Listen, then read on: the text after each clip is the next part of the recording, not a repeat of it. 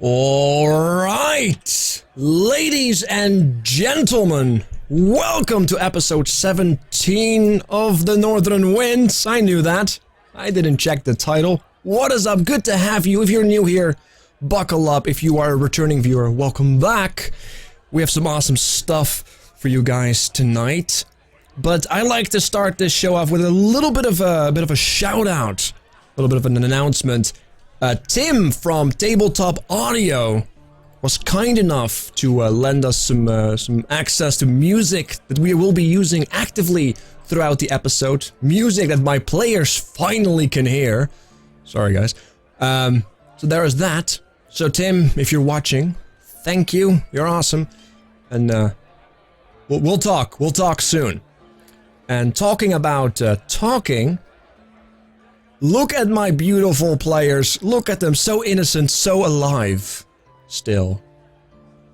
What is up, guys? Good to see you. Good to see you. Definitely alive. Yeah. How are you, Ace, today? How are you, sir? I am doing most splendid. Thank you. No problem. I'm just because pretty much like for anyone who just dropping in, before every one of these, we always like have a good little chat about what's going down. So. We're hopefully gonna, I don't know. I'm trying to sweet talk Ace a little bit here to maybe make a hoping for inspiration. Yeah, I don't know, something like that. But hoping that we won't actually go down within the first 10 seconds of the stream this week. Yeah. Well, you know, here's the hoping. Here's the hoping. Well, at least you guys aren't sleeping without a watch this time, right? Like, lesson learned. Lesson learned. Yeah, Mort. Yeah. I was like, wait, Mort said that. All right. I'm playing Ozzy today. I'm playing Ozzy. Man, that's bleak. Some of you guys are really loud suddenly. I'm not sure why suddenly. Sam and Ozzy, I believe you guys sometimes speak, so just a smidge. But yeah, without further ado, are you guys feeling up for it? Are you guys ready to maybe do a quick shout out, quick introduction of what you're playing and who you are? Quick and concise, so we can get into the goodness of tonight. And we'll start with Mr. Strongwalker. Sounds good. What's up, everybody? I'm Strongwalker, Iron Chef Bobby Flail. Variety GTA focused, I guess we'll say, streamer here on Twitch. I play Strongwalker, currently level 3 Barbarian, and you're going to notice a couple differences about my character today that you'll find out as we get into it. That's it for me. Okay, well, after you have, if we sleep. If you guys sleep, yeah, or have at least a full rest, right? Because that has been a bit of an issue as of late. But what hasn't been an issue? Kyton, how's your character doing? Coyton Vale, he's doing all right. I think he's on the run. He's running along, him and Mort, and yeah. I don't know. I'm just good to go, to be honest. So I got my hat on. They're saying I look like Where's Wally in chat, but if I had a red striped t-shirt, that would be better. But yeah, I wear this, by the way, because Kyton's got red hair. That's why I'm always wearing this red hat every week, just to make it feel more like I've got red hair because my character has red hair. But yeah, let's jump in. I'm good. Let's go. Right. Let's do it. Check the messages in Zoom, Kyton, real quick. Let's see, Sam. Change that. But I will. Hang on, I'll just do this. What's up, ladies and boys and wolves and gentlemen? Yeah, that's all of you. I'm Swarg. I play. Yeah, thanks, Wack. I'm a professional at this. I'm Swarg. I play Mort. I do a lot of Dungeons and Dragons stuff. Mostly play. I play this. I'm soon to be playing 3 times a week on other people's channels. If you include this every week, and Wax every week, and someone else's stuff every week, which is not yet officially announced. And then I run my own games every Sunday, which will be after Blood and Mist every Sunday, which means my Sundays are now 9 hours long.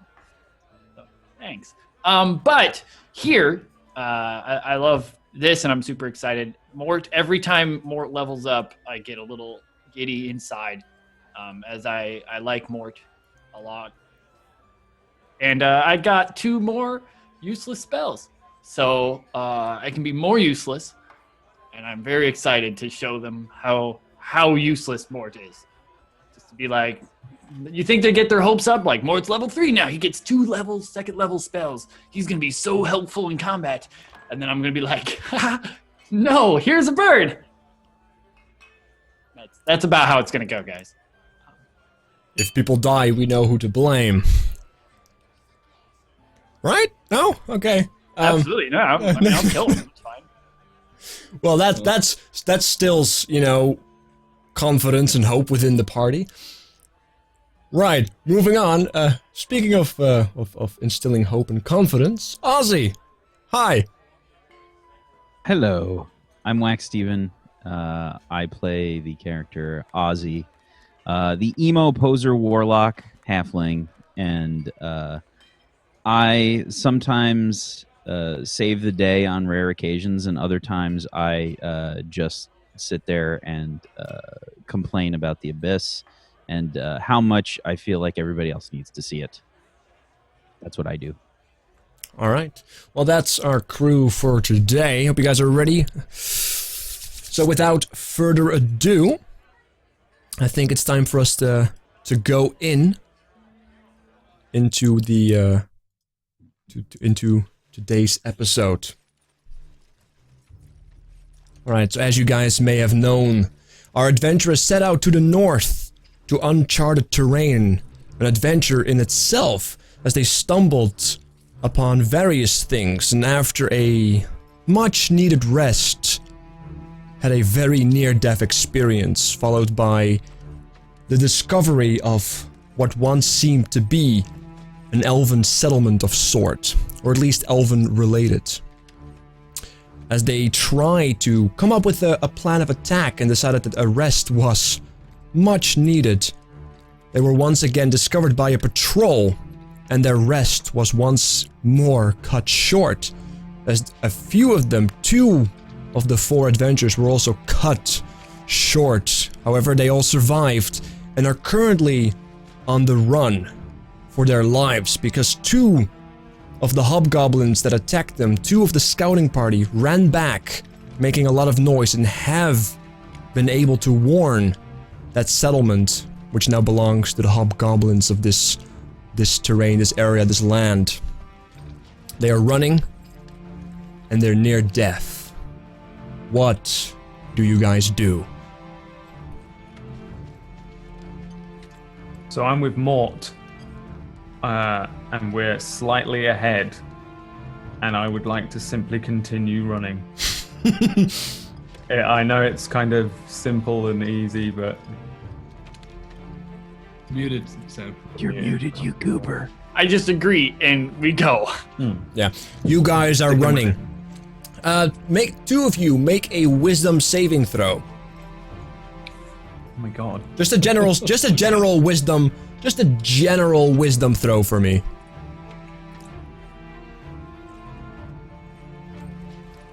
I'm not super wise. Save? Yeah. Oh. Alright, well, Chiton, as Mort dashes into the night, and he's fairly difficult to see as you kind of slow down and remember that the rest of your party is unable to see very well in the dark, and the torch is out. As you guys have aimlessly rushed forward, they have not been able to do so quite as well. I'm going to be aware of that, but I also don't really have any way to help them that isn't exactly the same way they can help themselves, i.e. a set of torches. That's actually a really good thing. I'm just gonna keep, while Mort runs, he just keeps, like, every now and then we'll raise a finger and shoot it back towards Strongwalker casting message and be like, slightly to the left. Now straight, 100 paces. And while still running, I just, like, give him directions. Yeah, and I don't even respond, but I'm just following the directions as I trail. All right. With Ozzy sitting on my shoulder, and I'm actually kind of like relaying the messages to Ozzy as I get them from Mort, like kind of quietly, so he can sort of like expect the direction that I'm kind of gonna move in, so we can avoid whatever's coming up. So. All right. Well, yeah, this is not flat terrain, right? This is very difficult terrain. You guys are, both Ozzy and Strongwalker, are not seeing anything. You couldn't even see your hand if you put it in front of your face. and you guys are just running in one direction, the same direction those others, ran into before the torch went out. And I want you guys, because Ozzy, you are on Strongwalker's shoulder, right? You're being grabbed by him. Okay, Strongwalker, I want you to make a dexterity saving throw, an acrobatics if you wish. No, the fact that I have dark vision, that doesn't like. Wait, you have dark vision? I have dark vision as a. Oh, actually, no, I don't. I won't lie. I don't have it. You were thinking your character from last night. From last night. I don't have dark vision. No, I don't. 100% Sorry. I don't. Nope. Yeah. I want you to make a dexterity saving throw with disadvantage. Or an acrobatics, sorry, an acrobatics with... Acrobatics? Yes. Okay, with disadvantage, correct? Yes. 5. Alright. As you run, you hear messages coming in through your head. Little to the left, little to the right, go forward. And you hear the faint footsteps as in the distance. A large horn echoes through the valley. You find yourself on very awkward footing. Maybe it's a rock, maybe it's something else. It's not seeable. You cannot see it as you smack full force onto the ground with Ozzy. You don't take damage, but it's a smack and a half. It hurts. We see this? No, you guys are running. You guys decided to run, and there is no light. You guys are about 120 feet. I'm still making sure that I can only cast message every 120 feet, so I need to make sure that I'm in that range. And so I'll stop to like cast it because I need to look at him as I do. And I'll so the next 30 feet or something, I'll stop to cast and look back, and he's just on the ground. Okay, so you actively started staying within 30 feet of them. I have to stay within 120. Okay, well the thing is, your vision only extends to 60 feet. Okay, so it would be 60 feet then. Okay. I would have slowed down. Well, as you're about to go back and try to message them, you don't see anybody. Okay. I don't see the hobgoblins either. You don't. They ran back, and it's about a good hour and maybe even 2 from getting one end of the lake to the other end of the lake, and it's utter darkness. So there's maybe in the far, far distance, you can see a faint source of light. The same light that you saw when you were back at camp still. But So I just yell, Chitin, stop! We need a torch now! And I run back to Strongwalker, yogging up, and I go, let's get you up! And I help him, assist him up, and roll Ozzy over with a mage hand, a flourish of the hand. And come on! We don't have time! Yeah, and I sort of brush myself off, and as Ozzy's groaning, I grab him by the cuff of the back of the shirt and kind of pop him back up on my shoulder and lift myself up and just keep moving. I pat Ozzy on the head with mage hand. There! That's how you do it. Run! Chitin, torch! I just want to ask a quick question as to whether a lamp would be more effective. I don't really know what my lamp is, Ace. it's Is this a spotlight? I think it's a spotlight. It's just a source of light. I don't think it does much more than a torch. But I mean, a torch will be a really open flame through the air running as we're going along. Whereas maybe if you have a if the lamp spotted, can provide it. if you have a spotted lantern, there's 2 types of lantern. Just one that's a radiant, very similar to a torch, but for longer durations and just better against the elements. And then you have a spot lantern, which is just in one general direction and would technically be more difficult to spot. I'm not sure which one you have. I haven't got a hooded lantern. I've just got a standard one. All right, I will have lit a torch then instead of the lantern or the lamp. And Right. So I guess a little bit ahead of you, I'll be messing around with my tinderbox, and eventually I'll hit or light the torch. So a torch will go up, and as soon as Ozzy or Strongwalker gets close, I'll hand it to one of them because there's no point in me having it. Sort of thing. So I'll hand it over to probably Strongwalker. Yeah. Because he's gonna be the one that I hand it over to. There you go. Okay, so I guess we're all running up together. I guess Mort is just slightly trailing behind, and I'm just gonna keep running and grab the torch from you and just literally slow down slightly and just say, "Good job, Chitin. I hope you're okay." And just keep running and keep moving in. Actually, I'm gonna keep running and I'm gonna look up to Ozzy. Ozzy, do you have any ideas to where to go? I know you were supposed to be keeping some sort of direction. Let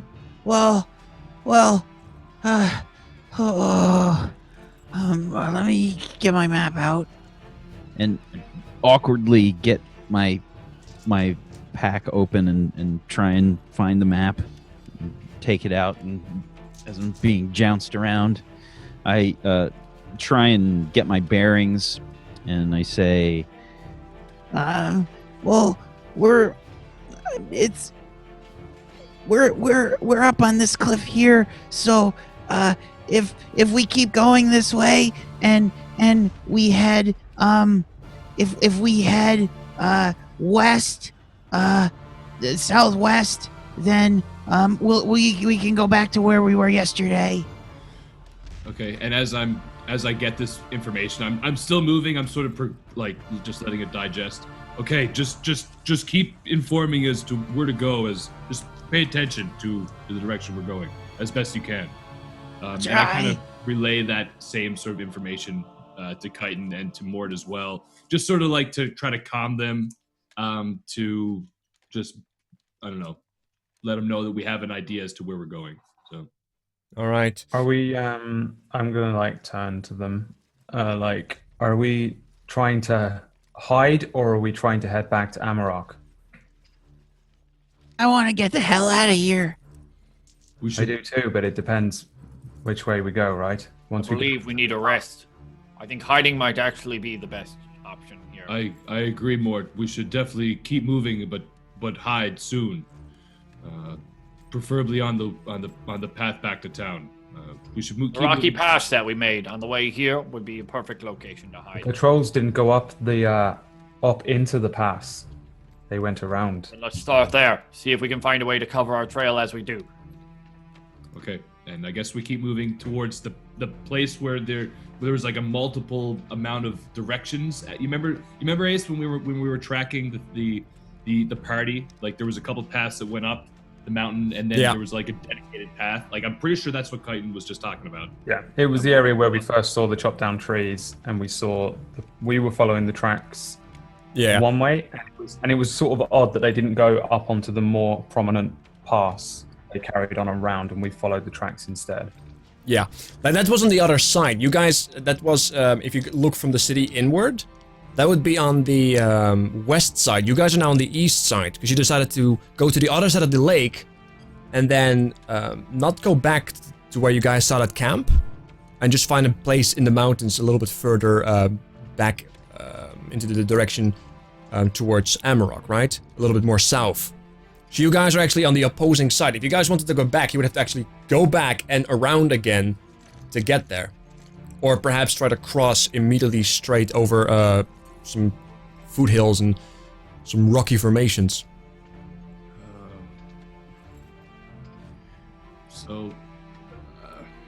Because the distance between, like the distance to the lake in the width is about it's like maybe 2-3 kilometers, perhaps even more. So it's not like, it's not a simple like dash you could do that. It actually takes a little bit of time to get there, and heat is coming.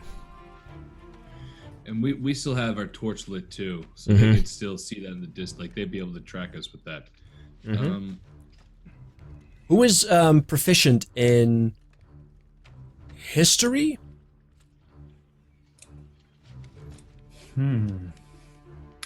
Nope. I'm a jack of all trades in history. I know a bit. I'm half proficient. I am. Oh, there we go. You are proficient in history? Yeah, but apparently I can't actually roll it very well. Well, proficiency means that you have studied some of it, so give me a roll. And that is it's a 7. Okay, yeah, like you're trying to think things through. Like there are faint images in your mind about hobgoblins. Like you're trying to figure out perhaps the best way to hide and such. But yeah, at this point you're so more focused on trying to get the hell out that nothing really comes to mind.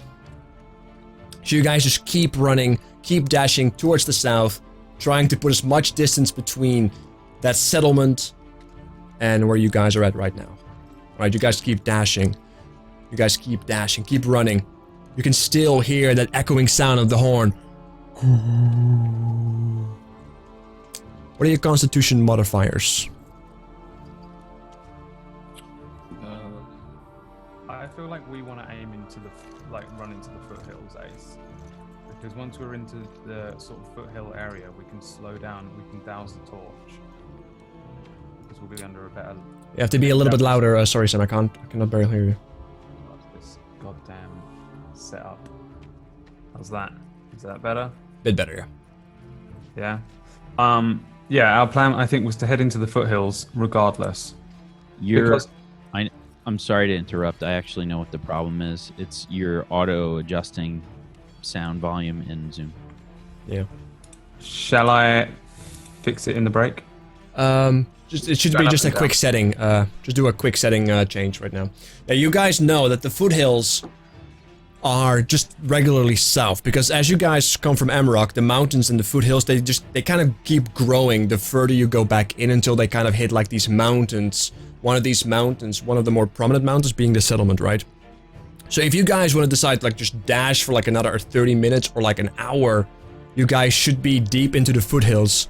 And hell, if you decide to go perhaps stray a little bit away from the south path and go east, you guys know that there's a lot of forestry there. Well, we're definitely gonna keep moving. Just curiously, is there like, is it pitch black? Is it like, can we see the moon? Like, can we see anything? Like how dark is night? Because I mean, we've all been outside at night. Like, it's not. It could be dark, but it's typically not so dark you can't see your hand in front of your face dark. You know what I mean? Like, Now, it is an extremely dark night. You do see the faint glow of the moon. okay. But you see very little stars, and as far as light is concerned, you are essentially blinded if you don't have a source of light or dark vision. Okay, that's what I was asking. I was just curious if, without the torch, we'll be able to still have any idea where to go. Are you saying it's like a new moon right now? Like Yeah, I would say like it's far from a full moon. Yeah, like it's difficult to tell because it's definitely cloudy. There's like that very dense cloud that blocks all the stars and such, which is a very familiar spectacle within this town, this area. It's just very clouded at night. It's one of the reasons also during the day why it's also so cold and never really warm. The sun just doesn't reach the places. Light doesn't reach a lot of places. Always gray. Okay, so I guess we just keep moving.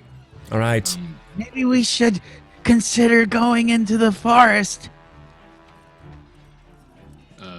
I don't answer him directly. I assume that's loud enough for everybody to hear. Right. I'm doing my usual thing. First of all, can you hear me? Yeah. Beautiful. Yeah? Okay. I'm going to just do my usual thing of kind of follow everyone and not lead. All right. Probably following Strongwalker in general. Okay. Just taking his lead kind of thing. All right. Well, you guys have been dashing for quite a while. Who has the lowest Constitution modifier? Anybody lower than 2? Yep. All right. Number 1. You're 1. All right. 0. Both. Well, you are not running, Ozzy, right? You're still on Strongwalker stuff on his shoulder, or he's just being grabbed by clothing. Mort, I want you to make a Constitution saving throw. All right.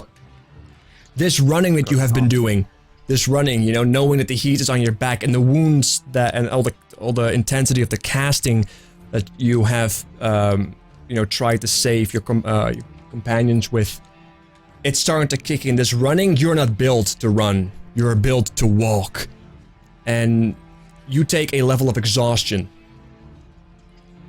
as you can really feel that your body's at its wit's end. You can still continue to run, but if you desire to do so, you know it's gonna take its toll on your body.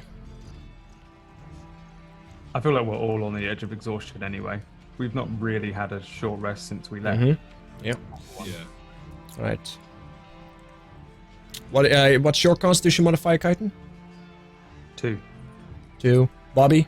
Strongwalker? 4. Plus 4. All right. And Ozzy is not running, so he's fine. It's on my shoulder, yeah. All right, you guys keep.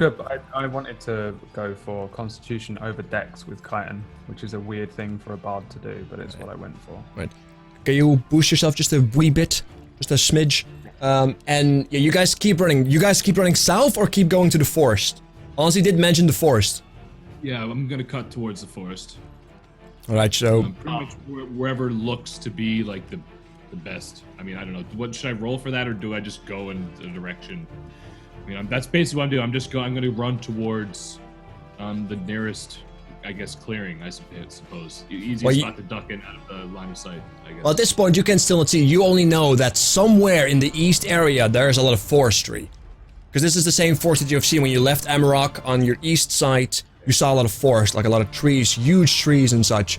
And that forest extended as far as the eye could see. So you know that at some point, if you keep running, if you keep walking, could be within 30 minutes, could be taking hours still, that there is forestry there.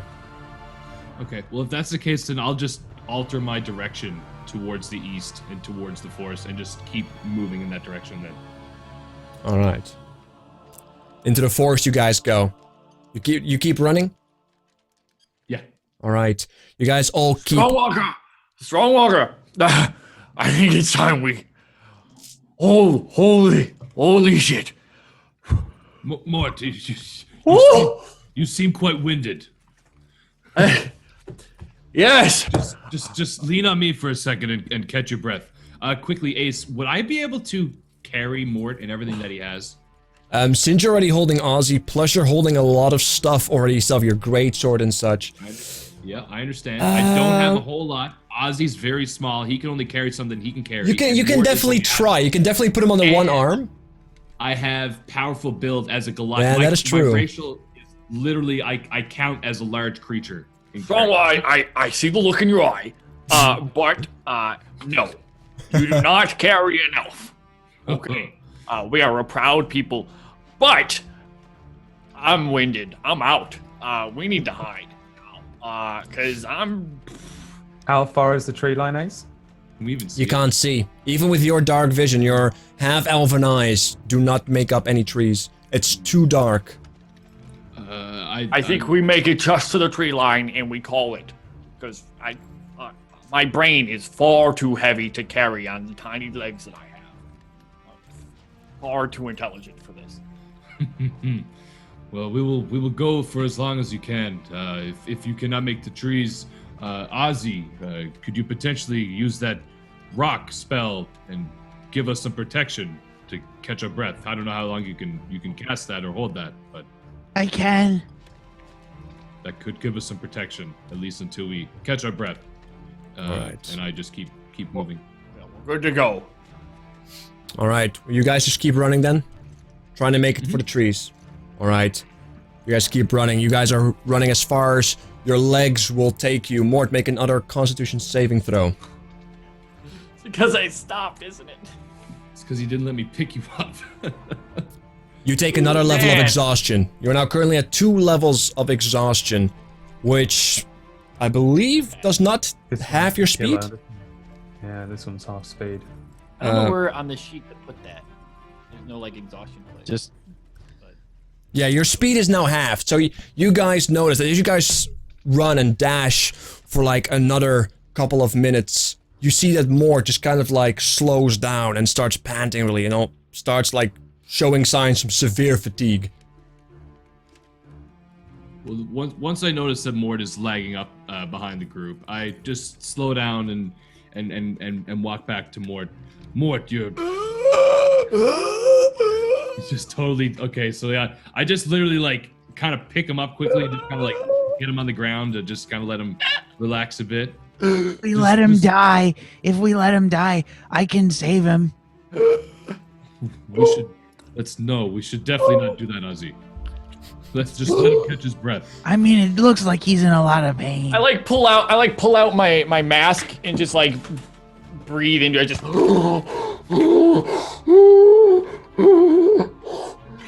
See, look at him. He's doing crazy things now. Oh my god. I am quite exhausted. As he does that, I want to try to make a sleight of hand check and grab the mask if it's laying to his side. I want to see if I can smell the mask. Smell what? Because the way he inhales the mask, it was like he was breathing in for something specific. All right. Yeah, go You're just ahead. like curious. Yeah, you just like pry it from my tiny little elven baby hands. And he's like, Well, you can like. Are you trying to like just grab it or? well, well, okay, I suppose. Well, is it just like, how is the mask? Is it like actually like around your neck, like held by like a string, or? It was like tied to the waist, and I untied it to breathe into it. So yeah, I mean, you definitely grab it. You like hold it up to your nose, and it smells like it smells awful. First of all, because Mort doesn't wash. Mom's not here to do his laundry, so he's just not doing it. So this is normal nastiness. yeah, it doesn't smell good. And what you expect to smell good, which would be, herbs and shit in the nose, smells the opposite of that. It smells like death. Okay, so the second I get a whiff of something worse than I was expecting, I just instantly jerk back. Mort, how in any way does this help your breathing? You should keep this as far away from you as possible. Look, don't judge me. I had enough of that from my mother. All right? This is my mask, and I will do with it what I want. The liegemen are not to be judged by you or anybody else. And I like swipe the mask back, and I breathe. Oh God, thank you. I like strap it back around my head. I would very much so like to hide in the trees now. Well, are you even able to make it to the trees? Yes. Right. And like you can see that he is not really telling the truth because it doesn't take. He can't decept his way through the fact that he's just completely and utterly exhausted. Right. He's about to collapse. Move, Ace. Yeah. Well, as he's 15 feet. He didn't say how fast. He didn't ask me if I could get to the trees quickly. So I guess technically he can, but so for just a few minutes, like as he's literally going half of our speed, and the fact that he was kind of like snappy at me, I don't respond well to that. I literally just scoop him up in my arm and start running towards the tree line. All right. Do you let that happen? Like mad face. I'll just like cross my arms like sideways, big carrot, just like mad face. As we start off, I'm going to turn to everybody, and as we start to jog, I'm going to say, don't worry, guys, I think we can make it. We just need to make it to this here tree line if Strongwalker can find it. And as I say it, each of you gets the last of my bardic inspirations, all three. All right. Everybody write up a 1d6, I believe. And you guys I rally the troops. All right, your last 3 then, I believe? Mm-hmm. All right. All three, all 5 in total. All right. You guys keep running. You keep running.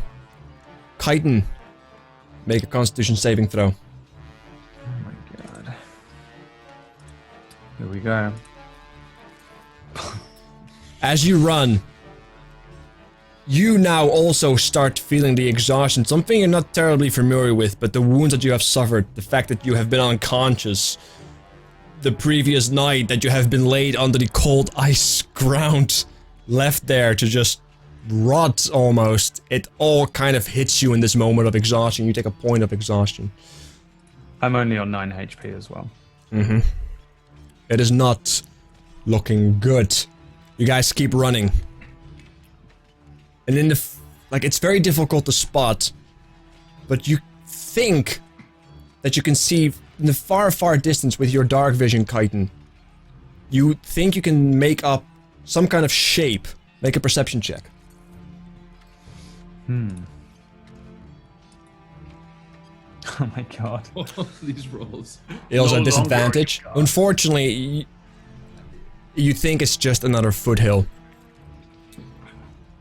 You guys keep running. Kite, make another Constitution saving throw. Right. You're able to power through though. As you guys keep running,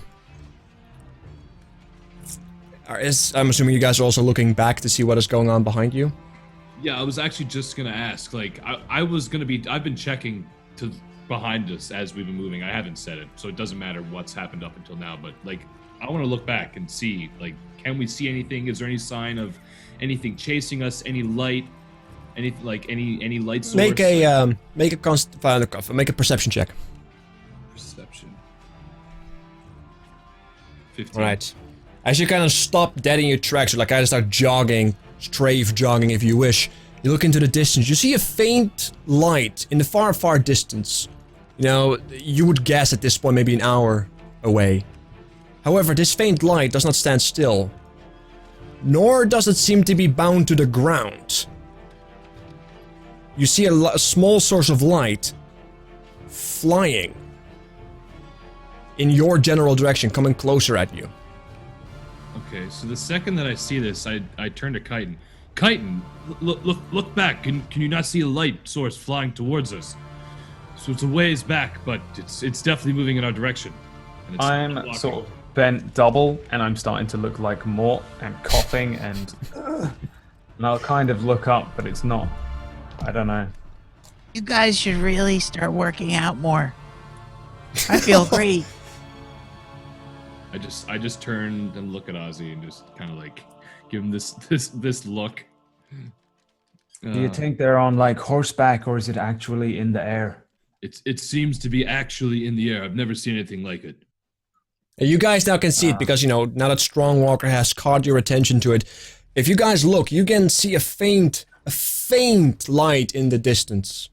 Like, you say it's flying, Ace. It's like, how can I tell? Like, is it like if we're looking off and say if we know where the horizon is, like how far above, like where is it? Like, how can I tell it's flying? Like, what does it look like? It just looks very high up in the air, and it doesn't seem to be bothered by the terrain that you guys walk through. You know that there's a lot of foothills there, a lot of ups, a lot of downs, a lot of curves.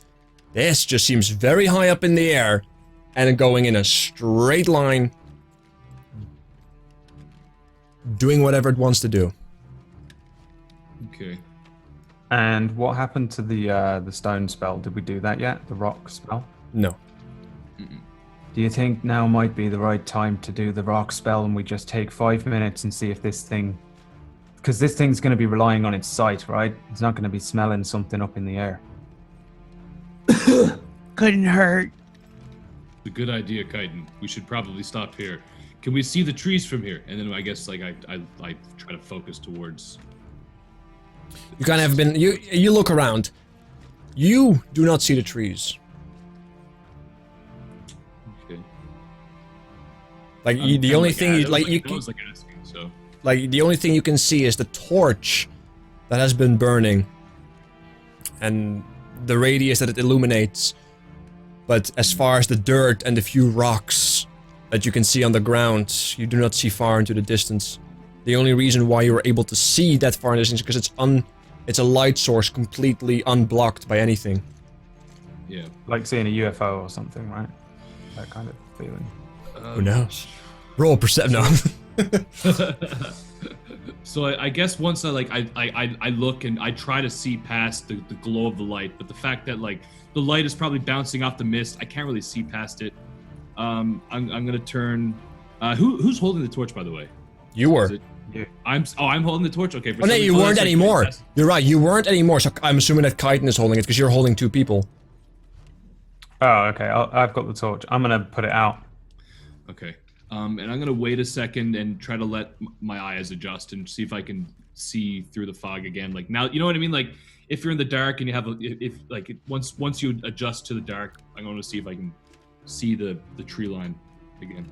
All right. You make a perception check. Okay. You can try. Like I don't expect much because you are essentially blinded. And even though your eyes have adjusted, the darkness is just too damn strong. Once again, it's very difficult. You can barely see your hand in front of your eyes at this point, right? So, the only thing that you can see, but you don't even see, like it's more like you feel your surroundings at this point, as the light has been dimmed, has been completely outed. So, Put me down. Let me cast my spell.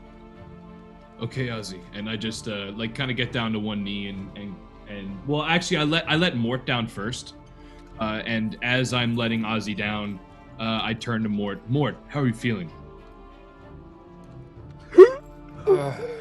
I feel dirty. like I just got carried. I am tired as well. My ribs hurt. I don't know what this feeling in my shins is. I don't know. I think I stepped on a twig as well. Might be bleeding in other places. All around, Strongwalker, I feel... I've been better. Okay. I've been better. I've been there myself. It's a terrible place, but you will recover. You are stronger than you give yourself credit for. Debatable. Regardless, what are we doing? We're waiting for Ozzy to... I put my hands up, and the gem in my gauntlet begins to glow, and I say,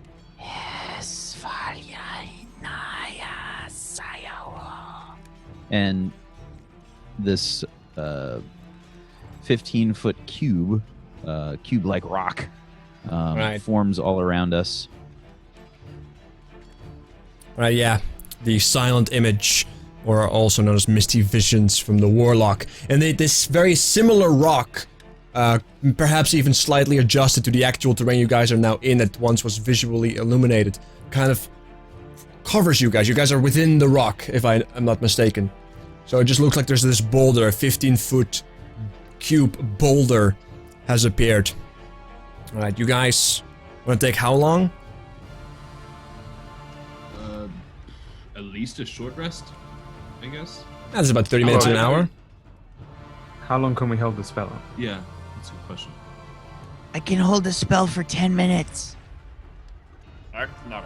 Can we see out of the rock? Or are we just inside the rock? We can see out. That's a good question. We're inside. We I can think see- we're inside. I don't think we can see out, really. Well, Now you guys know that's an illusion. Yeah, you guys know it's an illusion, so you guys can see through it. As long as you know it's an illusion, it immediately, becomes see-through.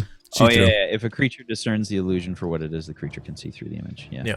So, I think we should just watch this thing above us for the next 10 minutes and see if it keeps coming towards us. It knows that the light was here last, but it doesn't know where we've gone, and hopefully it'll see the rock and lead them another way. So, and then I'm just gonna probably actually sit down and lean back and just focus on this light and see Alright. what it's doing, and stay huddled in with everyone, I guess. Alright, and as you guys take a moment, take a breather, and you keep looking at it, make a perception check. just Chitin or all of us? Everybody's looking. Alright, I'm actually not looking. I'm actually sitting down on the ground. I'm doing stretches, like runner stretches, like stretching my hamstrings, like doing some quad stretches because I've been just running and carrying people for so long. So Chitin, your exhaustion is not allowing you to focus. However, I'm really, Mort... kind of closing my eyes instead of looking. Yeah. However, Mort, as you look and keep looking at it, you can discern that whatever it is in the far distance, it seems to have wings.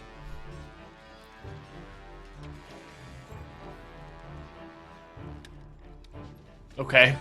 I look towards. How big is it? Very difficult to say from this distance. Because it's very but you do see the faint imagery, like a shape of two large wings with a light source in the middle. It's at least Mort sized. Oh, yeah. Yeah, okay. So it's somewhere between Strongwalker and giant motherfucking eagle. So Mort goes, well, we have a giant bird with a light on it. That's a new one to me. However, I have heard stories of fish in the ocean that dangle a light in front of them and to attract prey and then they eat them. However, birds with lights on them, strange. That's new. Have a light built into their head? Why do they have that built into their head? That seems really weird.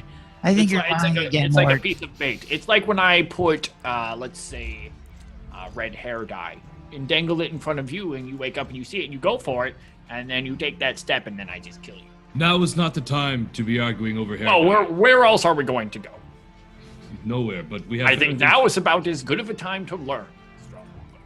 I do not disagree, but there's better I things. think I think when most people learn, they learn from a teacher that actually knows what they're talking about. Everybody throw a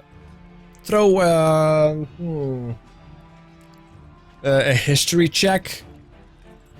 Oh god. I have extra disadvantage on this. Yep. Chitin and Mort have disadvantage. I crit. But yeah, disadvantage, I'm sorry. We all have Mort, disadvantage. now that you think about it, these wings, finally, something clicks in you. This is not a fish. Not even close. It's Well, coming. yeah. It's not. It's coming from a direction of the hobgoblins. History shows that hobgoblins have worked together with various creatures. You were starting to think and fear that this might be a manticore, which never travels alone, and it might have a rider on its back, holding the very light. A tactic. And so I sit back and I go, oh, right, shit. It's probably a manticore. So, Manticore! What is Yeah. a manticore? well, a manticore, you see, is a burning pit of hatred and despair, fused up into the body of a lion, holding wings. It's also probably quite poisonous, or we're going to die. If it knows that we're here, we're dead. If we leave this rock, we're also dead. If this rock disappears and Ozzy can't keep it up for more than, well, what do we have? 8.5 minutes left. We're also dead. It was a pleasure knowing you boys. What do we do? We have another way to keep the rock up. We need to keep moving. We need to make it to the forest before the spell runs out. Can we move the rock? We can, You we can. can keep the rock above us and move. A It running might I think not. they're more likely to see a giant rock moving than the four of us. Well, Ozzy looks down. Ozzy looks down at the ground, and just I can try and match the ground. It's better than us just moving. It's a good idea, Ozzy. We move But slowly. How about this? I'll take your hand, Ozzy, and lead you. Mort, you'll have to hold hands with Strongwalker and lead him. That way we don't need to light a torch. We'll move quickly, but maybe a little slower than a full. Well, we have 7 minutes and 35 seconds left. Let's do it. Let's go. and Okay. Ozzy I just- don't see another way. If we light a torch, it's going to see the torch. I mage hand strong walker like by the chin, Yeah. like around the neck or something. Yeah. I like grab a tuft of hair. Do you need Yeah. both hands, Ozzy? No. I'll take one. Right. And just start to go in the direction. We sneak Scooby Doo style under a rock. All right. Well, you know, you're making it look like the terrain. Yeah. he's, Oh, that's right too. Yeah. he's illusioning the rock. Right Yeah. in the train. All right. It's still very far away. Like, but the thing is, it can cross quite across, and as you said, it knew exactly where it saw the light last, right? So you guys keep going. You guys are not running, right? No, I think we're just Okay. walking. Just Moving walking. stealthily. Everybody make a stealth check, and courtesy of the illusion and the darkness, make it all with advantage. Oh my god. Are you serious? Normal. Be worse. Yeah, it's true. It could be. Nah, it's a group check, right? So Overall, it's not too bad. hold on. 41, Godspeed. 49, 60 divided by 4. No. It rolled a total of 7, so you guys are good. So you guys kind of walk, and it doesn't seem to be considering, like, you guys are moving away from the location. The light doesn't seem to adjust its path. You guys feel like you're pretty good. Minutes pass. Your illusion is about to run out. You guys keep creeping closer and closer. Okay. How far do we have to go? Oh, the spell's running out. I'm gonna have to recast it. Everybody hide. And more like drops to the ground. Like Yeah. covers his cloak over his head. Yeah, actually, I'm gonna tell everybody. Everybody, grab your cloak or some fabric and just throw it over yourself, so as to not have any metal or anything reflect any light off in the sky. I'm already doing that. I'm already in my cloak. Right. And as you guys keep walking, minutes pass. And you guys do, those with dark vision, now, in the far distance, maybe in a half an hour away perhaps, you see like very faint shapes of trees. Not like a forest, a dense forest, but trees start to appear. You guys are getting into the area where forestry at least is somewhat present. I have somebody at my door. I have to AFK Okay. real quick. Sorry. Right. Yeah. You guys move on. As we're moving, like I guess more. I know you're holding me by the mage hand. You said correct. Mhm. But I guess you're still like relatively close behind me still. Yeah, I'm as did he already recast it? Yeah. Let's assume he has. I want to say. And we're moving again. Yeah, so then Yeah. I'm moving you with the mage hand. Oh, okay. Yeah. So I just kind of look back. How are you feeling, Mort? I know exhaustion such as that it's not easy. Well, since you asked me about 15 minutes ago, we've moved about 100 feet. Each foot feels like a giant axe moving through my foot on the interior very slowly. It's best described as invasive. Sounds terrible. Are you sure? Is this what physical? Is this what working out is like? Yes.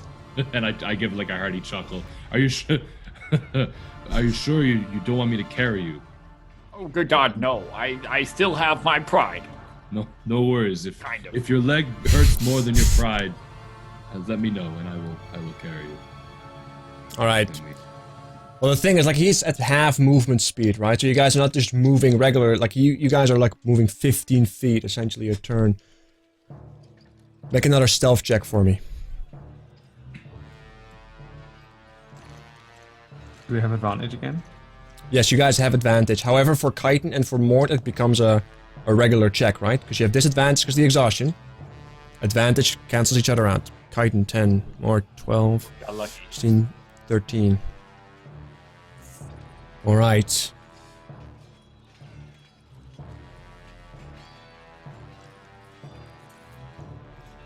As you guys try to continue forward, you start hearing the wings.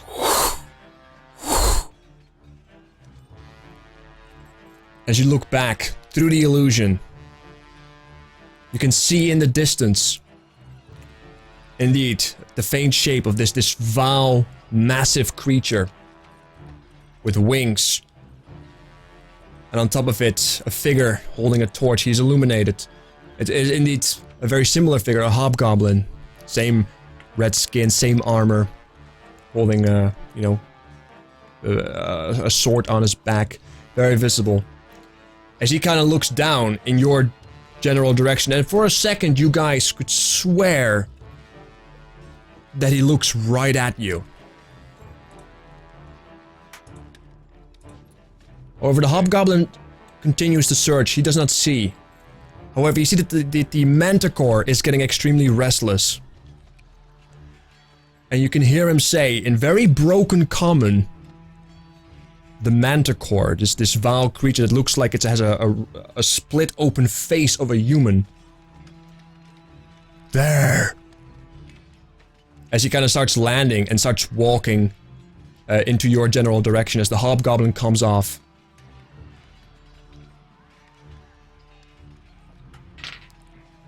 However, the hobgoblin is unable to still see you through the illusion. Are you guys continue to move? Yeah, we're gonna move. Yeah, I assume we still hear and see this transpire as we're going on. So. All right. As you guys keep moving, and the hobgoblin is like says something in goblin to this foul creature. Who is in the back? Who's like the slowest, I guess? Probably. I would Me, think. but I would be in front of Strongwalker. Yeah. So you strongwalk here on the back? Unless Chitin, I'm in the center, just Yeah, like keeping the- holding this up. I'm guess next to I'm- wherever Ozzy is because I've got his hand, right? That's right. So I'm in the back. Probably. All right, strongwalker. Let's see. Suddenly you guys hear, and you hear this weird arrow-sounding sound. What's your armor class, Strongwalker? So, right now 15. Well, 15? I mean, I have my shield. My shield's literally sitting on my back, so unless it hits back Unfortunately, somehow, that it's 15. doesn't quite matter. Suddenly you feel a stabbing pain into your, as if a spear got stuck into your back. You guys hear the sound of something sharp hitting the ground, and with another stab, Strongwalker, you feel something getting into your skin, and you take a total of 7, 8, It's a lot. 12 damage. 12 piercing damage as two large needles bore their way into your back. I'm curious here. Yes? Did we have a short rest? You did not. A short rest at least 30 minutes here. Oh, that's right, too. And the thing only lasts for 10, so it would be impossible. Alright, yeah, I'm down. Alright, Strongwalker goes down. And as you guys keep moving, as he kind of yells out in pain, Ozzy, you now know that the illusion is not effective against the hobgoblin, as he kind of looks out and he sees this massive humanoid creature pouring out of terrain. And you guys have been spotted. Oh shit! Mort immediately casts disguise self to Okay. turn into a hobgoblin Alright. and falls to the ground. You Or fall. vice versa. He probably falls to the ground immediately as Strongwalker falls, and on the ground disguises himself as a hobgoblin. I'm playing dead. See you guys. So I whisper that out my mouth. I'm playing dead. Go. Alright. What does Ozzy do? What do Kaiten do? What did Kaiten do? Or Ozzy? Ozzy, oh man. Well, I'm throwing a flask of oil at the manticore and at the hobgoblin. Okay, give me a quick attack roll for that.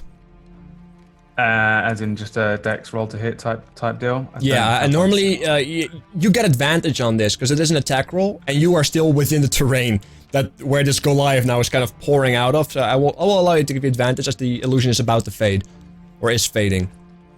Alright, cool. That's not going to help me a hell of a lot probably, but... Strongwalker, who had the torch? Was it Chitin?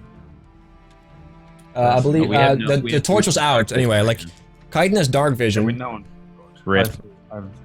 Yeah. All right. Unfortunately, for both creatures, this flask with your exhaustion, you kind of like throw it in the middle of them, and it has no effect. Like, it doesn't get them covered, and like it covers the ground like in front of them a little bit. The oil that is there, and you unfortunately miss.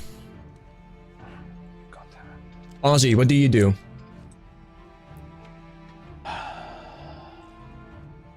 I reach down to Strongwalker, and I touch his forehead, and my eyes sort of glow red for a second, and I say, It's fallen all of you.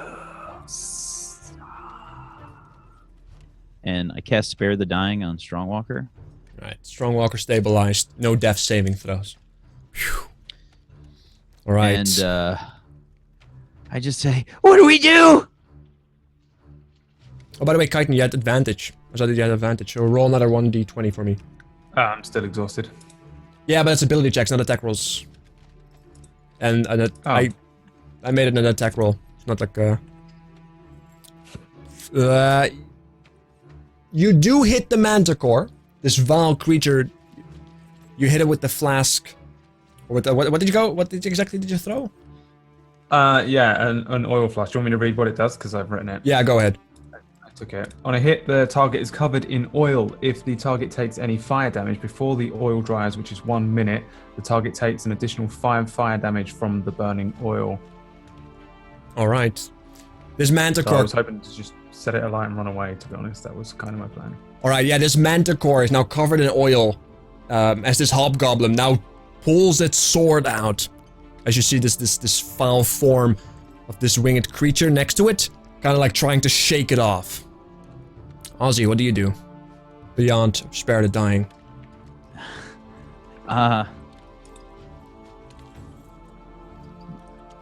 Ozzy just yells, and he holds up his hands and he sticks them out and he's like, "Where are they?" Oh yeah. At this point, you hear footsteps coming your way, and this vile creature kind of still shaking. Ozzy, you can make a discernible sound, like you have a general location, like the sound is quite audible. You could try to go for an attack with disadvantage if you desire to do such a thing. Okay. I try and locate the sound of the steps and point my hands out and I say, "Let's all go to the abyss!" And I throw out an Eldritch Blast at the nearest sound that is not chitin. Hit me. Okay, give me the. Gonna try. Yep. With disadvantage. Hit me, baby, one more time. 9. Now you see you fire the Eldritch Blast, and for a split second you see the form of the hobgoblin light up, the armor shining, reflecting its light. You see as the Eldritch Blast goes past this manticore, you now see this, for a split second you see this demonic face split open into two as it kind of goes past it, as it hits one of the rocks in the back and dissipates. Alright. However, you just shot a source of light in that general direction. You now also are the victim of one. What's your armor class? Uh-oh. Me? Yep. Not high. It's a 12. Okay. Well, you take at least. Hold on. You take 13 piercing damage as 3 spikes hit you in your chest as you just became a beacon of light in this dark place. As you Fall to the ground. You fall to the ground. Chitin, what do you do? I am going to hit the ground next to where Mort is, and I'm gonna lift him up as hard as I can, and I'm gonna say, "Use your little fire spell," as I shake him. Doesn't he have firebolt? Didn't he? I saw him use firebolt. I saw him fire fiery things, and I don't care that he's on the ground. You're muted. You're muted, Mort. But what? I'm just getting shaken, and I'm just. Fuck off. I mean, what dead. I am doing mechanically is using the help thing, so that it slightly nullifies his exhaustion, and I also don't give a shit if they see that you're alive. So I'm like lifting you up and sort of. Yeah. So what everyone else sees is Mort is a hobgoblin. Yeah, Mhm. dead. And you're laying shaking down me, on and I'm just like taking it, and I like open an eyebrow, and it's like, put me back, please. Run. The disguise self, right? It's a concentration spell? It is. Um, It is not actually. Sorry. it is not. Oh no, yeah, because we went through this last week because he was stuck. He couldn't. Oh yeah, because he was, yeah, you're right. Goliath. It's a level 1 spell, correct? Yep. Lasts an hour. Yeah, I can't find it in my list. It's the weird thing. Yeah, that is a weird thing.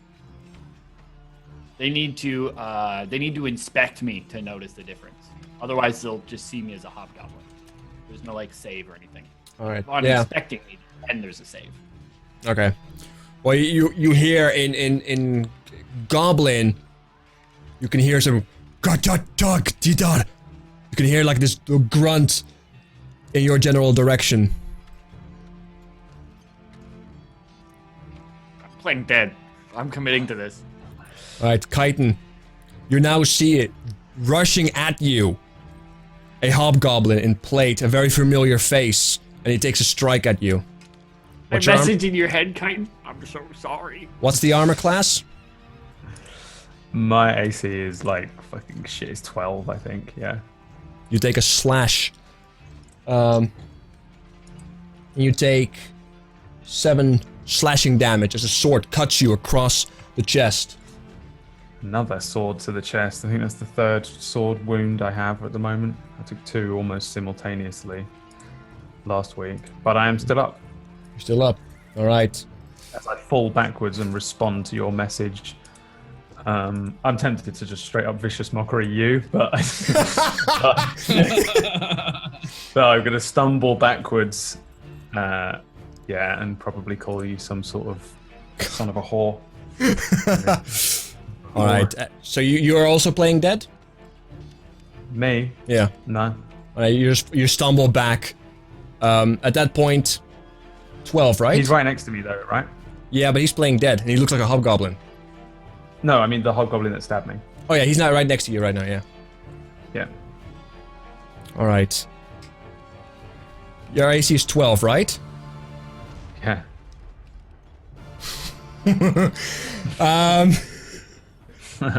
Okay, you take a total of 4 piercing damage as if one of the needles hits you in like the chest.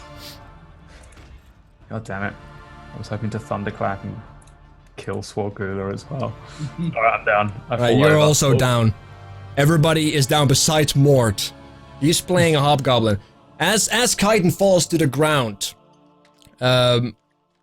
Mort, this hobgoblin, kind of like turns you over and starts slapping you in the head and speaks the goblin. You just hear this low guttural sound. Do you speak goblin?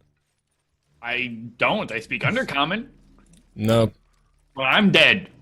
I'm committing to this. Alright, he starts like looking at you. He starts slapping you at the face. Lock that. You do not think you just play dead? Yeah. Alright, he starts kind of looking you over for wounds and such. He's investigating you. What's the check? I have them, so that's cool. You have a pulse. I have only 4 hit points out of the 15, so I have wounds. I'm bleeding. The check is at 13, so he's gonna make it. What? So that's fine. It's just an investigation check? Yeah. They're not that smart, don't worry. He rolled a natural 20. See? Told you. Good night, sweet prince. He kind of Get my hopes up. You're like, oh, don't worry about it. I'm like, oh, I know. I'm fucked. He kind of looks you up. He sees the wound, and then there's this moment of silence. And he just punches you right on the face. He punches you right on the face. It's like, he punches it, and I probably just pass out, like right there. I'm like, oh. Yeah. And you take 3 bludgeoning damage. I'm still up. As he kind of throws you off the ground. At which point, you can hear in Elven, from the direction of the wood, like because who speaks Elven? I do. Can't hear anything. All right. You can hear in the before you consciousness is forgiven. You can hear a voice say, "Well, this is a mess." As another fist hits you in the ground, but before you go out, Action before that happens. Sure, go ahead. As soon as I hear the Elven voice. Go ahead. Because I am going to like get hit, and then just like wiggle my fingers, and I'm gonna cast Mirror Image. I turn into 4 Morts that are all laying simultaneously around, and he cannot determine which one is actually me. Okay, give me the spell. Hold on, what? It's a 2nd level wizard spell. That's one of the 2nd levels that I took. Yeah, but yeah, I did. However, I did specify you added full rest before they became available. Oh, did you? I did. Okay, no, Other players, you guys can confirm? Yes, confirmed. Sure. Yeah, I didn't hear that. Okay, then I don't do that. All right. I'm dead. You can hear, and before you go out, you see a flash of lightning just arcing across the field, just a blue light, and you go out. And we'll go to a break. All right. It's Ace. Ace has come to save us. It's literally 8. Yeah. We'll be right back, guys. Make sure to stick around.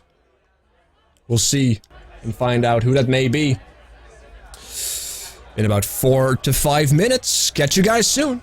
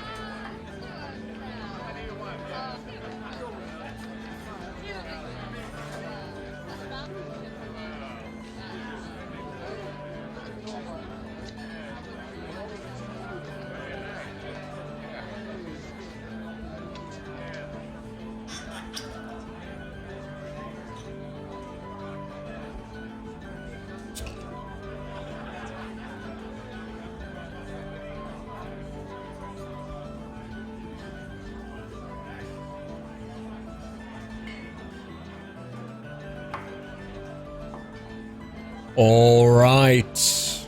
We have returned and also unmuted. There you go. Let me actually turn that music down. All right. Are you guys ready to survive? I hope so. Gandalf came, right? Yeah. You don't know that. It was actually Gandalf. Ace. Whoever it is, I'm calling them Ace, like internally forever. I'm just imagining it to literally be Ace, stood at the edge. Yeah. So he did, in a way, come to our rescue. All right. You guys are out. Darkness is consuming you. I want everybody to roll 1d4 for me.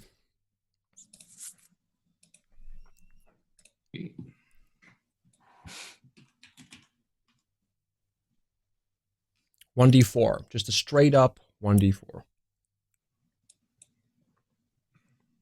1, 3, 2, and 3. All right, Chitin and Mort, you guys will wake up late. This last 3 hours from now.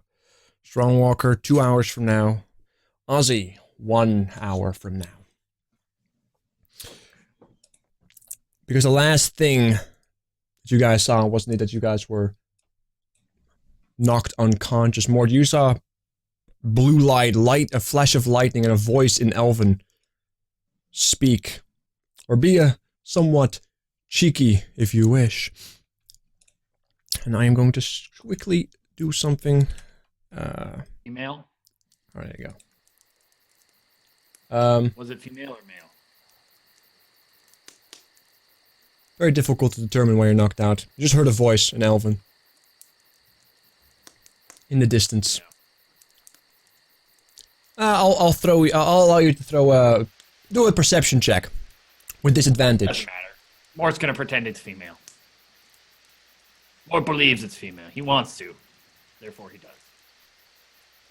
Alright. Interesting. Regardless. Ozzy. You wake up. Blurred vision. And pain. As you're sore all over you.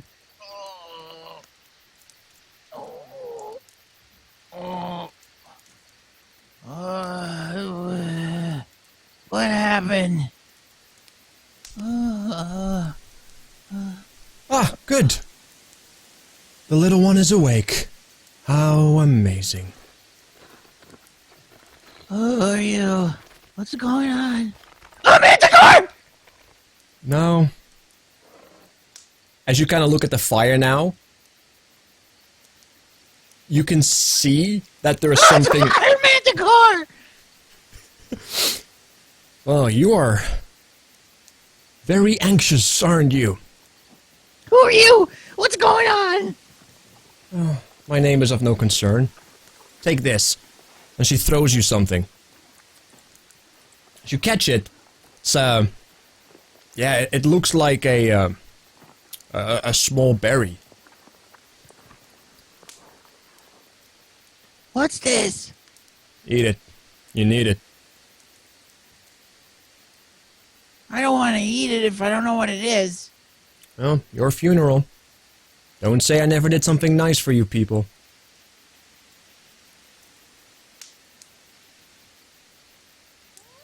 Can I tell what it is? Make an Arcana check. I mean, I know what it is, but Make an Arcana check. You know what it is because you have seen what Anna has kind of been dealing with this as well. It seems to be a good berry. Oh, I don't know what this is.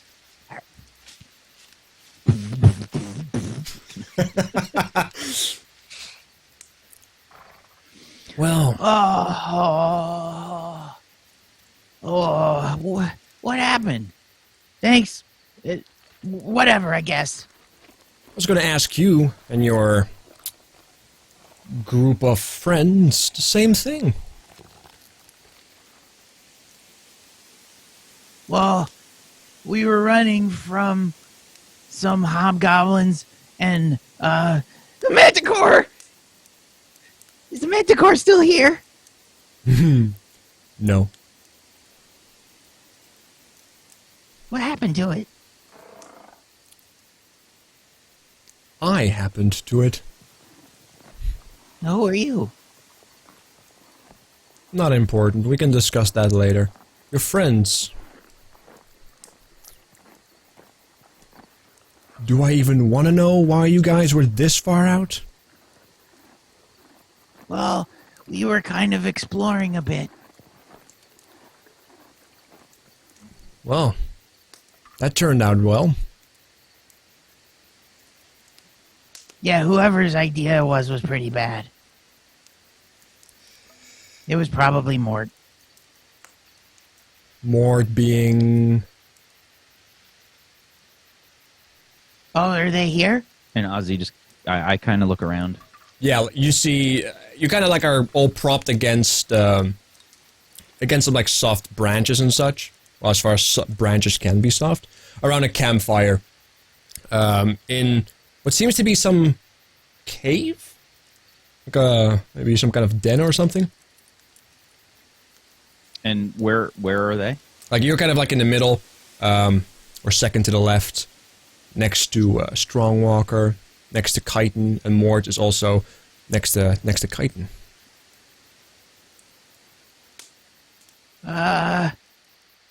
The one with the bent beak over there. Ah. Yeah, figured. So, you guys went out exploring and you happened to stumble upon hobgoblins. Yeah, it was all Mort's fault. He wanted to go in there, and nobody else really wanted to, and he just kind of said, hey guys, let's go into the big scary base without any preparation, and let's go inspect everything, and because I'm an elf, and we need to look in there. I said, well, Mort, that's a terrible idea. We should go back, nice and safe, back to town, tell them what we saw, let them know how bad all this stuff is, and be fine and safe. And he said, no, let's go in. And I said, well, Mort, that's a bad idea, but okay. And here we are. I'm starting to see why you guys were in the trouble you were in. You know what? I'll just... Yeah. I'll wake him up. And she grabs Are they okay? We'll find out. She throws you another good berry and points at your at Strongwalker next to you. And she walks up to Kite and just pushes a good berry into his mouth and forces him to like eat it. And you slowly and forcefully wake up as you have this feeling something stuck in your throat, Chitin. And as that is happening, she's doing the same to Mort. Do I see her when I wake up, or am I still kind of out of it? As you wake up, you have a blurry face, blurry vision. As the first thing you notice is this large campfire in front of you. And yeah, you do indeed see her, see a figure in front of you, bent over Mort, forcing something down his throat. And to the right of you have Ozzy forcing a berry down Strongwalker's throat. You shouldn't give one to him, as she's feeding one to Mort. Yeah, I've heard a story already. He seems like a valuable asset. Yeah, more like a self-serving wart. They should call him Wart, not Mort. Oh well. I'm glad to see that you're all right there, Ozzy. Yeah, whatever, I guess. You guys all wake up. A little bit. You guys wake up. You guys are sore. Like, this is not healing. This is, okay, you're not dead, but you're still so close to death, you're still shaking hands, right? You are far from being comfortable. As Ozzy's on top, like basically force feeding me this berry, I'm kind of chewing, like as I'm chewing it up and I'm eating it. Like as I'm waking up, I'm like having like vicious, violent nightmares, or like you can almost call them visions. They're so strong basically I'm being torn apart by like a massive grizzly bear. And as I come to, like, I basically like roar out almost in pain, and the roar, you can almost equate it to almost like a roar from a grizzly. As everyone looks at me, or I guess, or at least Ozzy specifically, because he's close to me, all of my body here slowly starts to grow out slightly and lengthen and kind of lighten into like this sort of light brown color. I actually got a picture of a grizzly bear. It looks sick. So I don't want to say full Wookiee, but like it lengthens a bit, like just like an overly hairy human would look. So just like overly hairy, and my eyes are no longer like regular eyes with like white and like say like the blue pupils. They're all solid brown and solid black pupils, just like a grizzly bear would have for eyes. So I'm just like waking up, and I'm freaking out from the dream, but I'm also like freaking out, like kind of grasping at my arms, and like what has happened to me? I just sort of scramble away, like from this transforming Strongwalker, and I say, I've seen dwarf women spontaneously grow beards, but not body hair. You just see, as you kind of look around, you just see this elven figure looming over the fire, kind of looking at you, Strongwalker, like with an eyebrow raised. Giving you like, almost like a nod of like, not bad. Yeah, as he looked, like as I see this new person, I'm still sort of feeling like I just had this transition to this very grizzly-esque. So like I don't really trust this person. I give him like a stern look, and I kind of, in giant first, I say, fuck. And back in common, who are you? Who am I? Well, that's a good question, but considering I saved all of your lives, allow me to ask the first question. You guys from Amarok? No. Not myself. Make a deception roll. Make a deception roll. at the same time that Strongwalker says that, Ozzy says, Yeah? Oh, okay. She gives you like this look from not bad goes to like they're all the same. Little one. Get a fire Ozzy a dirty look.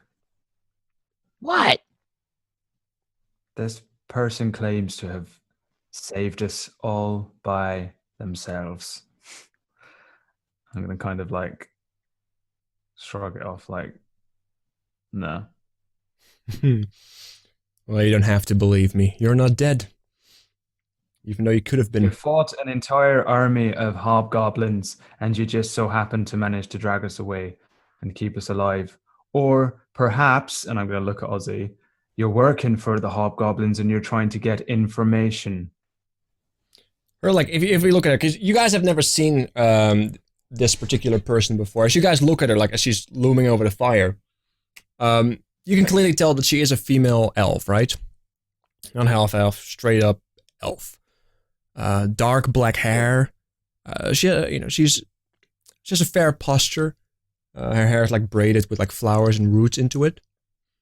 And, beyond just wearing a torn green dress, she is also what seems to be wearing armor. But not metal armor, like it looks more like grown armor. She's like, armor that protects her shins and her hands, like gauntlets. And she has, on one arm, she has almost like one of those gladiator armor pieces made out of bark, as well as just a massive chest plate or a breastplate that protects her. And she kind of looks at you. Who said I did it alone? And besides, it was only a hobgoblin and a manticore. Scouting party. And besides, the dead don't talk. As she kind of gives you a nod to the back of the cave. And as you take a look, you now see like a dead hobgoblin stripped from its armor and whatever it has on him. It's like it's essentially wearing a loincloth as it's dead, and as you take a look at it, it's completely scorched, skin just burned with streaks of just dark, and just it looks fucked. Is it real though? Because all I'm seeing is somebody that can cast the same spells as Mort and as Ozzy. Yeah, make an Arcana Yeah. check if you want to figure out if it's an illusion or not. Yeah, that's my thing. Is Oh. I just don't believe her. Why did you save us, Syria? At this point, she just kind of straight up becomes quiet, right? So you Wait, know. wasn't Syria the name of that other elf druid lady? Yup. So you've heard of me. My reputation precedes me. How wonderful. Saw you once too as an eagle. Was that- Yeah. Actually, that wasn't me. And I got shot by one of your friends. Quite possibly. Do you want Friend to? is a difficult word to associate with that person. More like acquaintance. Well, I don't really care. But if you care Have to I heard reminisce that? about that moment, we can. Right. So you already asked the first question, and I was sitting here listening patiently. Now I'll ask the second one. Why did you save us? Well, you guys did see that place that is now infested with these foul creatures, did you not? Yeah. Let's just say I used to call that home. As she kind of sits And down and she- pokes the fire with her staff. But you saved us. Why? What do we have to do with that place being home? Just because we Well- see it doesn't mean that you get to save us. No, but I am looking for information, and I was wondering if you had. No. However, I still plan on going inside. So I've heard your little friend said something about planning and being very set on getting in. I And how said you- horrible idea, is what I said. Yeah, he did. I think your hair is a horrible idea, but I don't say anything about it. Because you know that I'd roast you alive if you did. Oh, you're stuck in the last decade. Get out of it. I think your mask is ugly. Ladies, please. It's not a fashion thing. I don't care if Oh, it's ugly. It serves a purpose, not it like. smells bad too. Are you trying to go for red there or black? What are you doing? Spiking it up. Who are you trying to impress? Your mama. Oh, you're so disappointing. Regardless, the children and I were planning on, well, they were going to sit by. I was going to go inside. Yeah. No. I think you should go inside. I mean, you can tell me no all you want, but you already saved me. And so I don't believe you're going to kill me just to save me. Do you want to bet? Yeah, actually, that's what I just said. And she kind of just points at you. She takes her hands and aims it at you. You sure? You can feel free. You see, I was already dead. I had given up to that fact. You saving me doesn't really change the fact that I was going to die anyway.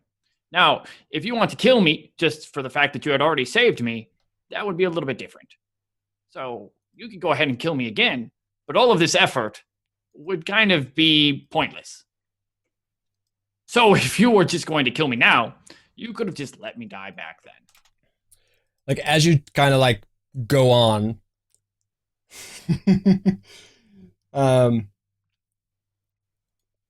there's this like fire starts gets created within her hands, and she just kind of blasts you immediately with it as you are mid sentence. Make do I mean, do I have hit points? you have one have hit point. one. You have one hit Right. point. Right. Let's see. If he hits me with anything, I'm down again. What's your AC? 12. Yeah. You take this blast of fire damage, and you just go out cold, or warm, I suppose. As you just get hit with a bunch of fire. Thank you.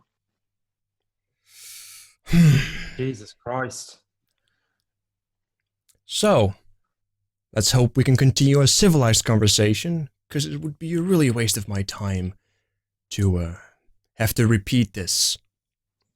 So, you guys went to this place? Have you guys seen it up close? Do you know what is happening? Not really. We only saw some smoke and stuff. They were dropping people onto a weird rock. Yeah, there was this glowing rock thing. This gem. Does any of you speak Elvish?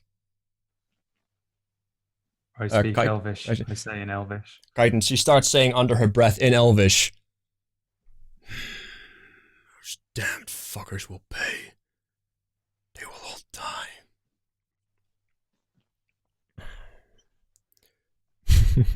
Yeah, indeed. Make a death saving throw. Indeed. Yeah, as I was saying, I used to call that place home. But this, not sure if you guys know, but there is indeed a large rock creature that seems to be roaming this place as of late. Heard of it. I've not seen it myself. Before we continue, though, I understand you've met Mort. Do you have any more berries, please? I'd hate to see him perish here. Oh, don't worry about him. He'll be fine. After all, he was already dead. Can only go up from there.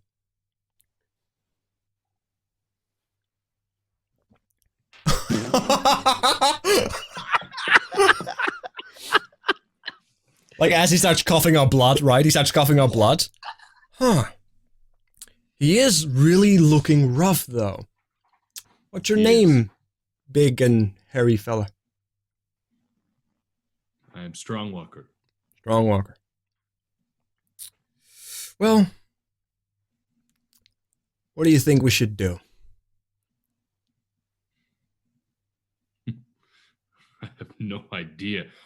Do you know what has happened to me? As I say this, I'm looking at my body that's sort of transformed. I look into her sort of because like you said that she sort of has like this like very naturistic, druidistic. So I'm sort of like just expecting her to have some idea what's going on. Well, we can get to that in just a moment.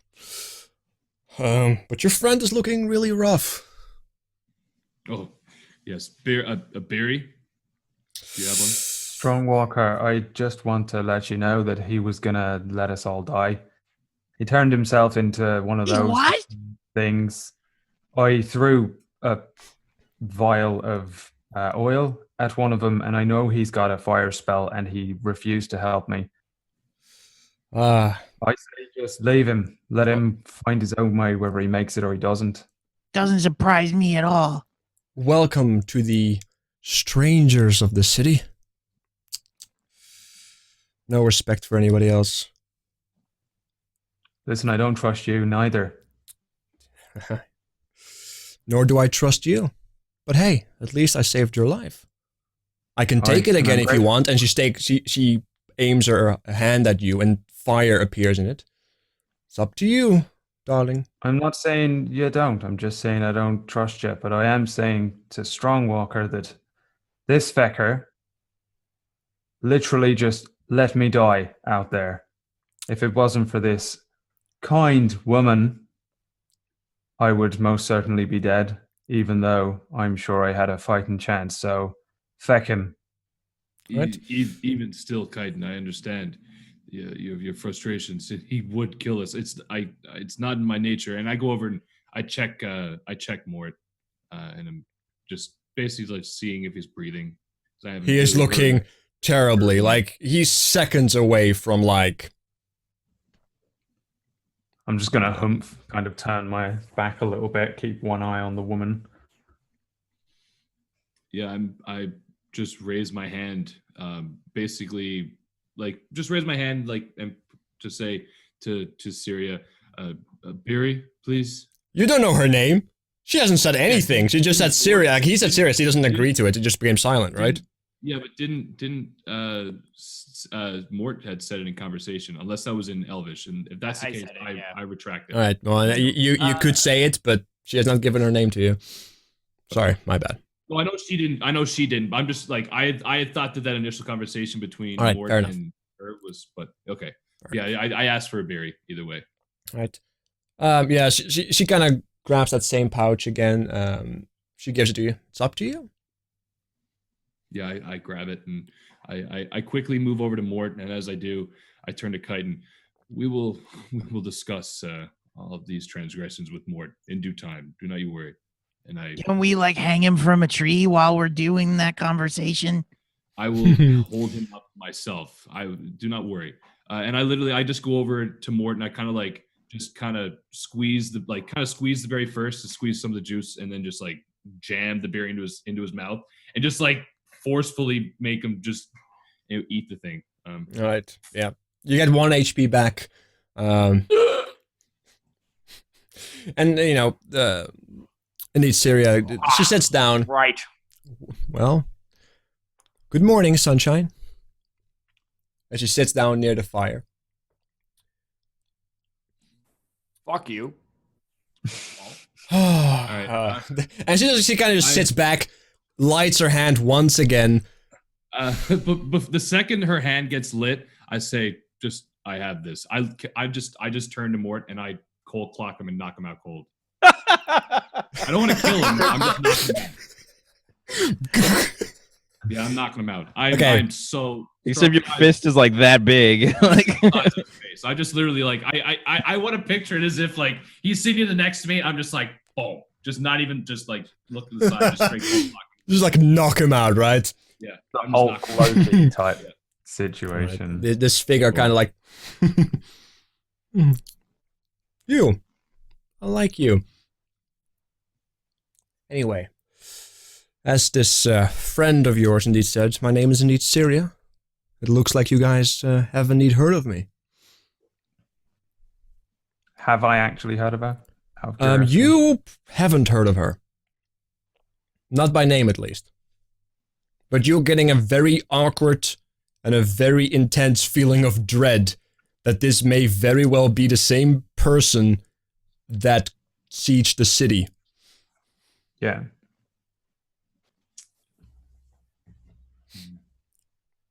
Anyway, where were we? So, you guys saw my city.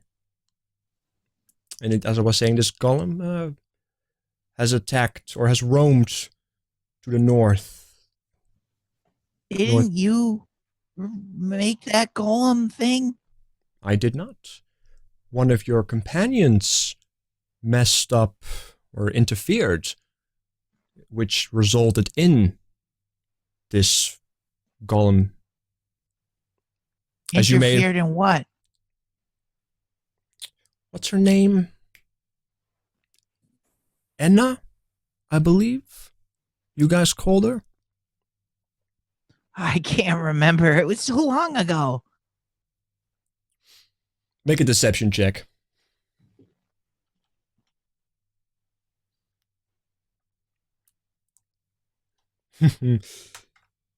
Natural 20. She kind of just looks at you. Yeah, and I am a half-orc. Wow, are you? That's a great disguise. Can you show me how you did it? She kind of just looks away from you. We know, it's Enya. It's Enya. Let's move forward, speaking more directly, shall we? I do not have time to keep up my spell itself.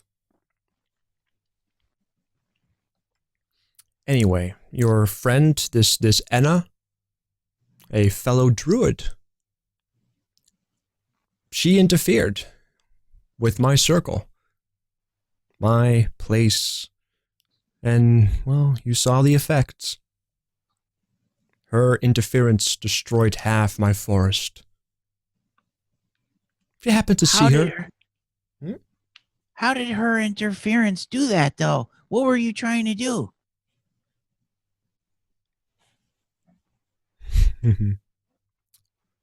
What I was trying to... She kind of looks at Chitin.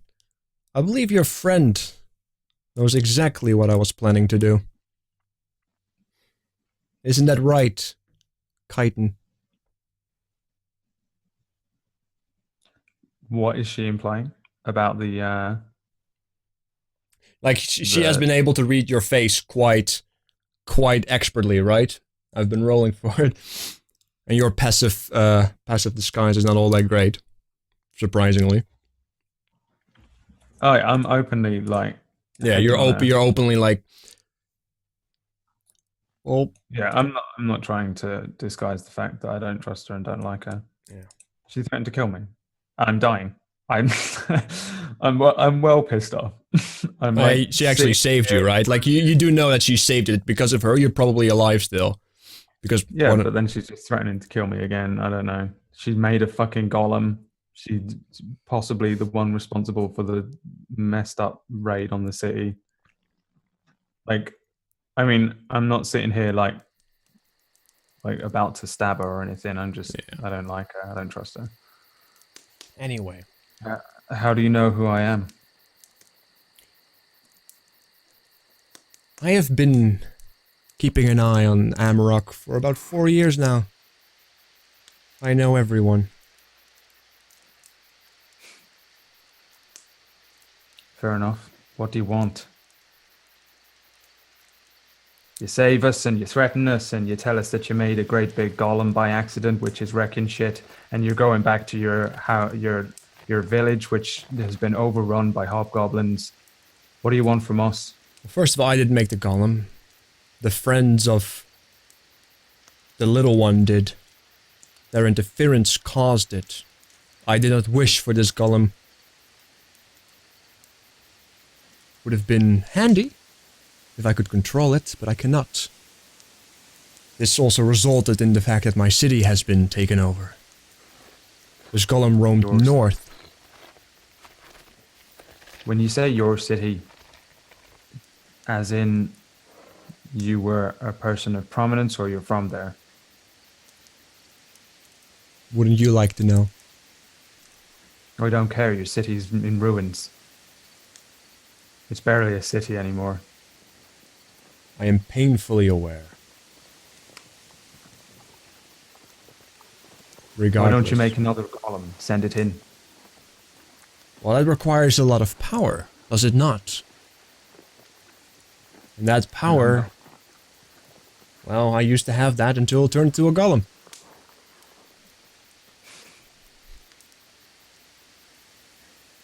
Which, perhaps, one day will also attack your city.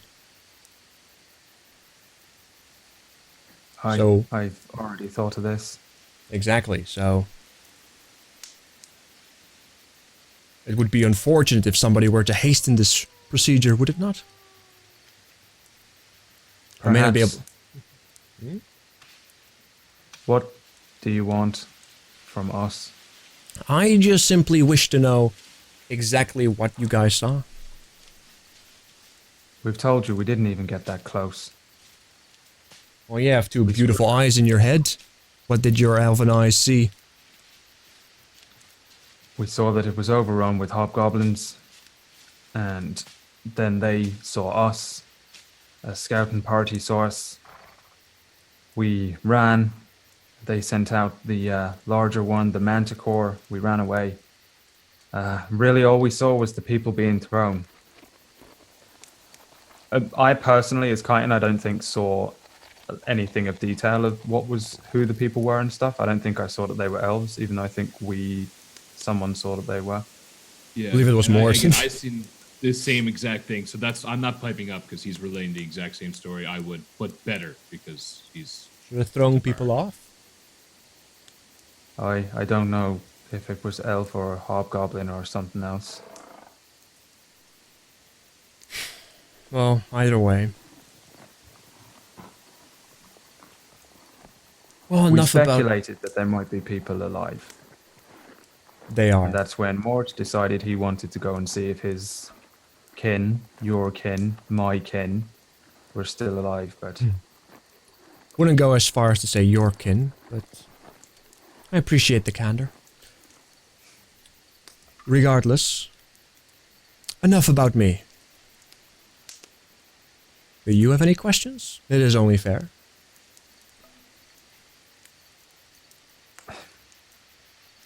Can we go? You're free to go. Right. Can we Strong rest walker. here first? Where are we? Secondly, where did you take us? We were walking towards a tree line, so to say, moving east. I assume you took us into the forest? You would assume correct. We're deep in the forest. They won't find us here. Can we see the mouth of the cave? Like, can we look outside? Is it still like nighttime? It's still nighttime, yeah. You can see it. Make an Arcana check.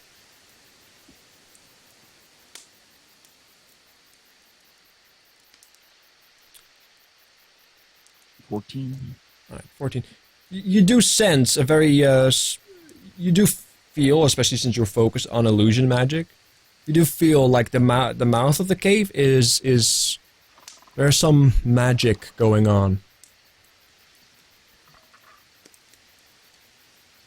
Well, it looks like the front of the cave is protected. Why don't we rest here for the night? We haven't gotten a good night's sleep in days. If you don't mind? I don't live here. Does anything else? Not anymore. There used to be an owlbear that lived here until, well, somebody killed it. As he kind of looks at you very extensively, Ozzy.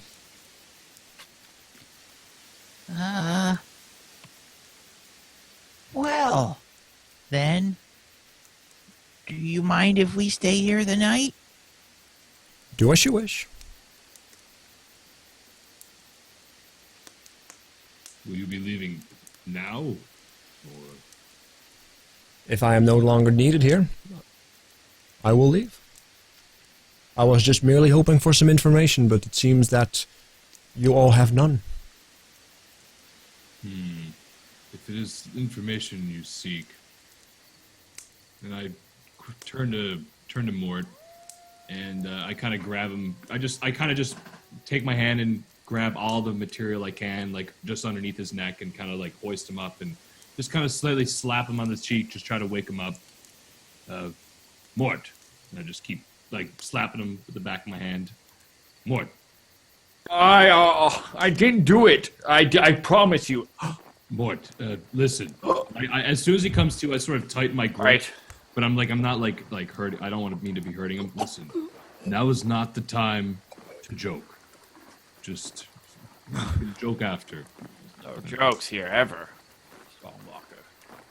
More doesn't joke. Just there's some more. You need to discuss a little bit more with our friend here. Right. Oh, if I have to. Killed me twice. Let's try it again. 3 times a charm. Please, let's be civil here. There's definitely some information that can be traded both ways. Ooh. And I literally stand up and get in between both of them. Aw. No fun, big man. Now, you're the druid. I raised the golem. I did not. You And I did. We saw you. You were an eagle. Yes, and I got shot. Right. That doesn't mean you didn't raise it. I wish I had the power to raise a 60-foot golem. You have the power to defeat a manticore and the rider. Yes. But that's a Stepping whole... stone. I appreciate the compliment, but if I could raise a golem such that large, would you You're not... welcome. Now, I have every intention on going from wherever the fuck we are back to that city. Well, then go. Just go, Mort. I mean, what's wrong with you? We'll see you later. We're Good exhausted. luck. We're beaten up. We're gonna die if we try and go out now. More you. What Well, is now wrong is with you? is of course a folly. But we have that in common at least, Syria. You're from that city. I very much so want to know of its origin. Oh well. As you wish. My kind have been here for centuries. I take out a piece of paper and a parchment, and I like literally start copying. My kind has been here for centuries. Living here in peace with nature. Everything seemed to be going just fine. Until about 4 years ago when, she kind of looks at Chiton. Civilization wanted to say hello.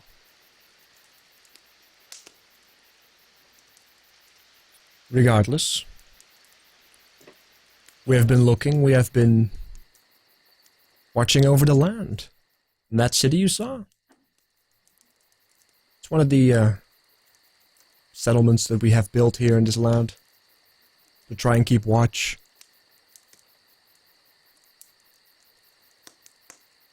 Why here? Why not? Have you seen the land? So far away from everything. Far away Side from of the reef. everything, but here is everything. You want help in remaking your city? I don't Help think us. remaking will be an issue, my friend. I think retaking it is a bigger concern. We can do that. I'm with you on this. And why would you Allies be? in the same thing. Look at me. My Yes. ears are pointed just like yours. I wasn't born here. I have every intention in finding out where I came from. I want to know what my people have done. I am an elf through and through, Syria.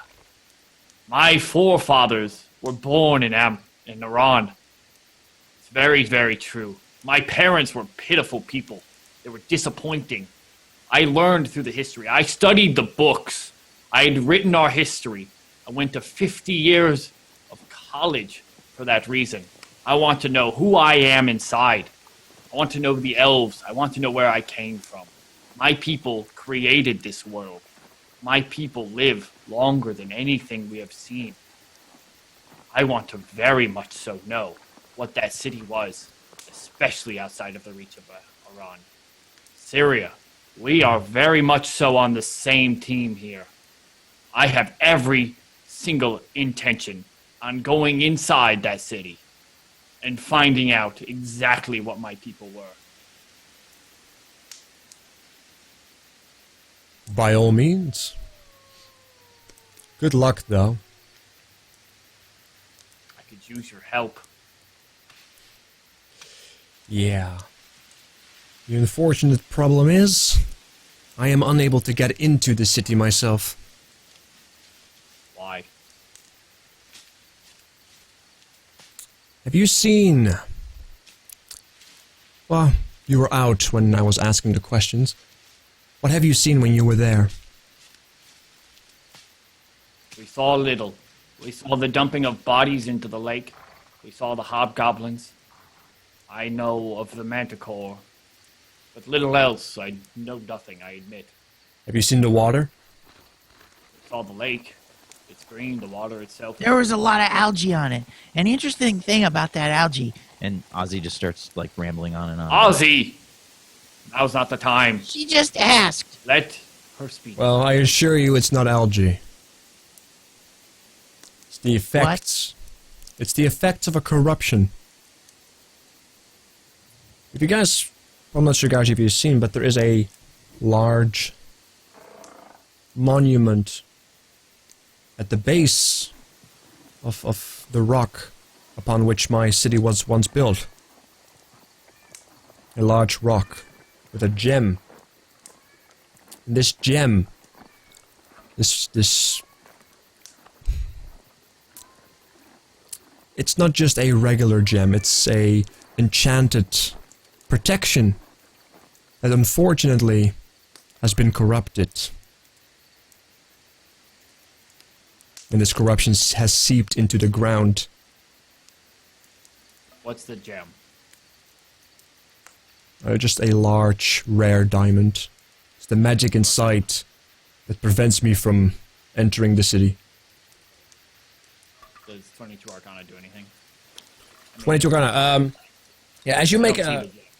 Yeah, like, you haven't seen a gem though, but you know that elven cities, they are very well known, like, because elven are magical creatures, right? And their defenses are usually founded within magic itself as well, like, warding spells, magical traps, even to the extent where cities can even shift realms altogether if emergencies are high, if there's enough power there.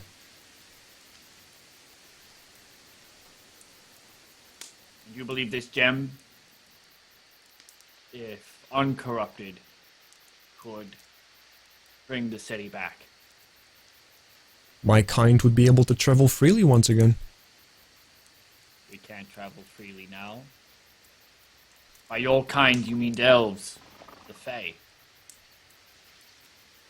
Well, it seems that you are at least more wiser than you look. I look like an idiot. My parents were not blessed as such. Point As far as in elves are case. concerned, Point in case. you're free to Regardless. say what you choose. I'm aware. Regardless, this city that you saw, it's only a small part of it.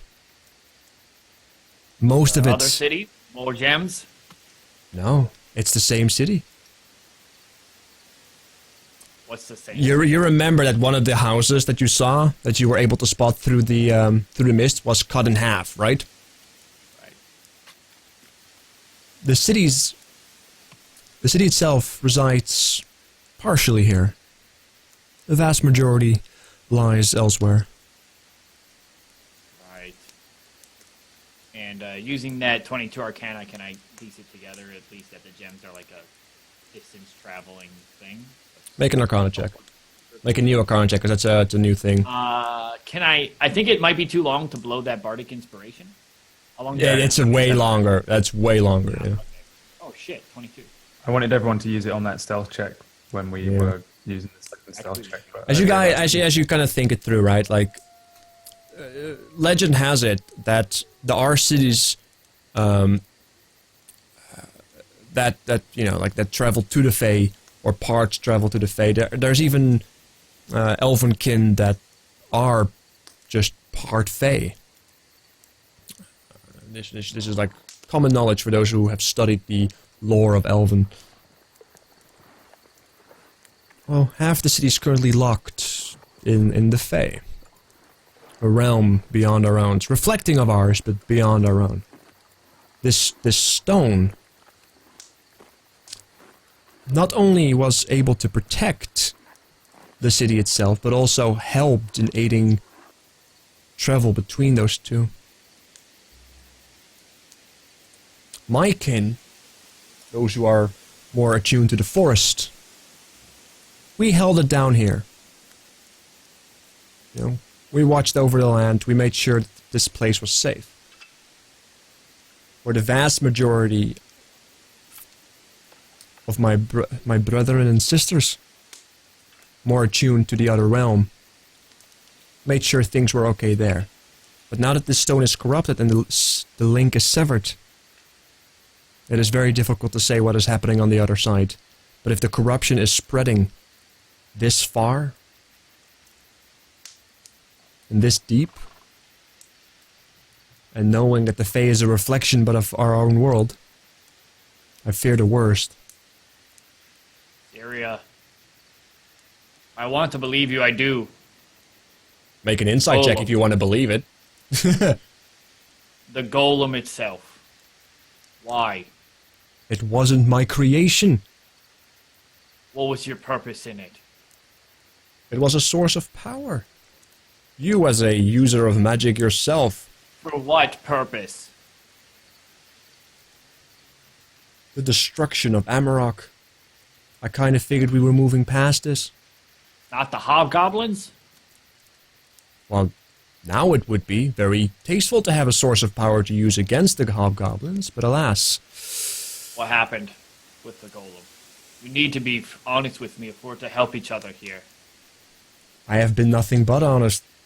But it was not my fault. Continue. It was not my Very fault. well, tell away. I'm willing to listen. And all of us are willing to listen. We can bring your story back. We can bring it to Enna. We can bring it to Eden. Speaking of Enna, if you wish to know who activated this golem, Enna did. Her interference at least did. So tell us. We're listening. Not much to say. Her interference caused a ripple effect within the sources of power I placed. But if she didn't interfere, the city of Amarok would be destroyed? Yeah. So now the golem, you have no power over it. Yep. That they are right. Indeed. As it has destroyed half the forest as is, and continues to run rampant to the north. Should I enter the Hobgoblin City? Does it have a name, by the way? I would like to know what to call it. Well, I don't know what its name is these days. It's only a fraction of the city. But I used to call it home. I used to call it Valsylvan. Home.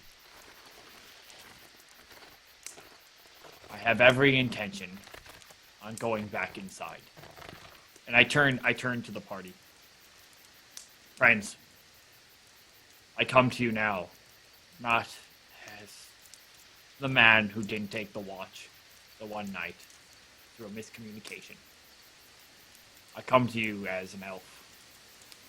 This is my homeland. And I reach to my side pouch. I pull out my pouch of gold and I drop it on the ground in front of me. And I go, in that pouch is 162 gold. On top of that, I relinquish any right I have to any gold we should receive upon returning back to Amarok. This elven city, Valsylvan, as Syria puts it, is very much so my city. And if you would help me in entering such, in discovering at least, in investigating the stone, and returning some information back to Syria. You can do this, right? I look back to her, if I give you arcana information or anything I can about the cursed stone, would you be able to do something with it? It would require a lot of strength, a lot of power to purify it once again. If there is no interference of those foul creatures, a lot can happen. I can enter the city, what I'm built for. I look back to the group again and I go, if you help me in this, I'm not asking for any of you to enter the city, but merely to help. A distraction would be enough. I will owe you many, many things. On top of this gold, on top of whatever I relinquish, everything I have is built upon my people. How can we trust you? I have been here for many days with you, Ozzy. Even in that, the owlbear, Davrick's death, for God's sakes. The whole thing. No, absolutely not. Thanks very much. I'm going to start packing up a bag of my stuff. I'm going to look at Ozzy as well and be like, are you crazy? And then look at Strongwalker and try and gauge what he's doing. Yeah, I'm just still sitting there taking everything in, trying to process all of this. Ozzy lives in Amarok, right? That's Yes. your home. Yeah. Well, it's not my home, but right now it is. Yeah. I look at Chitin and I say, Look, we need rest regardless. Let's sleep on it. Titan. Syria is a powerful ally. Should we be able to help her in this? She is not an ally. What are you talking about? Not currently, of course not. You're not my friend. Second Not of your all, friend at all. this is the person that wants to destroy my home. So I'm going to help you. Help her raise an army from another freaking world. No, thank you very Help much. her and maybe save Amarok. Titan, I can understand. Help her save Amarok. She wants to destroy Amarok. The weaker Help her, she might not. You understand? The golem she created. The golem she could stop should we need her help. Once again, I did not create this column. Right, you didn't create the golem. You For were an going to elf, create the you're golem rather and then mess up dense. and blah. Aye, for an elf, you He seem is to be our rather enemy. dense, my friend. Would you stop destroying Amarok? Should we help you? Or at least stall your efforts until we figure out Val Sylvan. No. Right, obviously. I admit, Kyton. Kind of a bitch. At this point, Killed me the twice. hobgoblins are more of an ally to Amarok than this woman and her people. Well, not like you are without your fault. Didn't say that, just don't want to help you. Kill everybody that I Hurry know. up. Much You like can they take killed. this task on Val Sylvan alone, or you can take it with Amarok. That is it. With our help, you're scared to even enter the city. I'm not scared. I am unable. There is a difference. I am able. Good luck finding someone else who is able and willing, who shares your passion for such things.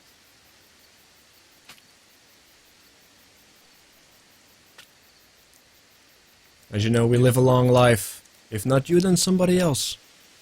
I can wait. But how long You can destroy the forest- Amarok, no one is coming. Just think of all the destruction of your forests. If you yourself cannot go to the city and attack the hobgoblins and stop their spread, they're only just recently here. Look at the damage. Look at the trees they have chopped down, the animals they have slain. I mean, I can feel that myself, and I have just a slight attunement with the beast and with nature. If you do not see that, and if you do not see the fact that stopping this and removing the hobgoblins from this world is not in a benefit for everybody, then I will not question your alliances with nature, but just please consider this. You Roll want persuasion. Amarok Roll persuasion. destroying the shit? Yeah, I'm gonna like assist him. Yeah, okay. saying, Roll like, you persuasion with want advantage, Bobby. You want Amarok to stop destroying everything? We can help you. We can assist. We can tell Amarok to stop destroying on your behalf as well.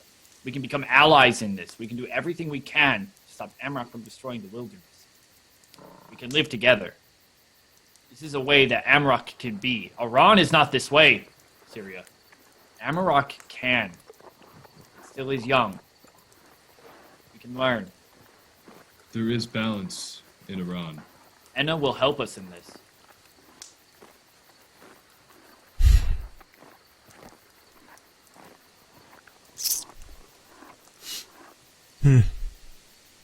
So what do you suggest?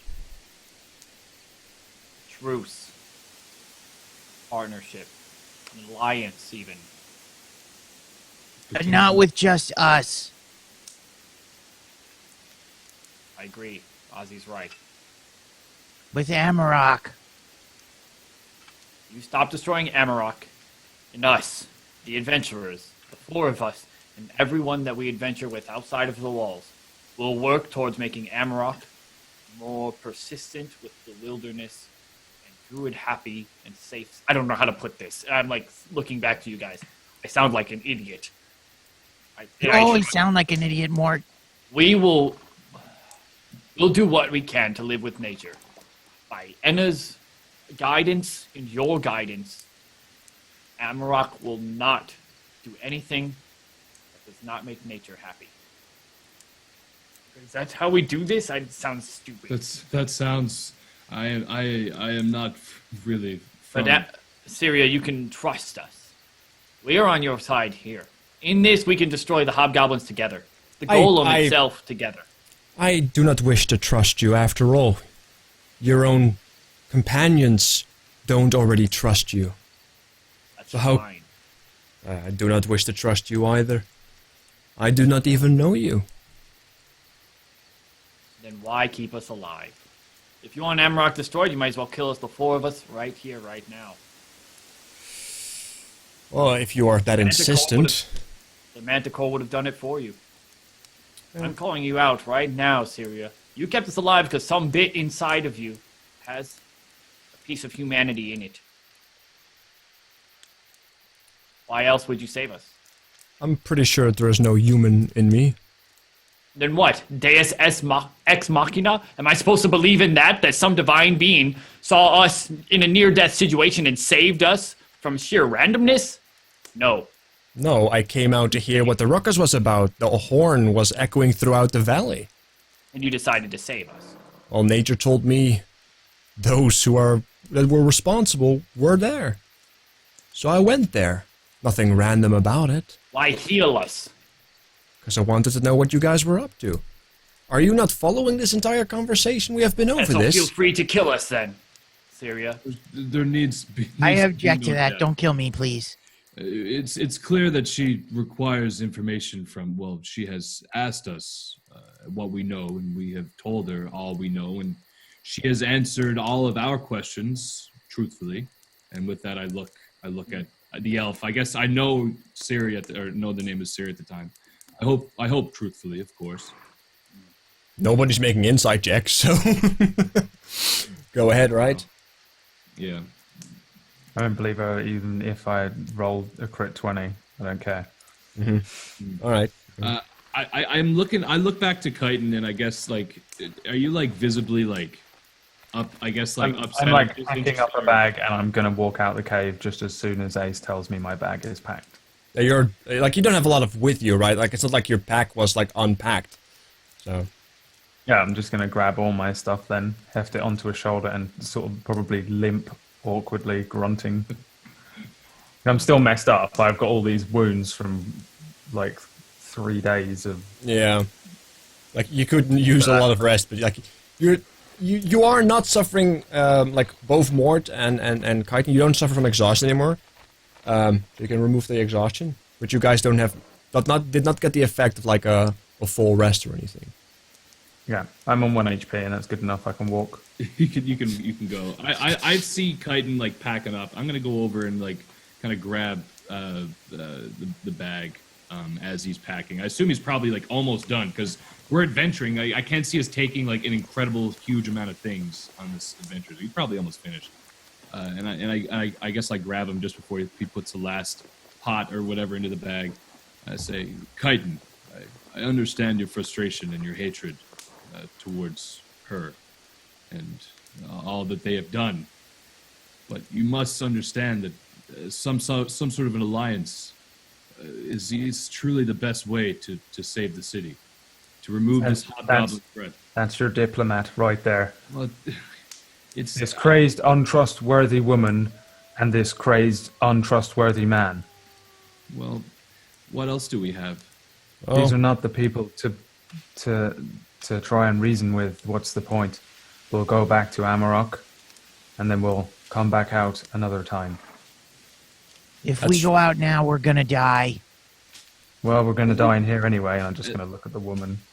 Why would she Mary's kill us opportunity. after she rescued us, Chitin? That makes no sense. Because she needed information, which she's got. She's got everything she needs from us. I'm surprised we're still standing, and I'm going to leave before Exactly. You're still standing. I could have killed you already the moment I knew all the information.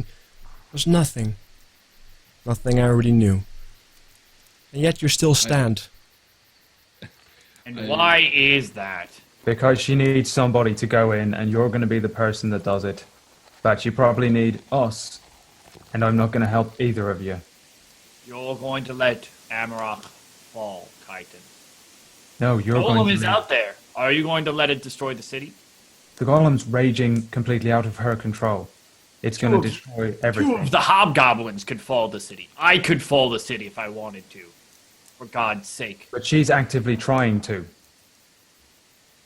He has different motivations than that. Her people are all trapped at this present time.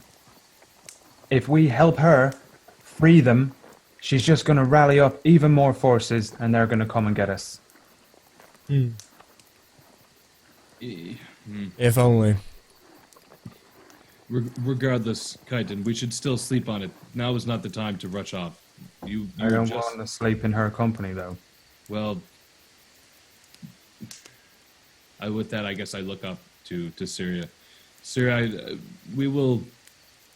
I suppose I don't. I look to Mort. I don't. What will we do? Rest here for the night. Stop. You won't make it back regardless. Without doing so, even you, Kaiten, you can leave if you want, but the trip back to Amarok is dangerous. And I look to Syria. At this point, Syria stands up and looks at Kaiten. Kaiten, you seem so angry with me. Yet, you miss half the point. Anyway, you guys are more than welcome to sleep here. I will go forward and go do what needs to be done. Why would you bother to let us live? I am not evil. Yet you want Amarok to fall? We're Amarok.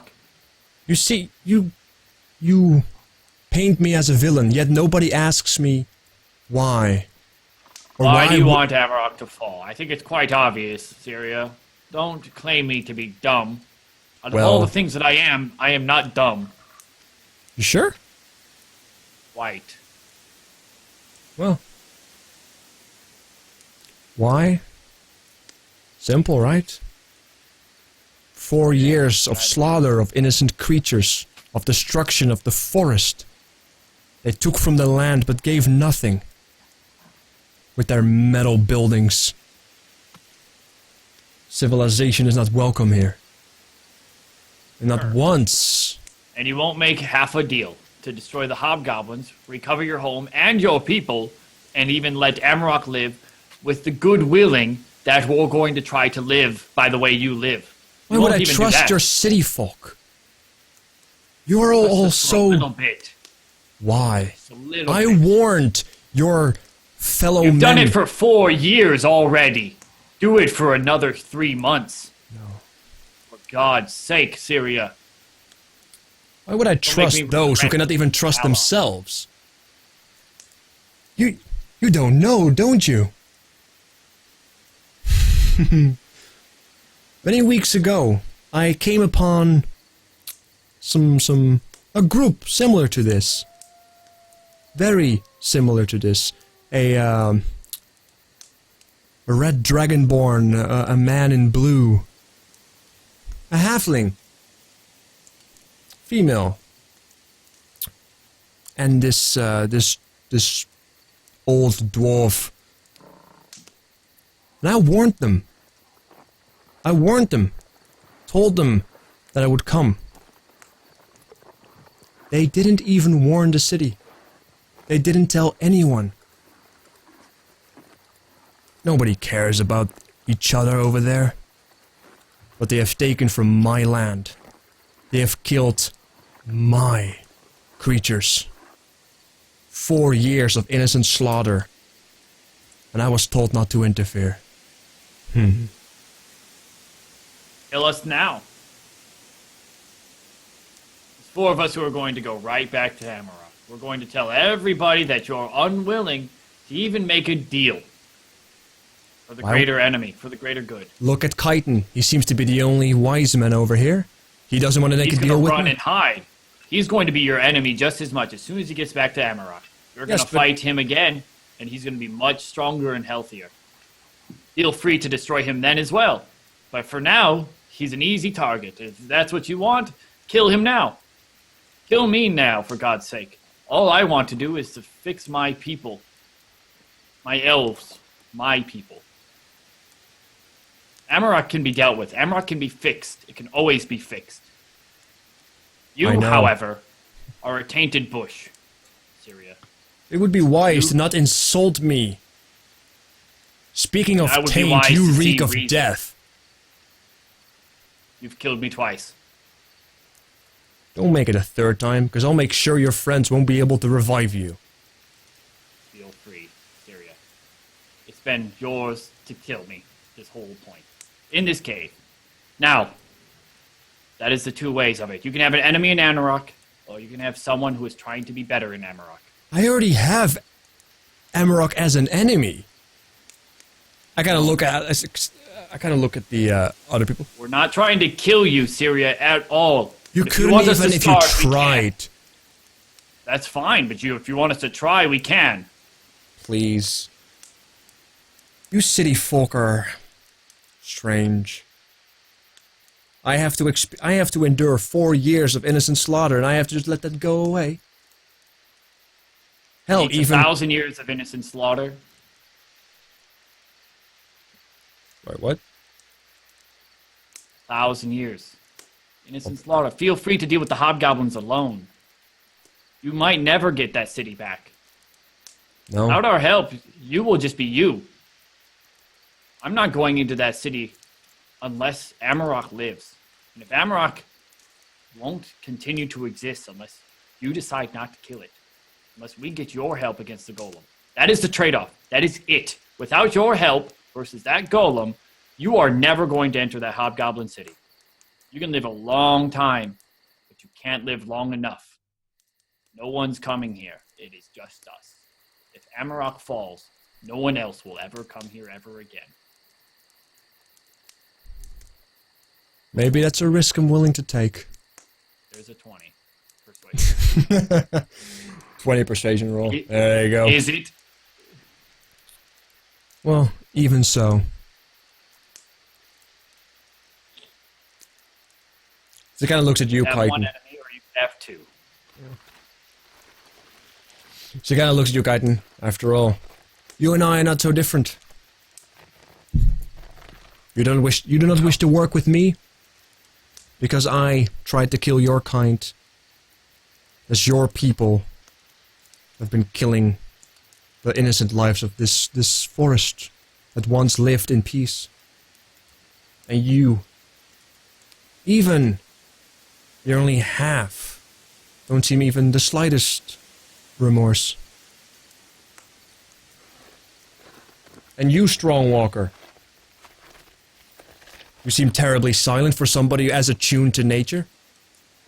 I still cannot get past the fact how you downplay these hobgoblins. Why are you not more willing to work with us? These hobgoblins will destroy your whole forest. The more you put off the fact that you are not willing to help us, because I cannot grasp this. These hobgoblins have already destroyed the majority of your forests around their encampment. You yourself cannot even go into the city. The longer they're here... Don't you see it, Strongwalker? She's a hypocrite and she's stuck. Of course I see it. She claims that I'm the angry one while she's sat here dwelling on her fury for 4 years.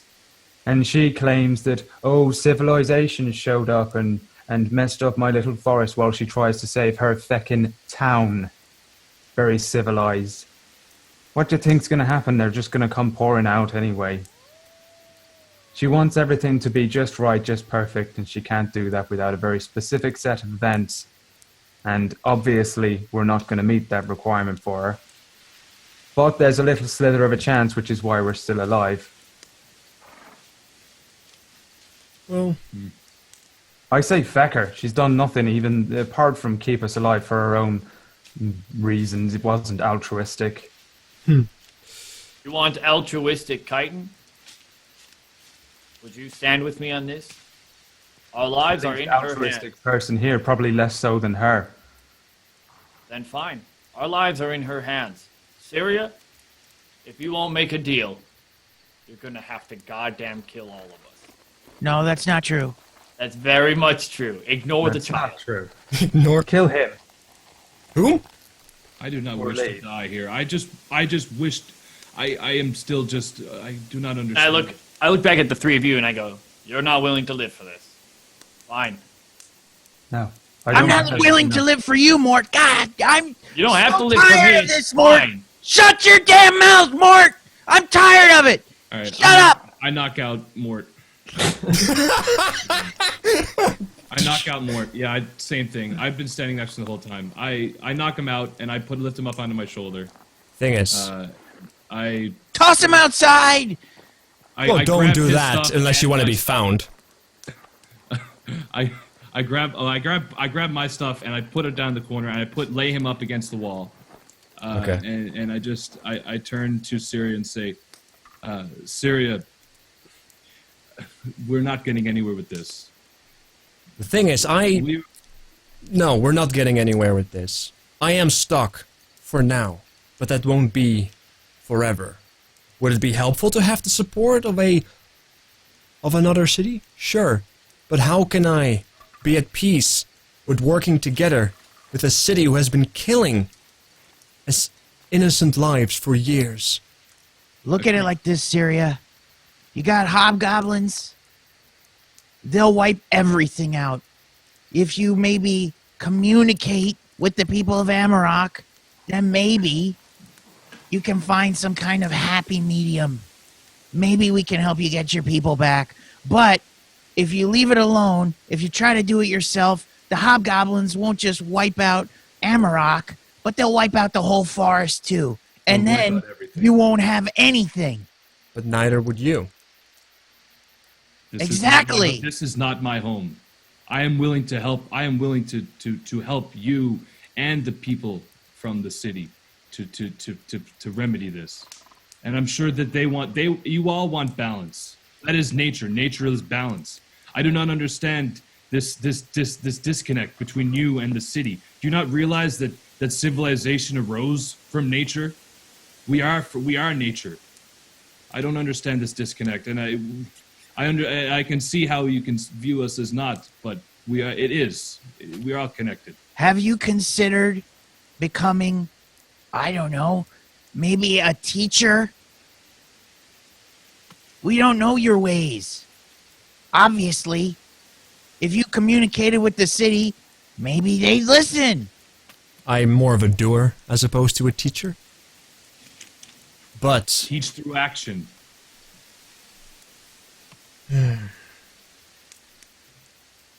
make a persuasion check, all of you. The only thing I want to persuade her to do is leave. I don't want to persuade her to leave. Do I need to Alright, go with Mort, you're down, so you're persuading really well as you're down. You're like, Oh, Alright. I'm not interested in like helping Regardless of people my out. actions here tonight, I let you guys live. And they will follow you. You're going to have to deal with the hobgoblins either way. As long as I take care of myself as I've been doing. And I'll how get long what do I you want. think that's going to last? Longer? I can last as longer than you can live for, little one.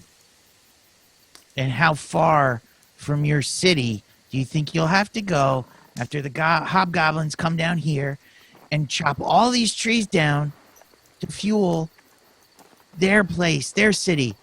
Have you seen the lake recently? Do you know what they did?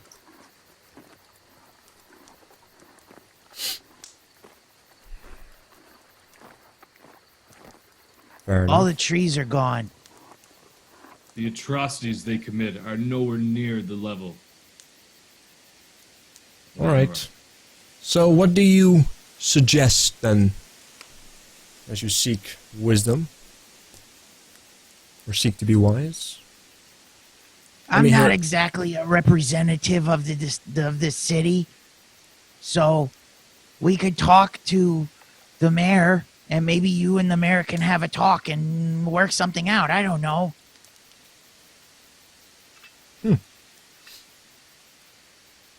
This mayor, this Eve?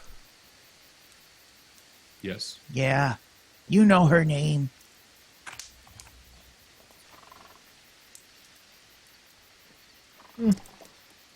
Who knows? But Look, for is some, there a way we can contact you? when do you guys think you'll have some kind of deal? Well, we have to talk to them first. It should not take long All right. once we reach town. 2 days from now. where the roads split. Sounds In good. the mountains.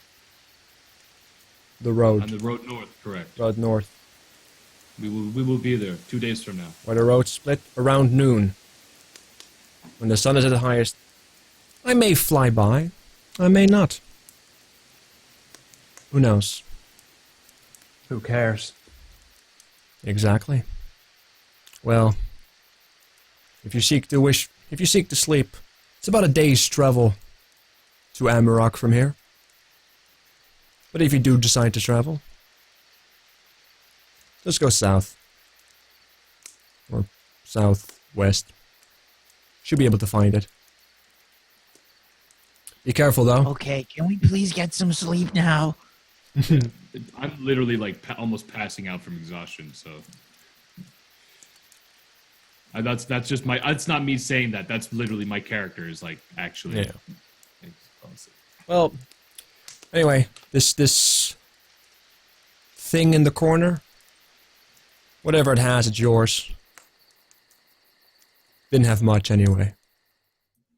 Besides metal monstrosities. Ozzy like casually walks over, or I casually walk over. As he does that, I run up and grab the money. Sort of. I'm gonna grab the money from Mort that he dropped, and I'm gonna. I'm tucking that back into his pouch, his clothing. Well, have a great night. And well, if I leave, the illusion will fade. So make sure that within a couple of minutes the lights are dimmed. Unless you wish to dance again with this with other manticores. It's probably in our best interest that we dim the light. We will see you in 2 days at noon. Who knows? As he kind of just starts walking outside, out to the mount of the cave. Yeah, the second that she leaves, I go back to Mort again, and I do the same. I do the same thing. I grab him by the shirt. And Can this I time- attempt to stop you before you wake him up? Absolutely, yeah. Because I want to speak to both of you two before Mort wakes up and railroads my plan off and veers it off course. I guess I'll grab your hand and I'll be like, how about this as an idea, right?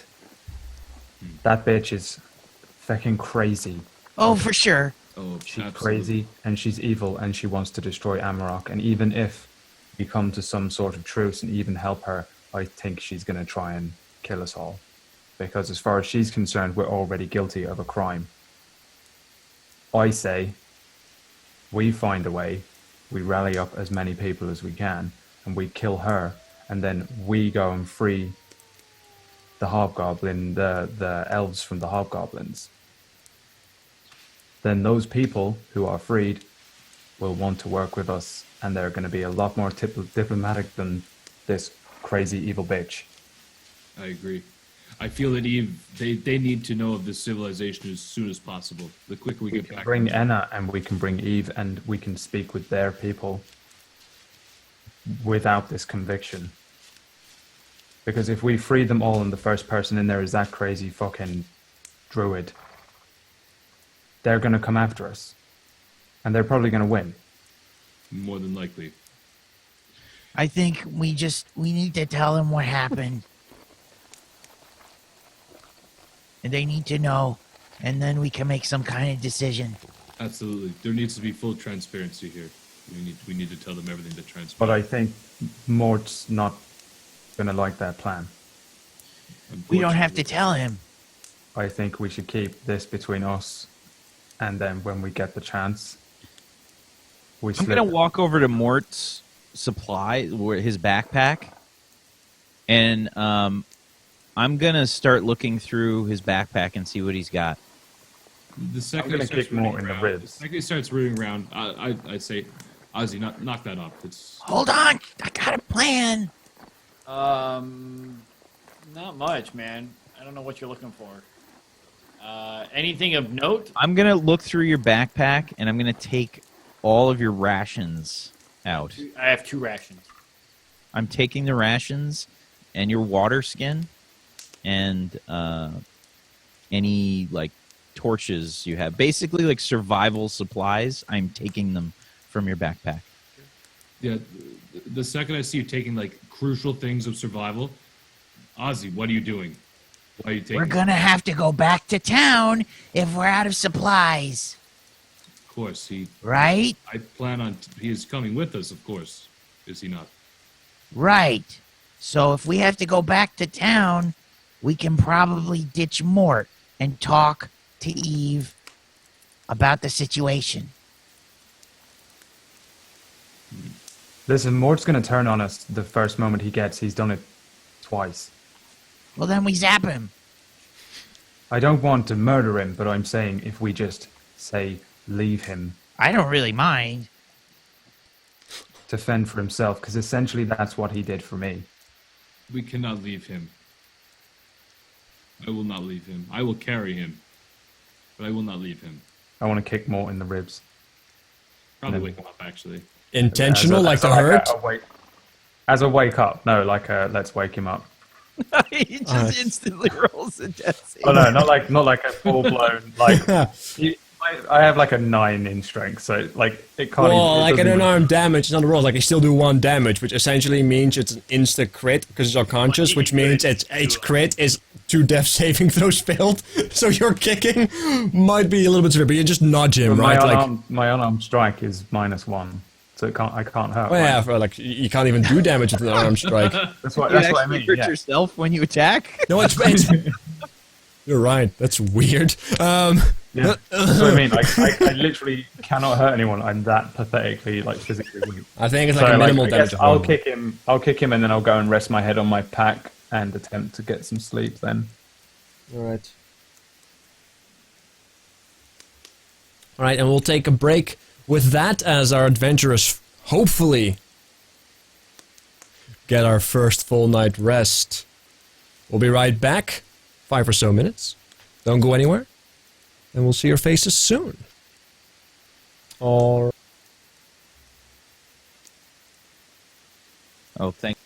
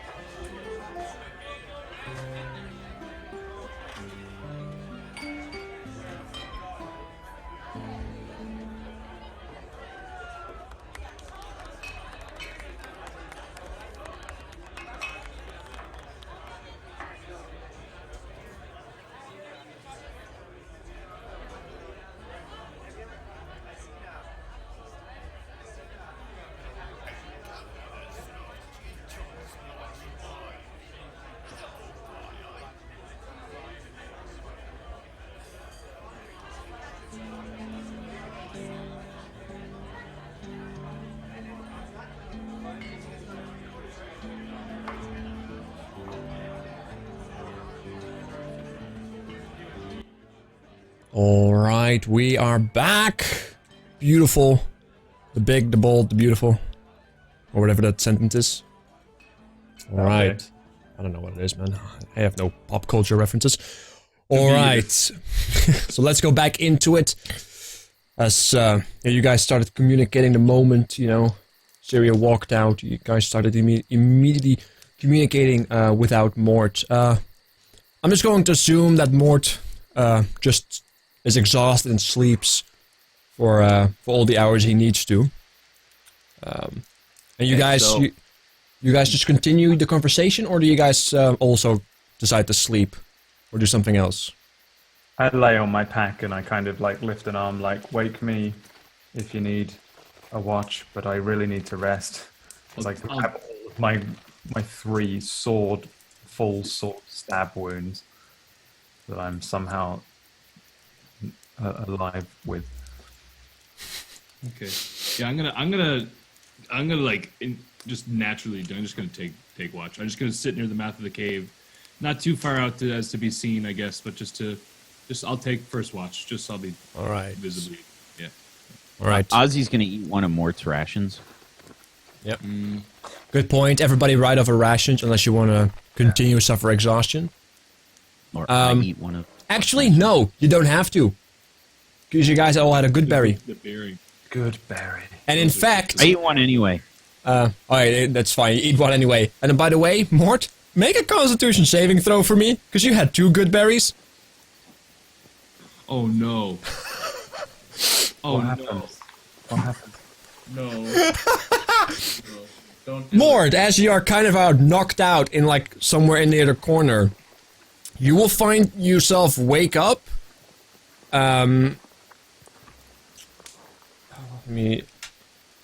Yeah.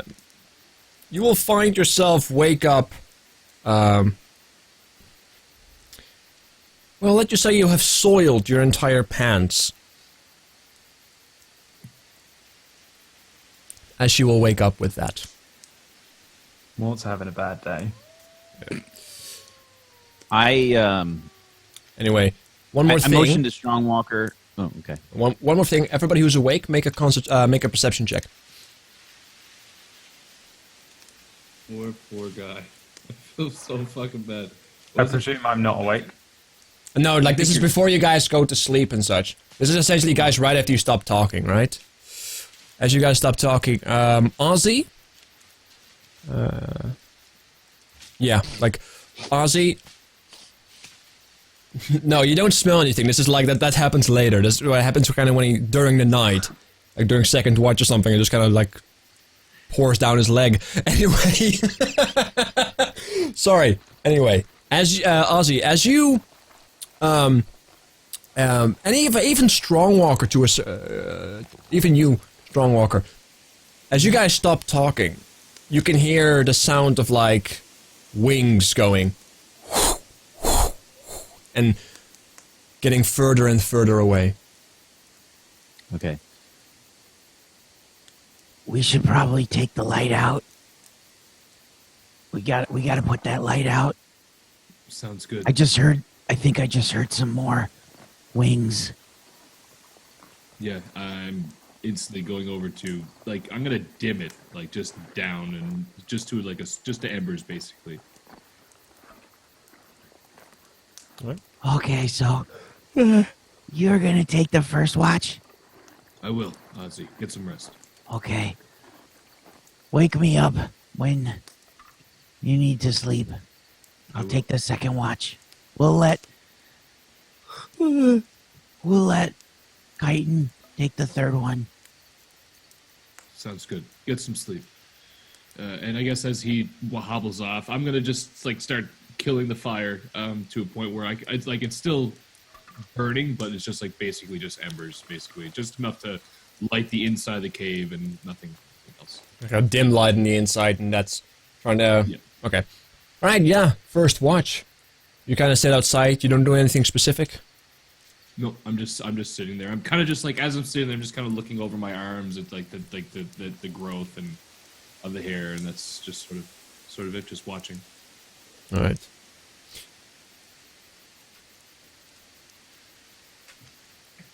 Right? Yeah. Nothing really happens, especially with the lights dimmed low. You don't seem to get like a lot of action, unfortunately. As you kind of look outside, you do hear in the faint distance, you know, like you do hear wings flapping around, the faint sound of it, but nothing seems to be going towards your location. Okay. So with my watch, I guess, coming to an end, you can still hear the flapping in the distance. I'm gonna head back into into the cave, and I'm just curious because do I smell it? Like, do I smell? I know. I can smell like that exact thing. All right, I'm gonna go over, and I'm just gonna like. I'm not even gonna wake him up. I'm just gonna take care of it. I'm gonna clean up Mort while he's sleeping. And if he doesn't have, I'm gonna check his. I know it sounds gross. It doesn't matter. It doesn't even phase Strongwalker from his background. Like a bit of shit. Like please. But anyway, I'm just because it's like I don't want him just lying there in his own feces. So I'm gonna literally I'm gonna clean him up. If he doesn't have any pants of his own in his bag, I'm gonna give him the pants that I got and just roll up the legs. I got an explorer's pack, so I should have. Yeah, if it's another set of common clothes, yeah. So that's what I'm gonna do, and then I'm gonna go wake up Ozzy. Oh god, I don't even know I now have this in my inventory. I have soiled trousers. So what do I do with this? Just gonna put it in the corner. I don't even know. No, actually, I'm just gonna lay it on the outside of the cave. Right, yeah.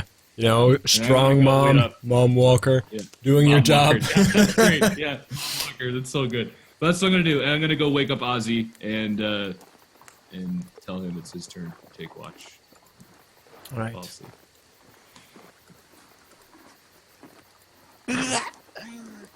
Oh, is it time already? It is, Ozzy. Very uneventful. I heard flapping. You can smell something, I'm sure. What is that smell? Mort shit himself. What? He shit himself when he was asleep. I cleaned him up. Listen, it's nothing. It's taken care of. I couldn't leave him there lying in his own shit. You cleaned him up? Yeah. What is that? What's so? Did you wash your hands? Yeah. And I looked. Make a deception check, right? I'm actually going to. Okay, make a deception check. Make an insight check, Ozzy. Where's deception? Oh God, the most important role of Ozzy's career. Where's deception? 9. Oh God. No! You believe him, I kind Ozzy? of did. I did. Like I would have made sure there's nothing on my hands, but like I didn't actually like wash them in water. This is such a shit show. Really, unfortunately, Literally. I had the best intentions too. And this Yeah. is- but Regardless. Alright, well, whatever. Like, Ozzy, you do know, like, you have been warned several times by Anna to not take 2 good berries, because then things may happen. Oh, man. Alright. Okay, I'll take watch now then. Okay, you get some rest. yeah, I'm already Okay, passed out. Yeah, I guess I just sort of prop myself up against the side of the cave and Right. Were you doing anything else during your watch specifically? I guess I'm just sort of like giving Mort the stink eye occasionally. That pun. And I'm just keeping an eye out. Just I'm trying to be as vigilant as possible, I guess. Oh, for some reason, my Zoom is is flipping out. Sorry. Whoa. Yeah, man's doing some funny things too. I don't know what's Yeah, I happening. think your connection's not. Yeah. My connection is unstable to Zoom for some reason. I do apologize. Hopefully we'll clear up. Testing, testing. We can hear To you. me. Seems Okay. good. Alright, looks like it's cleared up. Sorry for that. Internet. I'm gonna. I guess I'd try to like get rid of Mort's soiled pants like with a stick or something. Like I look around for a stick and just sort of like get it far away. Yeah. Regardless, your night also is uneventful. Luckily enough, as you can go back to sleep and wake Chitin up. Okay. Yeah, so I go back to Chitin and I just sort of like kick his shoe a little bit and try and wake him up. Yeah, he'll like. I'll wake up. I'll just kind of maybe grunt a little bit. I'll still be pissed off, and then I'll nod at Ozzy, take my blanket as well as my my hood thing, and I guess I'll head to where everybody has been sat, just to the edge of the foot of the cave, kind of thing, to take watch. While I'm there, wait, are we doing like a long rest? Do we get all of our HP back? Not yet. Not like the watches are still going. Yeah, just if we're doing hit die, I'll do a song of rest, but we're not, right? So Like it's still. Your guys are doing a long rest, so everybody should be getting everything back. yeah. So in that case, yeah, I'll just chill. I won't really do anything other than stay on watch and kind of sit moodily, All right. sort of mulling over everything that happened up till now. Nothing much. Yeah, nothing really happens, and then yeah, at the end of the watch now, the sun is already shining and such. It's good morning. Everybody kind of wakes up. The watch is like you guys have all taken like a little bit of a longer watch. Anyway, just relaxing because Mort is out after being knocked out. But yeah, kind of, around the around the hour of 9, 10, everybody is has woken up. You guys are within the cave. The smell has faded. And everybody gets the effect of a full rest. So all your hit points are back. All your spells are back. You get half your hit dice back.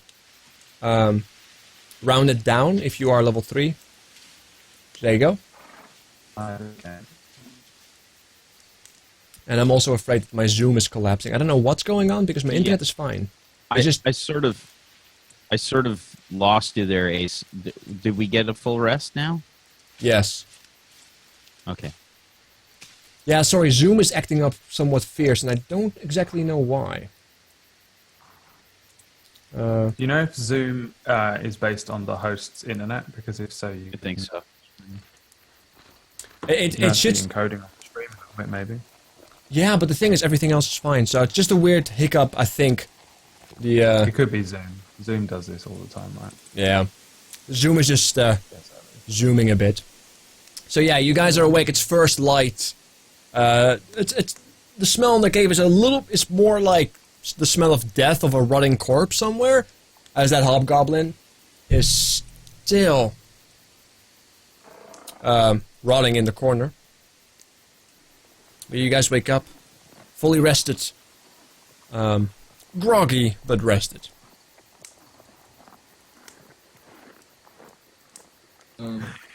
I'm quietly just gonna like pack my bag, put it on my shoulders, and then look to the others, not really making much eye contact with Mort, but I'll just be like ready to go.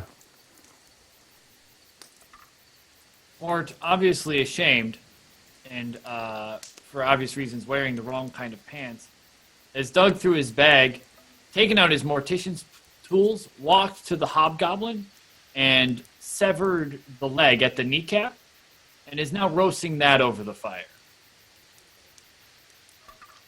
Alright, fire's been lit again, and Mort is roasting a hobgoblin's leg. I'm gonna walk out, leave him. Right. We're going back to town. Be there shortly. I just need to eat. I'm sure you could understand. I seem to have lost 2 rations in the middle of the night. It happens to do that when you lose a full day or consciousness. I would appreciate it if you at least lag behind while I eat a little bit of food here. All right.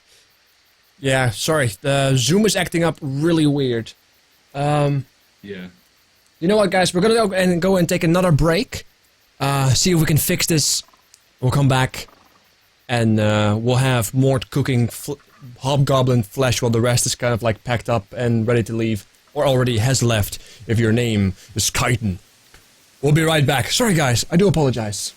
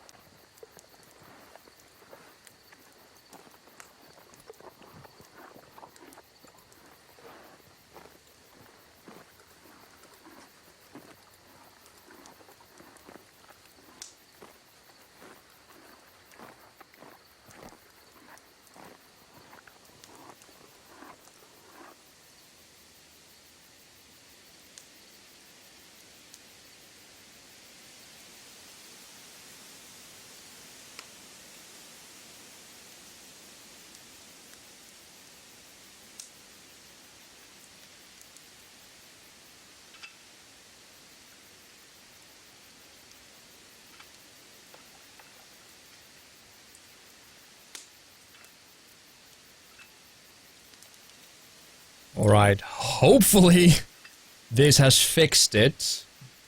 We'll see. The webcams might be slightly off, but we should be good. Sorry for that, guys. Technical difficulty issues, always fun, always great. It's part of the experience on Twitch TV, but we should have hopefully fixed it. Alright. We should be back. Alright. Hold on. Switch the music to this. Right. First light. Chitin has already left. Mort started cooking some flesh of the hobgoblin. What does the rest do? So the second that Chitin has left, I'm gonna rush out quickly and just like grab Chitin. Chitin, can you wait just another few moments? We'll be leaving soon, but just give me. Why don't we just leave him? I can't. We can't just leave him. We can't just leave him. I know he was going to leave us, but what does that make us? I'll like put my pack down and then just like lean up against the cave entrance wall, and I'll still just stand there. I'll wait here. I'll keep an eye out for a bit. Thank you, Chitin. I know you want to leave, and we will leave soon. Just give me a moment. And I go back over to Mort, and I sit down next to him. And the second I sit down next to him, I look over at Ozzy and say, Ozzy, it wasn't very nice of you to go through Mort's things last night and take his rations. You should really give them back to him when we get back to town. And with that, I actually I give Mort the rations to make up for it. I got 8, So I'll give him. Unnecessary, Strongwalker. He's more than free to go through my stuff when I'm unconscious. Perfectly good leg here. It's not something I haven't done before. I understand, and I know you were hungry, but we really must go. There's far better food back in town waiting than this disgusting. Just look what you're. I know you might want to eat it, but seriously, what are you doing? Let's go back to town. What are you doing with your life? I'm leaving. And Ozzy, I get my backpack together and I sort of start walking out. Will you Alright. join us? Yeah. I just need to finish cooking this for the time being. It's unhealthy to cook it or to eat it when it's uncooked.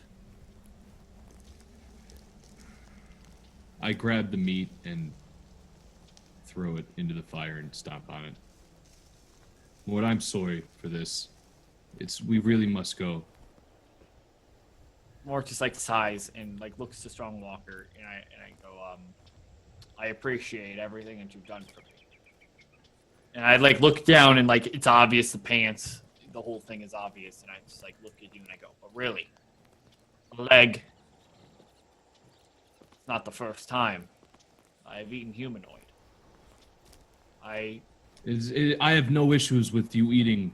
I like untie That's the not mask from my waist and I hold it to you, and like with the illumination, and I go inside the nose of the mask, Strongwalker. You had breathed before.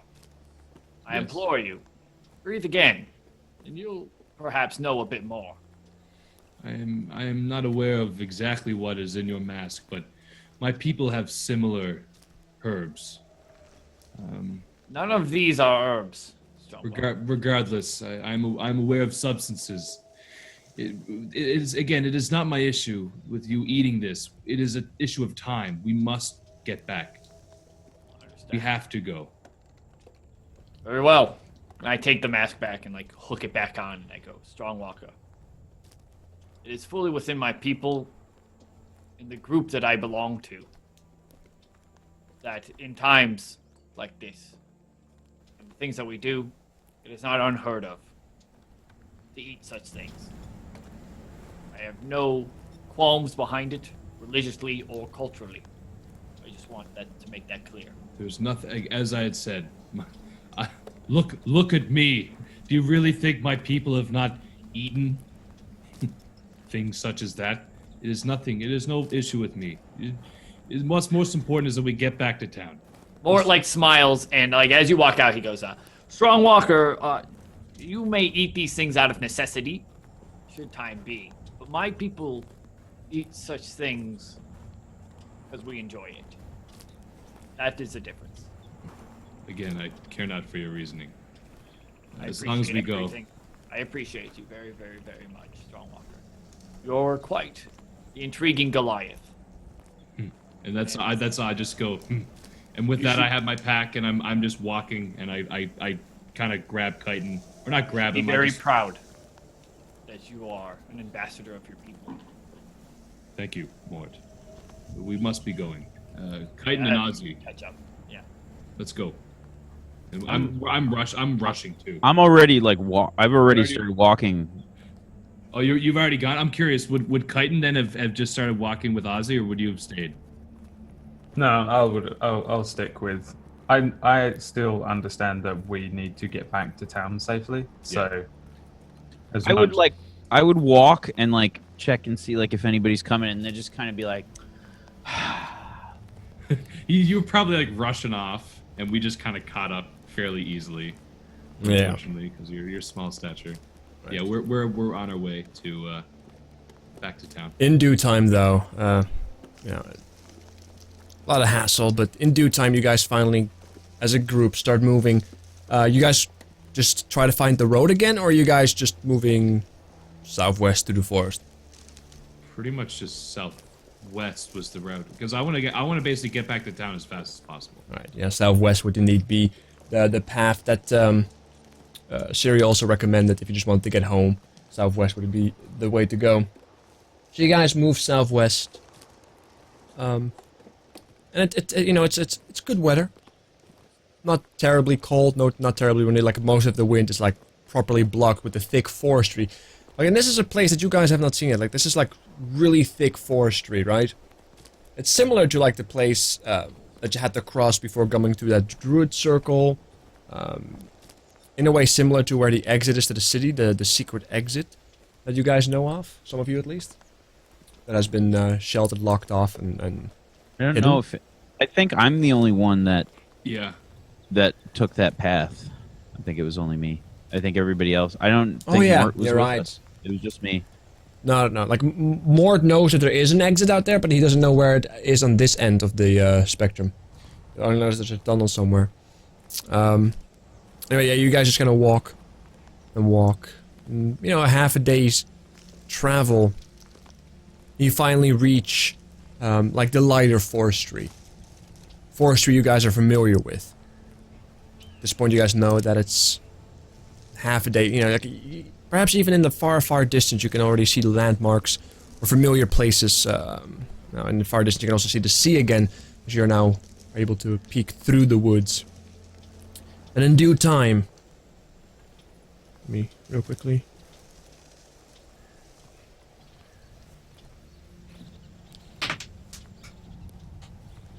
In due time. Hold on, sorry. Well, okay, nothing happens. I can't see what I rolled. Sorry, nothing happens, and you guys end up going to the city. Surprisingly uneventful. There's no wildlife in your wake.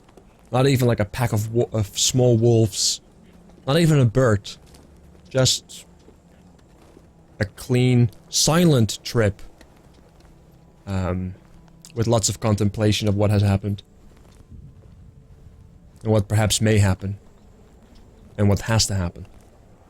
As you guys indeed reach the city walls. At this point, it's actually already... Perhaps the sun's already coming down. The gate is about to be locked, because it's about a day's travel that you guys had to do, right? But luckily enough, you guys had nothing... Like, you guys left, like, because of the watch extended, like, you guys didn't start traveling, like, super early. And you guys reached the gate about around 6, you know? That time period that's just before the gate closes. So you guys don't have to get checked, you know? You get a nod of acceptance, Ozzy, Strongwalker, you know? You kind of like this, like, fearful look from some of the more human-like guards that are just, like, there for... that have never really... seen somebody of your size. You know, Moore just gets this weird evil eye from some of the people that walk through the city. And I feel like after a while I probably would have asked Strongwalker if Can I hitch a ride?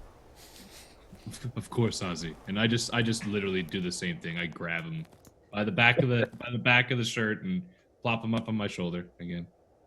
I have little legs. I understand, my friend. Just ask. Just ask. So there you go. Piggyback, you know, legs on the shoulders, right? Sitting on your backpack as a chair.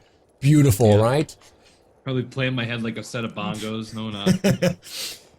That sounds pretty hollow. No, you guys, anyway, you keep... little bit of a rattle, but... Regardless, you guys reach the city. You know, you can hear the guards... already like making preparations, the ones that, you know, that were not protecting the gate. The city is, you know, it's getting at the end, like people have done their work, people are getting are moving inside the city from the farms and such that you guys move through before entering the city. What do you guys want to do? I would like to speak to the guard as we walk in. Alright. Whichever one of them looks most... Like, you know, like, most people here, like, you have been around for 4 years, like, and there's not a lot of guards left, and the ones that are left, well, they wear, like, they wear basic leather armor with some metal, like, they're very, you know, of them. Perhaps you don't know them personally, but you know of them. Familiar faces. I feel like I would be always friendly towards the guards of this town, in general, if I ever see them and speak to them. Yeah, they know of you, right? Because your parents used to be part of the guard before they, well, you know, passed. But they know of you. Like they have like this, like you know, this rapport with you, if you will. Yeah, I'm gonna sidle up to one of them and say, "Do you keep watch overnight? Anybody watches out?" Always, Skyton. You should be warned. We were chased for a while by hobgoblins. They're sort of militant, and they probably know how to track. Though we lost them, it's possible that they could pick up our trail and head back here. It's very unlikely. I just wanted to let you know. There's more out there than wolves and snow beasts. Are you sure? Yeah, Fine. we basically almost died. Seek out Durtulf and inform the man. I had planned to, but just so that you know, you should maybe keep your eyes peeled for the next 48 hours, just in case. I'll always keep my eyes peeled, Kite. I know it, and I'm gonna head into town, a bit further into town. Guard gives you a nod and goes back to his post, right? Indeed, watching out. Kind of like more intentful, like he's looking specifically for something now, right? Now that you have given him something to hone in on. You guys move into town. Right. Hey, Mort, why don't you buy some supplies for us? I need to run to Anna real quick. Not at all. Feel free to buy them yourself. Wow, you're super helpful, Mort. And Ozzy puts his hands on his hips. Are you still sitting on? Are you still like riding on like my? Yeah, of course. I'm gonna turn to you like slightly. Do you really expect him to be pleasant with you after you literally ate all of his food, all of his rations? Well, it's probably good payment for, I don't know, leaving us to die. They shouldn't even let him in the city. He's basically an enemy of Amarok. I'm gonna hump off. Chitin kind of like walks off. Yeah. We're in town right now, correct? How late did you say it was? Like 8? Nah, it's about Sun's 6. It's about between 6 and 7, like the sun is going down. This is the time, like right before the gate, you know, kind of closes. But we're still good to go and see like Eve and Rodolphe and stuff. Yeah, like it's you know, like 2 a.m. or something done. Like you guys went out based on her request, right? I'm pretty sure that if you guys came back at this hour, that she would not be. Oh, these people, they randomly went to a place that nobody knows of. You know, we'll take care of that tomorrow, right? Like it's not midnight here. She's not sleeping.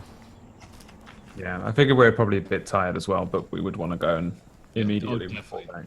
Kinda So I'm just debrief. gonna head towards there. All right. I think we're all heading towards there, unless Mort's didn't actually. You're not going to buy something, are you? You're still with us, correct? Mort is nonchalantly kind of following Strongwalker, wherever he kind of ends up going. I got you. Yeah, I'm following. I guess Chitin is probably even leading the way at this point. If we're heading to the mayor's, I think. Chitin, Right. I think you're leading. I'll just take the standard route down the main roads to the mayor's abode. All right. Yeah, you guys walk through the city. You see a lot of the common folk walk into the tavern. It's that time of day where they just want to drink and kind of like, you know, praise the fact that they have survived another day. You know, some of the buildings, some of the shops, they're kind of like closing down. You know, like it gets quiet in the city around these parts. Because normally you walk through the city, you hear a lot of footsteps, a lot of like hammering and just people talking and, you know, bartering and just general village sounds. But it gets quiet around this time. Like almost like a fear sets in, right? That's why the gate also closes. Almost like a ritualistic silence befalls the city. As you guys do end up getting to Eve's door and presumably knock. Yeah, I'll like quietly storm through town. I have like my formal tunic on as well because my other one got destroyed, so I had to put on my like fine clothes, and even that is ripped and covered in blood now. Yeah. So I'm just quietly storming through town with like my loot and my bags on my back, and then yeah, I'll just stride straight up and hit the door. Dum dum dum. All right. You hear footsteps. You hear, the chairs moving. Door opens. You guys made it back. Is Strongwalker's shoulders are higher than the door frame? Yes. Now, like, you are above the door frame right now, right? Yeah. It's just two pairs of feet. They probably see his 2 little feet just Yeah. like dangling. So like, I tilt myself down and go, "Wah!" Like, Eve Yeah, like, kind of... "Wah!" Eve puts a hand on your face, Chitin, like, as a relief, and, like, almost surprised, and just happy that you're back, right? Because she kind of feared for you. She has seen you suffer, with your parents and such, and she kind of puts her hand on your face. It's good to have you back, Chitin. Come in. I feel like I probably look changed because I don't know if we said it at the start or if it was before the show, my intimidation has activated now that I'm back in town. Activated powers. Now you look rougher, like you look roughed up, right? So I look rough. Maybe like I've got like a little more hardness behind the eyes, and also just pissed off because he's been pissed off. Yeah, you just look rough. You just experienced shit that you wish you could never have to experience again, right? Yeah, mentally and physically roughed up. Exactly. Like you have. Can I just say something really quick on intimidation? It's funny. What is your intimidation skill right now? Curiously, if I were It is to a ask. +6. Yeah, I have a -1. I just don't see how he can be that much. Charisma's weird. I agree. Charisma- It's a weird. charisma's weird. Mine is a verbal intimidation really than a physical thing. I'm absolutely not imposing to look at, but if I was to kind of be like a get the fuck away from me, then that would be the intimidating. I guess I could enunciate. So. Like you're Yeah, just like without- you're like you may be big, but you have a good heart. You have a soft hand. Walker, Yeah, like Yeah. it should be the other way around. Like your personality should be in Chitin, and Chitin should be in your. You're like one of those big soft dogs that you see that look really nice and happy, like a Burmese mountain dog, and I'm one of those nasty little yappy, but they're only like this big. They would tear off a finger. Regardless of dogs and sizes, size doesn't matter. Chitin, you get guided in, with a sigh of relief from Eve. Ozzy, she kind of looks at you, Ozzy. Kind of gestures you to get down. Yeah, I grab him and just like, I let him down and I drop him probably like 10 and 10. Hey! Like a foot from the ground, I drop him. Strongwalker. Hello. Kind of walks in, and then you see, and then she's Mort. Mort, come in. You guys sit around the table. As always, like there's some herbs burning, right? It's a pleasant smell. It's warm. It's warmer than the outside, as far as it can be. And she takes a seat at the edge of the table, or at the head of the table. Tell me everything. She's an Asimar, right? She's an Esmer, yeah. So she's if you want to know how she looks, like she has extremely white hair, almost like that celestial white, right? She has faint pupils, but her irises are pretty much white all over. She has a very fair skin, and she just has this presence that just kind of lures you in. It's a good lure, but you instinctively feel at ease with her. You feel, warm. You feel she has a very positive presence around her.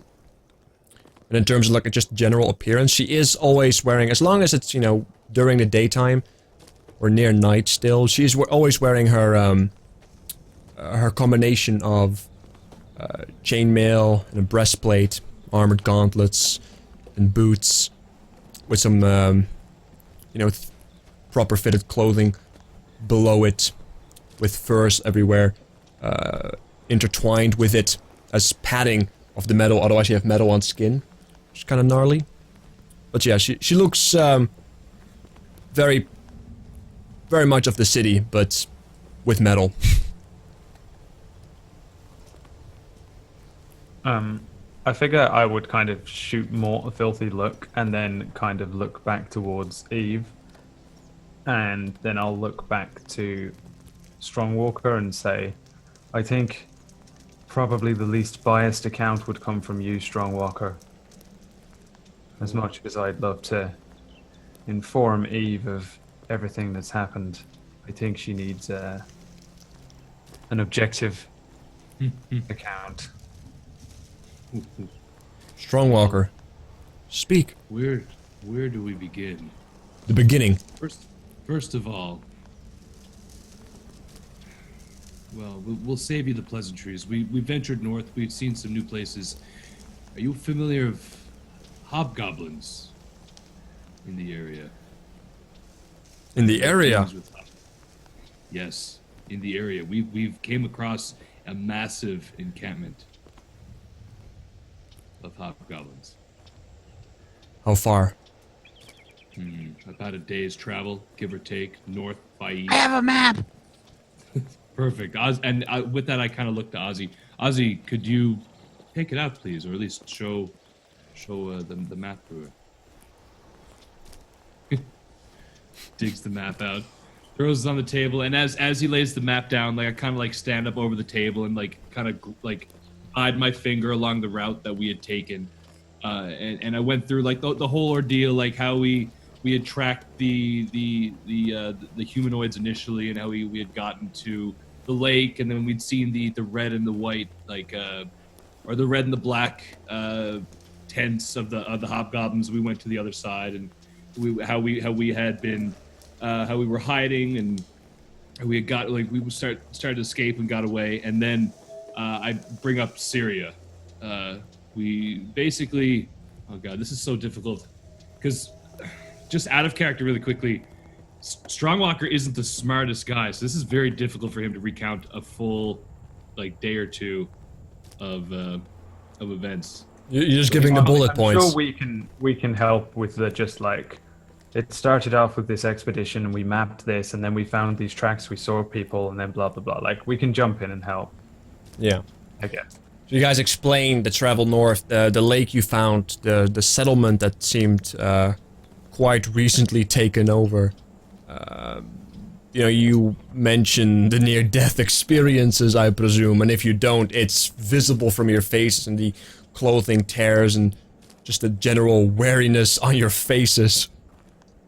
Or the dried up blood that you carry with. And then you come to Syria. The most pressing matters being the hobgoblins and the druid woman. Continue. I'm just gonna like look at Strongwalker again. Okay, where to begin? So we are being chased as we are running away from this encampment, this basically elven city where the hobgoblins have overrun. We're running away from them basically, and as we're running into the forest, we are basically attacked from a manticore, I believe, was a chitin. Manticore and a hobgoblin. Exactly, and we had been basically knocked out. I was I believe. Well, I remember losing consciousness. I remember them being awake. Past that, chitin, what had happened when I had passed out, when I had fallen? I'm gonna look at Mort again. He turned himself into a hobgoblin and played dead. Myself and Ozzy attempted to do anything in our power to stop these things, but they overpowered us. All right. No thanks to Ozzy. What's his face? Mort, I say. So when we come to, basically, we awaken in a cave around a campfire with Syria. I'm sure you're familiar with this name. The druid. It's difficult for me to recall all the details. But so basically, she wants to meet with you tomorrow at noon at the break in the path up north before it trails east to discuss a whole bunch of crazy things. Ozzy, could you go down over what had went down to the conversation? Well, I guess. It kind of went like this. We sort of almost died, and she saved us, and we had a very long conversation about why she's been doing what she's been doing, and the fact that she doesn't really like the town that much because she thinks that the town is well, they killed lots of creatures in the forest, and she likes that stuff. I don't know, and well, she's very angry about it. But the hobgoblins, they took over her city, so she doesn't like them either. So she doesn't like either of us, but she doesn't like the hobgoblins more. So I sort of suggested that maybe everybody could have a talk. And she said maybe. Maybe. Yeah, we have encountered Syria before.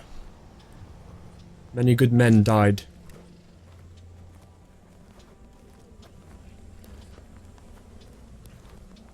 She wants to meet tomorrow.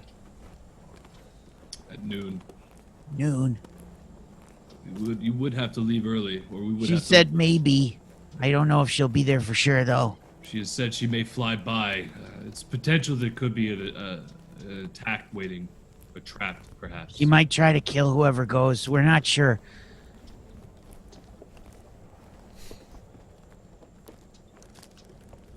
With your best judgment. What do you guys think?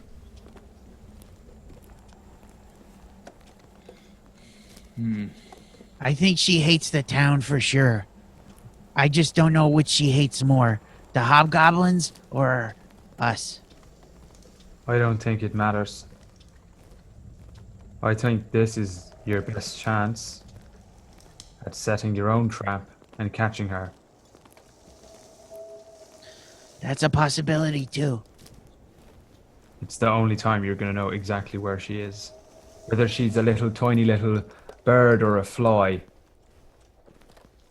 She'll be there. That's for sure.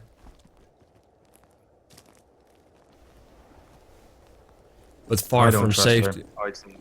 I'd say it's the trap. I'm with you on this one, Chitin. She is the one who attacked us. But if this is indeed the same druid, we will be in the middle of nature itself.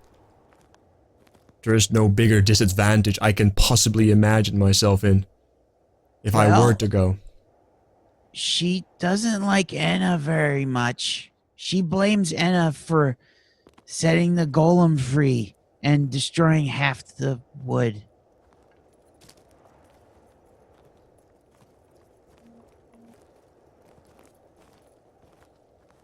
How did Anna set it free then? Supposedly, when Syria was trying to summon up all the power and Anna disrupted it, it loosed the golem.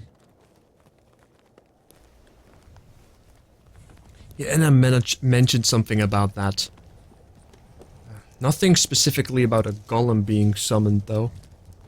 I believe it was a spirit that manifested initially into her, but she was able to resist that, but then the energies just took hold of nature itself, residing into the golem.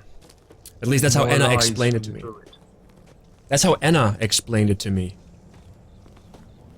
As she has been inspecting the stone. Yesterday she came to me and explained more about these plates that you guys have retrieved, if you remember, Ozzy. You were one of the people that was sent out to do so, and you too, Mort. Perhaps you remember that. What about them? Well, they are indeed sources of power, but they were linked indeed to this central being, which has been confirmed to be some form of spirit originating from the Fae.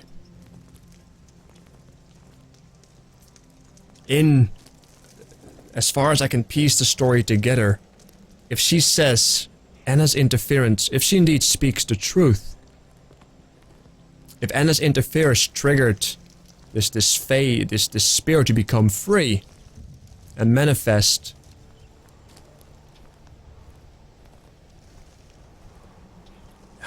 my magics in nature are not that great. You would have to talk to Anna about it to figure the rest out, quite frankly. Nonetheless, whatever the case may or may not have been, it sounds to me that either way, something bad would have happened. Either she would have been able to use the power in our original plan, or this what is happening now would have happened. Either way, I think we can all agree both situations would have been bad. I feel like there's something in the city that she needs or wants that she is not telling us either.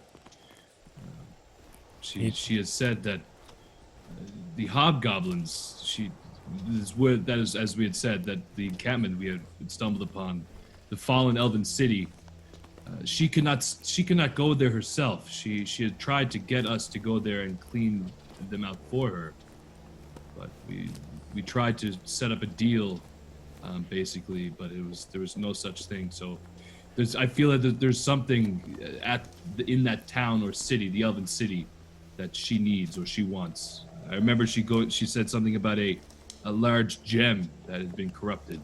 I'm sure there's some relation there potentially.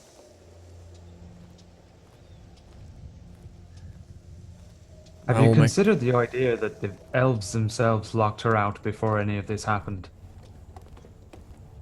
And it's not hobgoblin magic or corruption, but Her magic.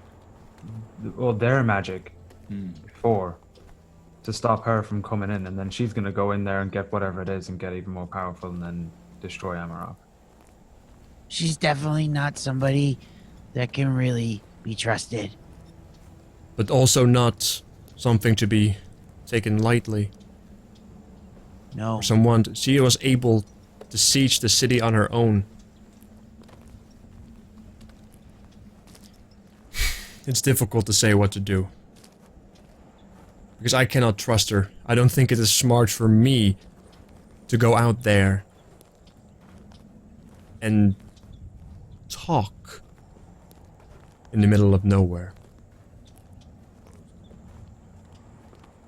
But to not show up at all, at least if you do not show up, someone should at least show up, I would assume. To not show up would be...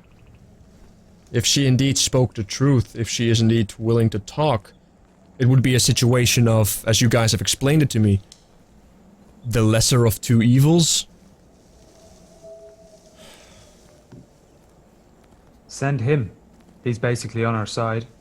Send him, he'll go, join her. Or not. But he can deliver the message, at least. I'm pointing at Mort. Mort? Is bullheaded, broken. What Kaiden even said might very well be true. He might have been cast out from her own city for She- being so bullheaded. Can she be an ally? No. She would rather see her own world and our world burned before she makes any sort of compromise. What you're looking at in Syria is a full-blown enemy. You're looking at an enemy far worse than the golem. He created that golem. He messed up in doing so, But should she succeed, that golem would have a purpose instead of roaming the countryside. And we would be very much so dead right now. Syria is the great enemy here. The hobgoblins, so far, have stood idly by, burning their forests as they do, but yes, standing idly by. Meeting with Syria is dangerous. And with an air of alliance or partnership or even compromise should be dealt with many, many grains of salt. If you do not wish to ambush Syria at said meeting, I would advise you to not go at all. I'm inclined to agree. You guys have not instilled confidence in me to go or anyone to go. I do not wish to put anyone in that position. Not willingly. Not in good faith.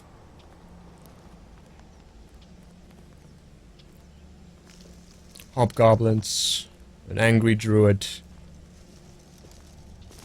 and a massive golem.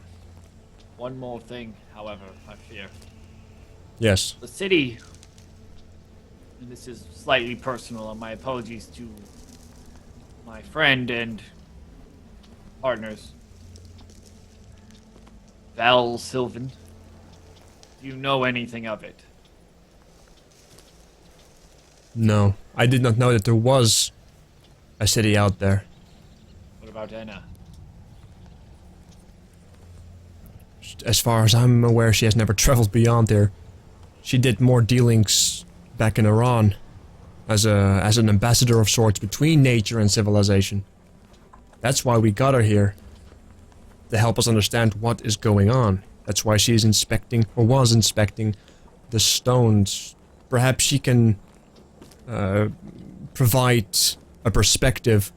If not to me, then if you seek her out, I'm sure she's more than willing to help, especially with this new information that you guys have provided. Then there is one thing that we could do. I am willing to offer everything that I am capable of doing to enter Val Sylvan.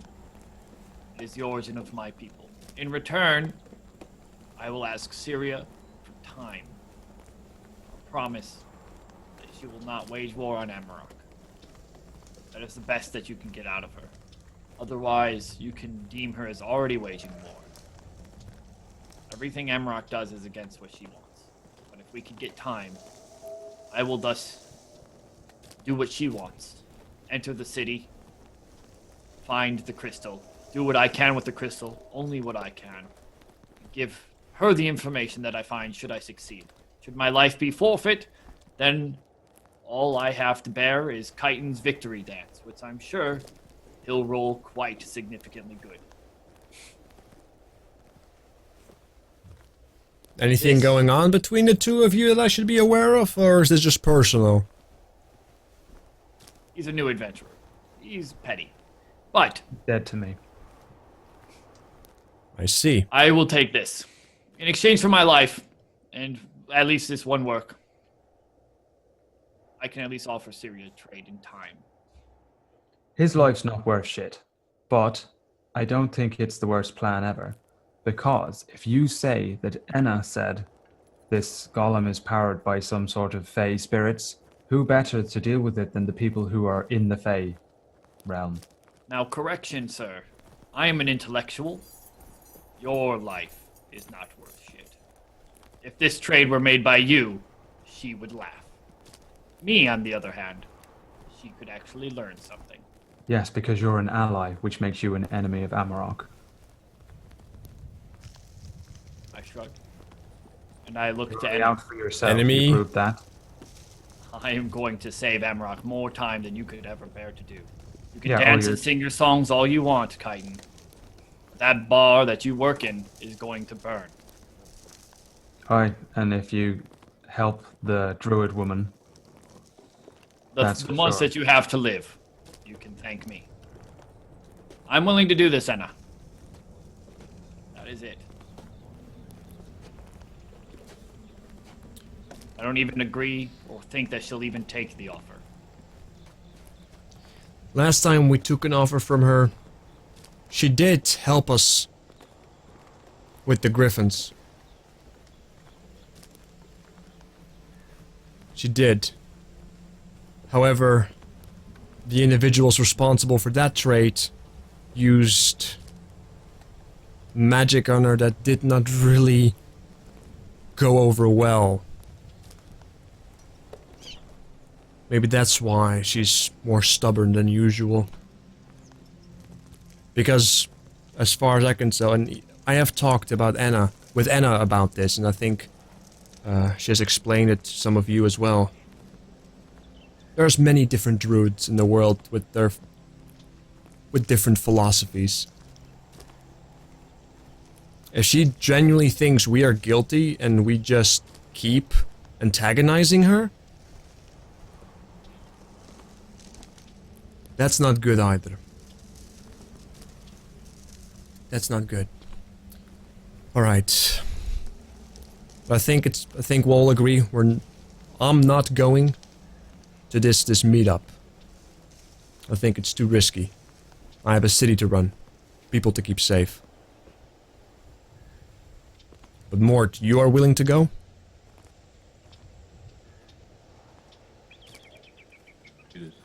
You're muted. But I can read lips. It's okay. So... It spoke that telepathically. Alright, that message. Alright. And these hobgoblins and manticores. I've dealt with those ones before, back in Iran, when they were still ruling the south.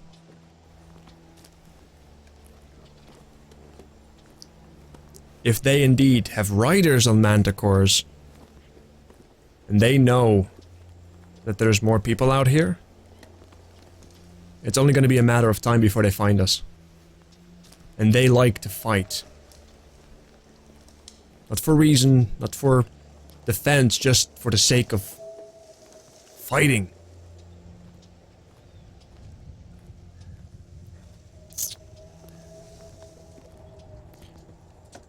I'm gonna sit on it. I must talk to the Jolf and to my council. But if you have any advice, if you have any insight or information, seek me out. And we'll get through this. We have been through worse. She kind of looks at Chiton. Gives you a nod.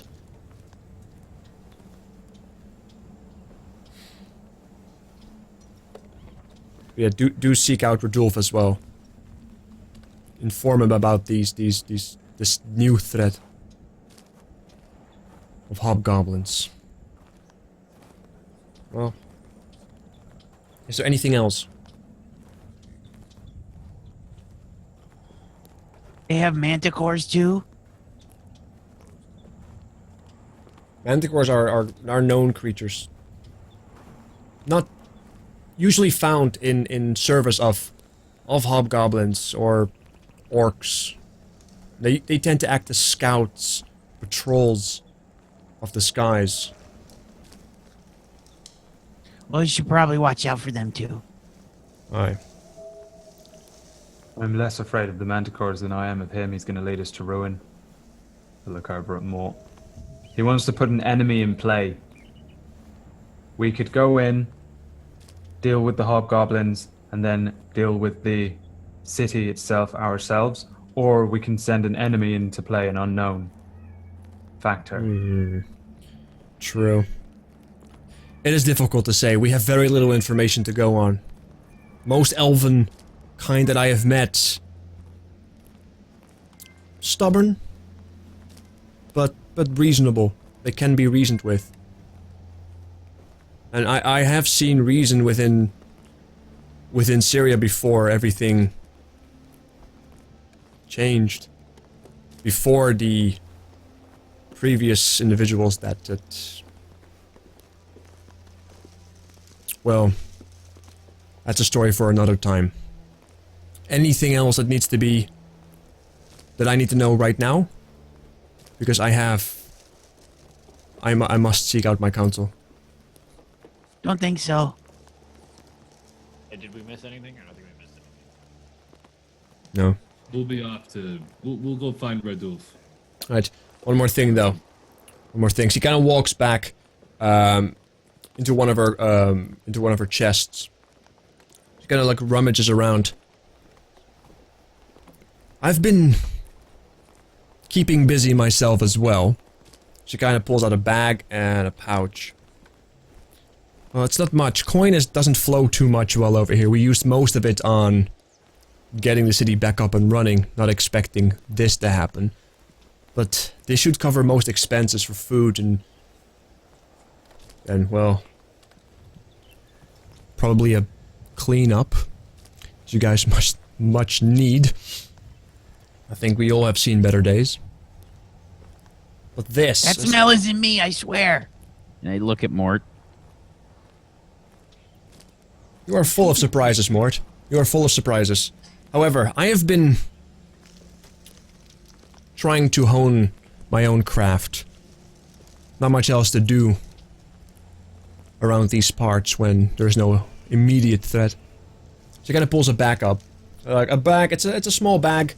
Has like furs on it. It clearly is like made out of like maybe like a wolf pelt, or like some grayish fur. She kind of puts it on the table. Take a look. Yeah, I'm gonna investigate this fur. All right. I can discern like what can I tell? All right. Let me show me an investigation check. Okay.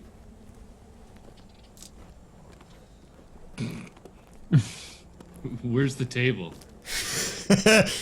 Like you kind of like zoned out, right? And well, regardless, like you kind of look at it like, yeah, it's a bag, you know, like it's a bag made out of fur. I tried. Ozzy walks over to her and says, Give me a boost. I want to see it. Yeah, I'd literally grab him and put him on the table. okay, do you want investigation to look at it? You know, like give me an investigation or an arcana, whatever is bigger for you. Yeah, we're gonna go with Arcana, I think.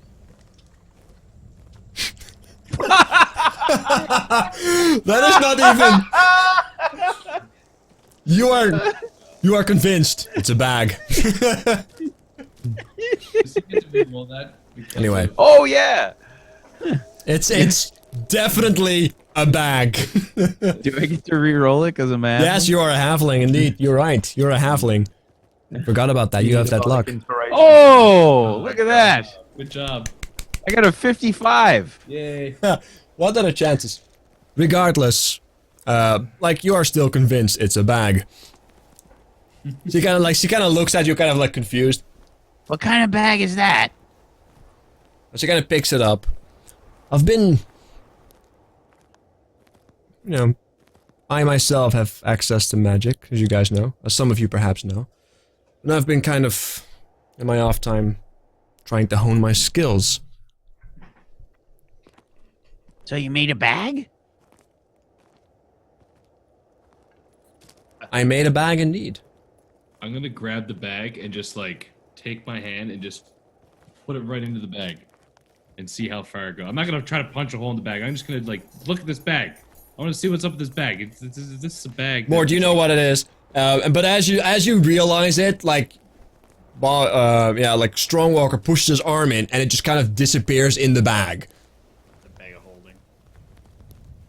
Yeah. So the second my arm just keeps going, I'm just like and I Oh! Is that the abyss?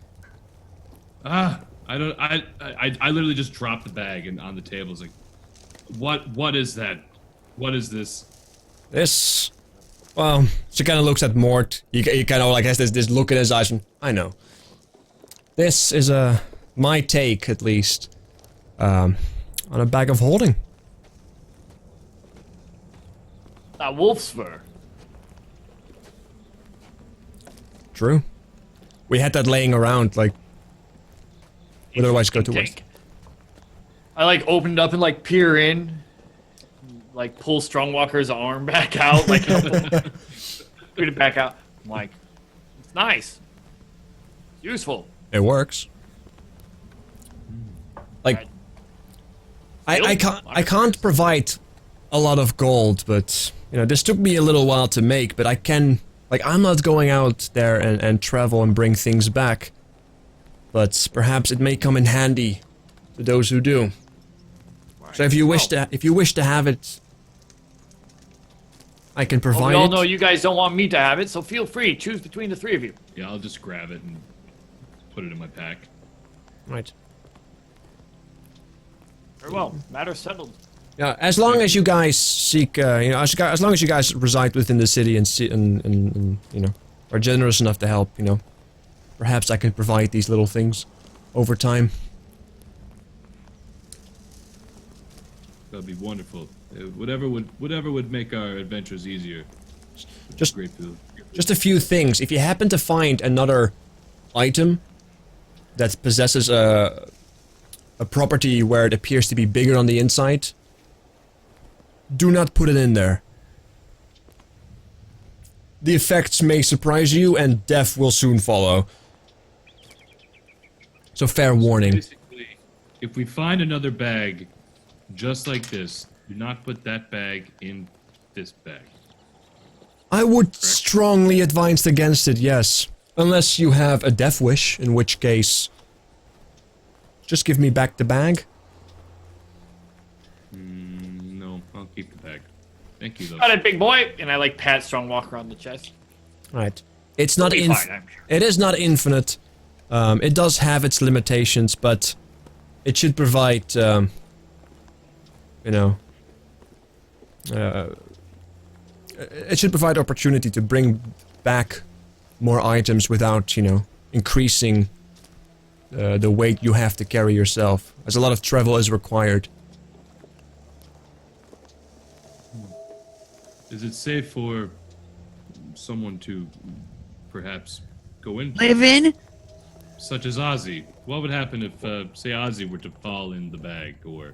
Well, there's not an infinite like there are some you can breathe a little bit in it, but it's much like, you know, water. Like you can go underwater, but you have to hold your breath. I understand. It's So I can't live in it? not no. Close like, to the we can abyss, I'm store we could store you in it. That's kind of like living. I don't know how Aeth Sure. does it. I don't know how Aeth does it. Jump in there, Ozzy. We'll close you in. Regardless, this is all this is all I can give right now. Like I am once again like sorry, the coin has not flown here properly for a while. A strait with a strait with Iran has been rough, and we have our own things to worry about.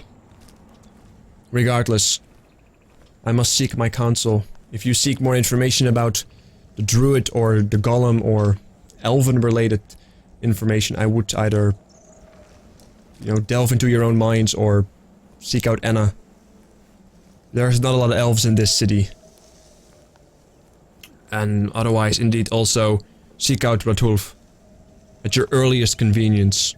We need to make everybody aware that a new enemy may approach. Not just from ground, but through air. If that is all,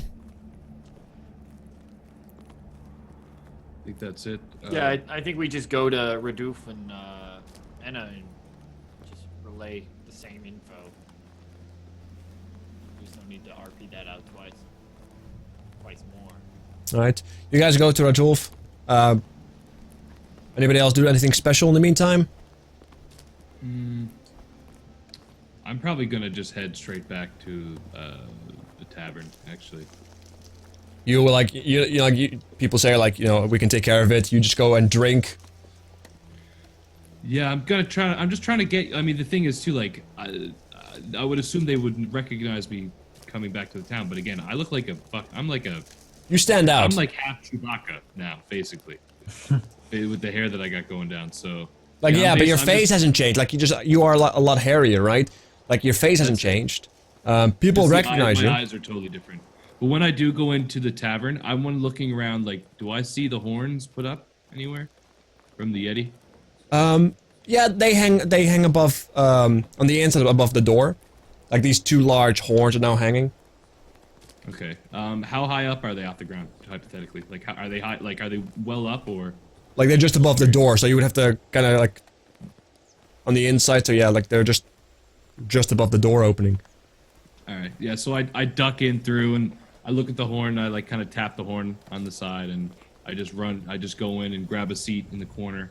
I assume it's busy, but I just eye the barkeep and I just order an ale, and that's it for my evening. I'm just drinking in the corner until I can bed. So. Yeah, right off 2 silver pieces, and you know it's a very rowdy time of night. Everybody came in, everybody's talking about their time, you know, and it's just general rowdiness in the tavern.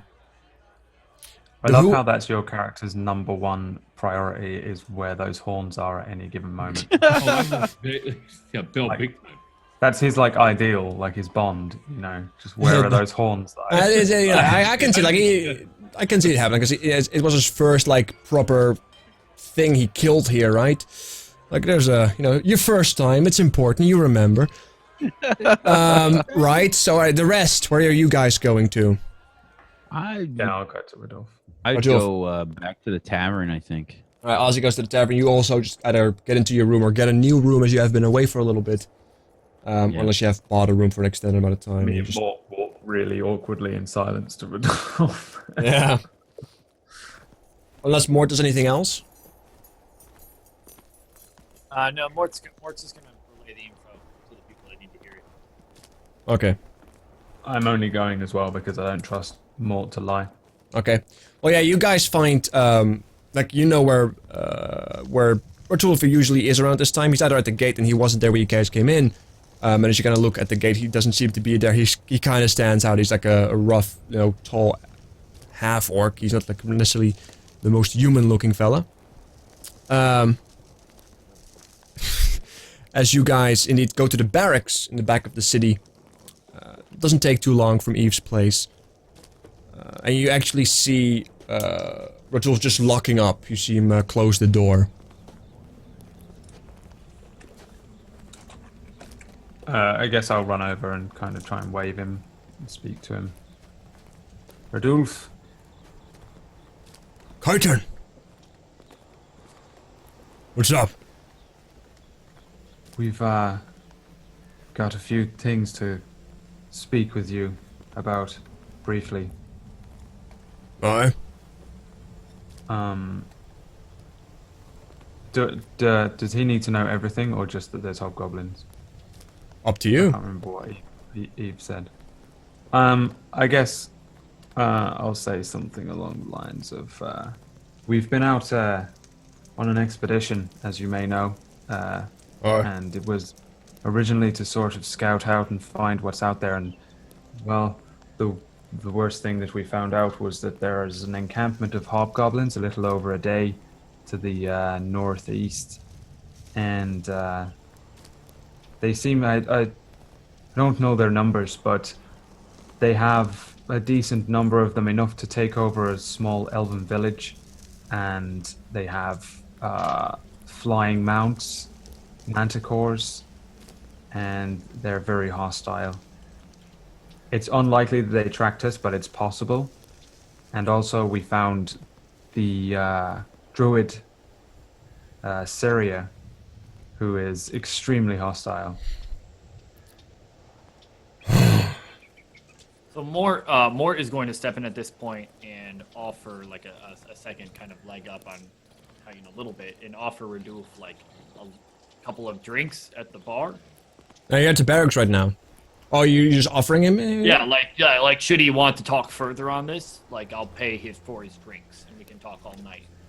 And like Mort will go over battle plans and equipment that the hobgoblins were wearing, and how long we could expect before they find us, because they're flying on mounts and now they assuredly know that we're there, and how long it'll take before they probably find us and mount an attack, and how to best defend Amarok strategically. So Mort's going to use all of his intelligence to help Radulf mount any sort of strategic defense with what the supplies are for the city, as well as determining the weaknesses of the hobgoblins and making a defense versus the manticore should they have more manticores. And so I plan on, like, I'll buy whatever drinks that he wants. I'll probably spend upwards of 5 to 10 gold. Yeah, like, I know what you're trying to get at. Yeah. He kind of just, like, he reopens the door, and he, and gestures both of you in. Do you guys follow him? Yeah. Alright. As he kind of leads you guys to the upper floor, where his kind of like, the table is, where he kind of, does, like, take care of the paperwork and such. He throws down his stuff, his pack. He sits down, gestures you to sit in front of him. He rolls open this parchment, a very white parchment, starts scrumbling down like a little mark, writes under it, Amarok. And he kind of looks at you. He says, "Speak. Day north." And he kind of essentially starts, talking to you about where you guys kind of were. And he starts to kind of like draw out what everything happens and such. As you Right, guys... so I, as far as Mort is concerned, from between, especially since Chitin is gone there, Mort is taking whatever Chitin's going to throw in Mort's light on the chest, and he is going to ignore it and use Chitin. Chitin knows Amarok better than almost anybody else. And he's going to say that Chitin, as far as knowledge of Amarok goes, Mort and Chitin should work together to mount a defense. And Mort himself knows the hobgoblins better than almost anybody other than Syria by just looking at them and fighting them. Just looking at their equipment and the manticores and all the knowledge that Mort has. So together, Mort, Chitin, and Radulf could mount some sort of defense using Amarok's as a whole. The three of them together could use a defense. Regardless of how Mort feels. Like, there's a lot of, like, spitballing back and forth, and you guys learn quickly that he has fought them before, with Eve directly, back in Iran, in the south of the kingdom, when that was still, somewhat resilient into being assimilated, if you wish. But yeah, that kind of, like, goes into the hour, because he wants to know everything, like, and you guys go over armor and what you've seen, and it goes in pretty much into the night. But without further ado, as that kind of comes to an end, I think, unless anybody wants to do anything special beyond that? One last thing. When we're finished speaking, I am going to mention to Radulf that you would be taking this information from somebody who would turn their back on a comrade in the middle of a fight. You say this while Mort is around? Yeah, like when we're done. Because I agree with Mort, at least, that he has decent enough knowledge. But as an actual comrade in arms, he's worthless. And an absolute traitor. And disgusting. And I hate him. I'm sorry, Sam. I love you, but Chitin fucking hates you. That's understandable.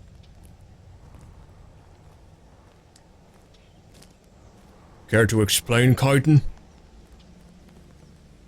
I'll just explain the battle again. Yeah, you explain the battle again, and Mort even steps in, and he goes, "He's not lying.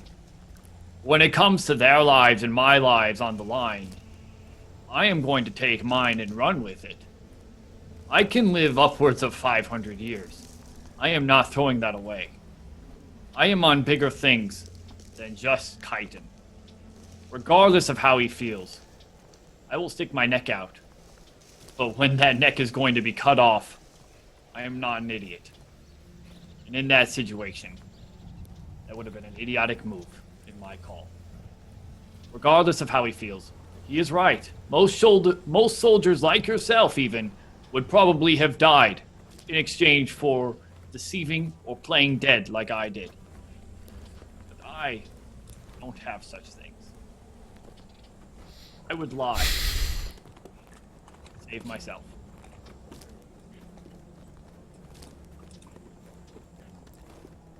Like, you just kind of like see Rodolphe, he doesn't even make eye contact. He just kind of looks blankly at the table at this point, Rodolphe, right?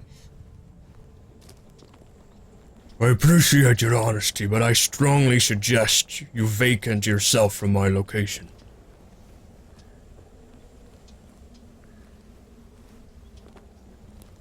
Now. Who's he looking at? Looking at both of us?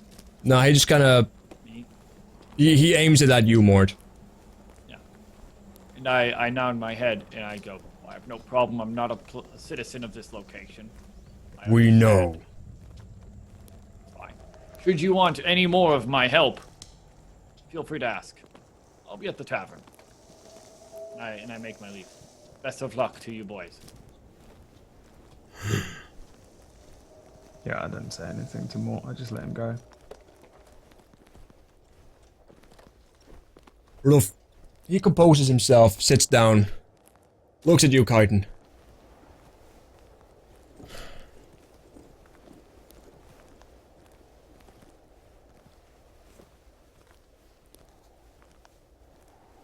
I don't even know what to say. I don't trust him. And when we were speaking to that druid bitch, he was a little bit too lenient towards the idea of helping her because he's only out for his own gain. I think he's just going to side with I whoever. know. We have plenty of complaints about that fuck. I don't know. I don't think he's inherently evil. I just think he's entirely out for himself, and that when it comes down to it, when push comes to shove, could really not help this city. No. And if he sides with that woman in some way, and they get in there and they turn an entire race and into another city, half of which isn't even on this realm, so God knows how many are in there. We're going to fight 2 wars, one after the other, and survive. I don't trust him, I don't trust her, and I think he should be banished and she should be killed, and we should deal with it ourselves. I do like the way you think, but... temper your rage with wisdom, right? It's what Eve always tells me. Even though my patience is running thin.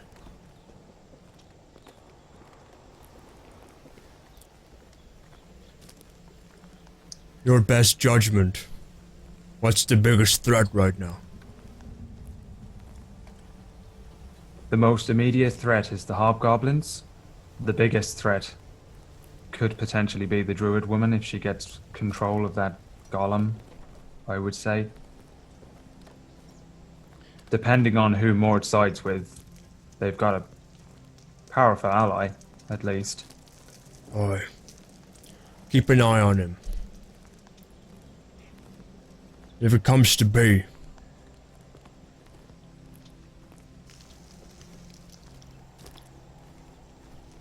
do what must be done. I'll try. I will not see the city fall. The city your parents gave their life for. I agree. I feel the same way as him. I was afraid and I wanted to run, but the city's too important to me. It's literally the only thing I have left. We haven't survived here for 4 years by running and looking out for only ourselves. We stand together, and that means we die together. At least we die with fucking honor. Go. I must think this through. Have you talked to Eve already? Oh, she knows everything. Aye. I'll speak to her soon. Go. You look like you could use some proper rest. I'm pretty new to all this, and I pick up all my stuff, but I'm not stupid. And then I'm gonna walk out. And I'll head back to the tavern. No, actually, no, I'm gonna just go home. Fuck going to the tavern. Okay. Kaiten. They would be proud. I'm not even gonna say anything. I'll just kind of nod and walk out. Alright. And with that, we end today's session. Oh, okay.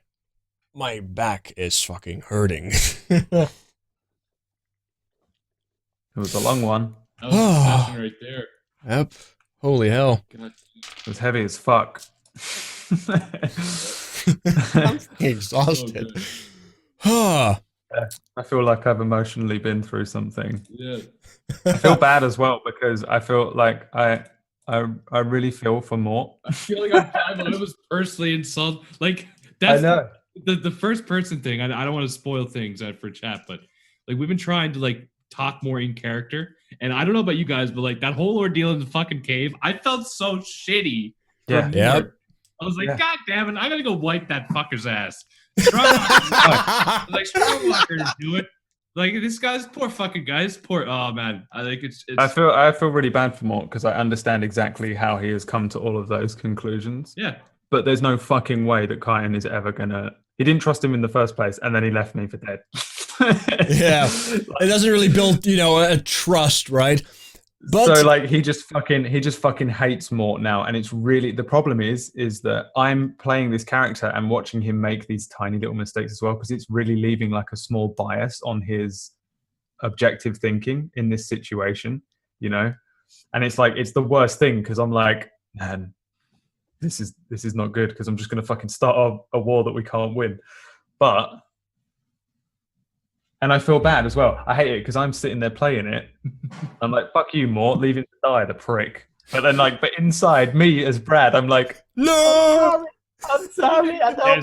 You guys remember who got left to die?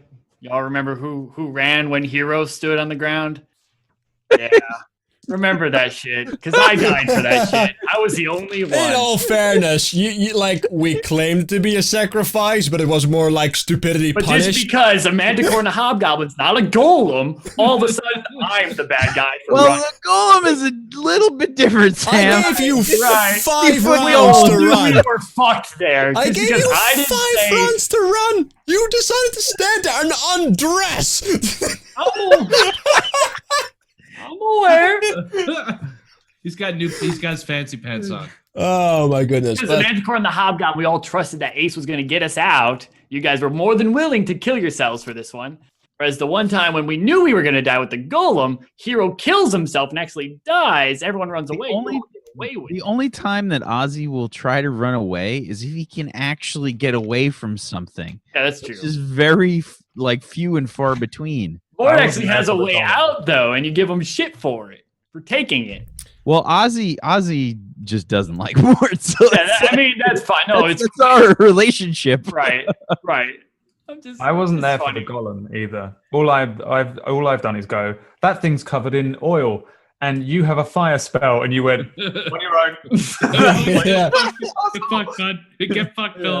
Now, Set it alight, set it. There's this fucking thing covered in oil bearing down on us. It's like, set it alight, and you were just like, no. That's why he doesn't. Like, in all fairness, you guys were on the edge of all just straight up total party kill here. But the thing is, because you guys kept moving and pushing through exhaustion, you guys were able to meet up with Syria in time. Because I did have her plan to show up, right? But if you guys were able to continue to run with good checks, then you guys would have been able to fight with her. But you guys pretty much met her just as she arrived, and you guys were all out. So if you guys had made or 1 or 2 more bad rolls, you guys would have been all dead. Fuck. And it would have been perfect. I would have loved it, but alas. All right. Anyway. What a session. A long one. But thank you all so much for watching. Let's do some shout-outs.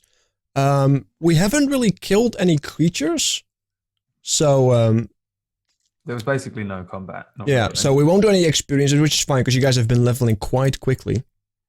But we'll take away the satisfaction of emotional torment and living a character. Because we did talk, we did do the whole first-person talk, and it felt a lot better. I'm not gonna lie, it felt a lot better. To me, at Not least. only was it a whole RP session, but the RP was really good, I think, from everyone. It's the first time I've ever seen Mort go serious about something as well when he gave his speech to the druid. Yep. It was the only time I was like, no, I'm on his side. I'm going to just agree with him and go with him into the town. But I was like, no, he would never do it. But like I was in. I was like, oh my God, Mort's got depth. Backstory's all there. Yeah. We're almost done, like, revealing it too. We're close. Mm-hmm. Yeah. The thing is, however, like this is like there's so much I wish I could tell you guys, but it's because Serial's already had interactions with Amarok and with people previously that played this game, right? And they kind of paved the way that isn't really all that friendly. So it's very difficult to break that. I wish I could tell you guys. Go watch the previous episodes. Go watch. Especially the viewers, if you guys want to check out the previous episodes, WolfsGoRawr on YouTube, go check them out. All of the episodes are up there. This one will be up within 48 hours. But as I was saying, shout outs. We'll start with Strongwalker. Sounds good. What's up, everybody? I'm Strongwalker, Iron Chef Bobby Flail.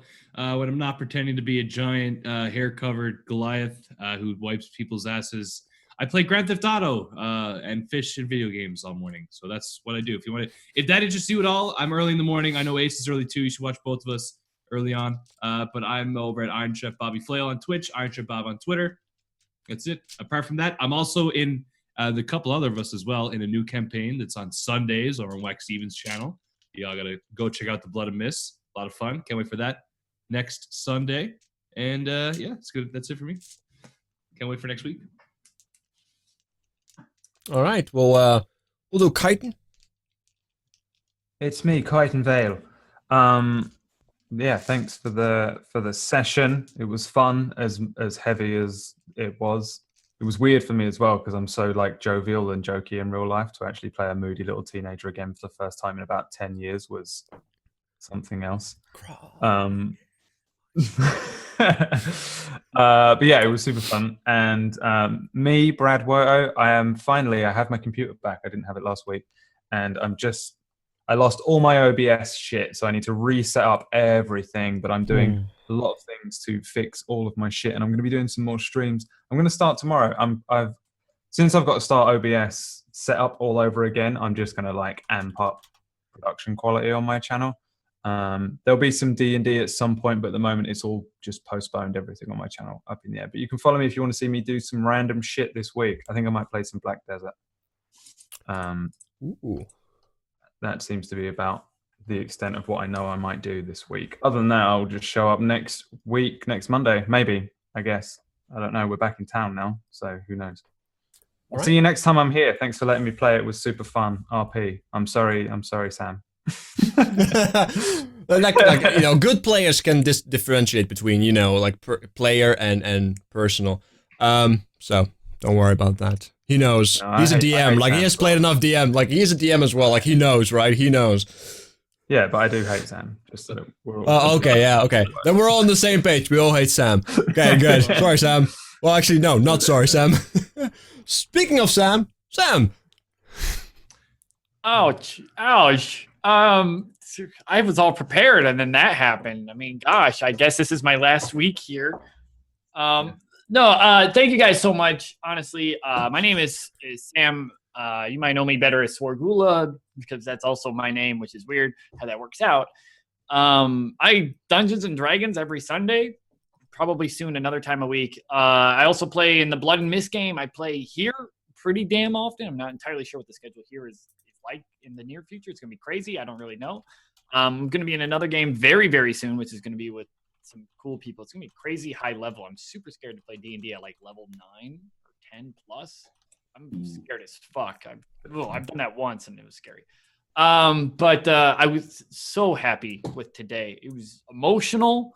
And during the episode, I get extremely emotional because the character, I put a lot of work in the character, and the characters, as I put work into them, are very much so myself, kind of stretched to a degree. And it's tough when you're like, when we're playing like method acting. Oh yeah, Mort is a degree of myself. When we're method acting a whole lot, and I do a whole lot of that, I'm very in character when I play Mort. So it's very emotional. But at the end of the day, when I'm like lying in bed or whatever, the next day I'll look back and I'll be like, that was great.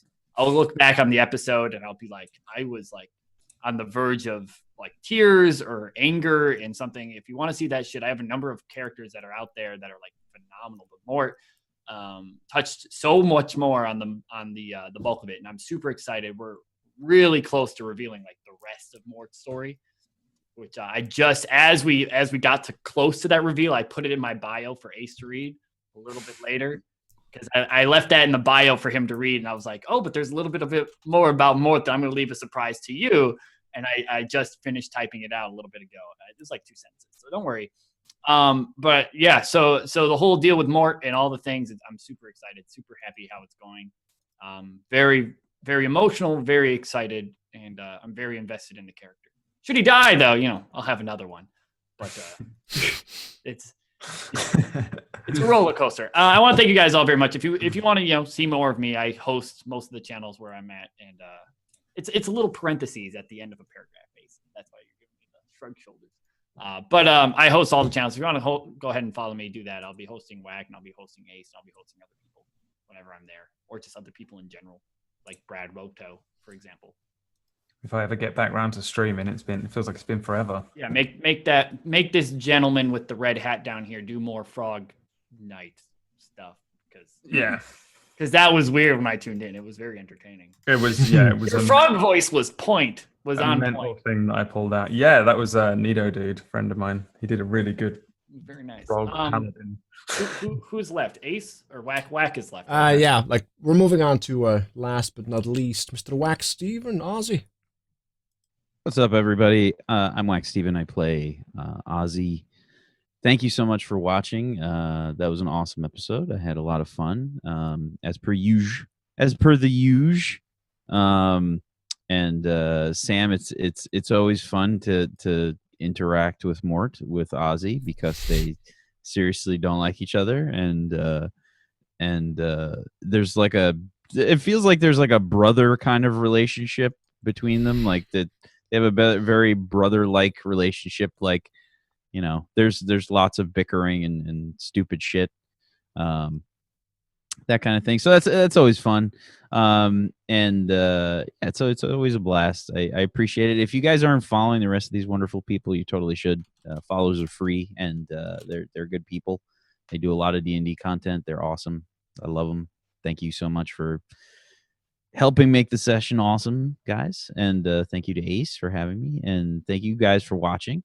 If you want to check out more of my stuff, I'm at WaxSteven on Twitter and Twitch TV/WaxSteven, where I do a whole lot more role playing and a lot of artwork. I'm gonna be doing a shitload of artwork this week, because I got to make all the characters for Blood and Mist, which is our Gothic horror Ravenloft RPG on Sundays at 2 p.m. Eastern, and Saturdays I do another Dresden Files RPG called Hexed. So there's going to just be a shitload of streaming going on for me. That's good. That's good. All right, and I'll take it from here. I'll take the wheel. Well, I'm Ace. Hi, I run this, as you may have seen. I also am a variety caster daily basis. I also appear on the Sunday show with Wax Steven on Turn Order Blood and Mist, so go check that out. Who knows, maybe I'll have a different name. I hate myself. I still hate myself over that, you know that? I still hate myself. And beyond that, yeah, I hope to see you guys, hopefully tomorrow during the day from a variety shizzle, but otherwise next week, Monday, 3 p.m. PST, pending exceptions. Keep an eye on the Twitters. Make sure to follow these beautiful people, and then come back around to my channel to make sure to follow me as well. And follow the Twitters if you want to make sure to stay up to date. Beyond that, I think we're all good here. Hope you guys have enjoyed the sessions, viewers. I hope my players enjoyed the session. And we will see you guys next time. Or something. Good night, Sleep well. Eyes closed. Bye. Awkward.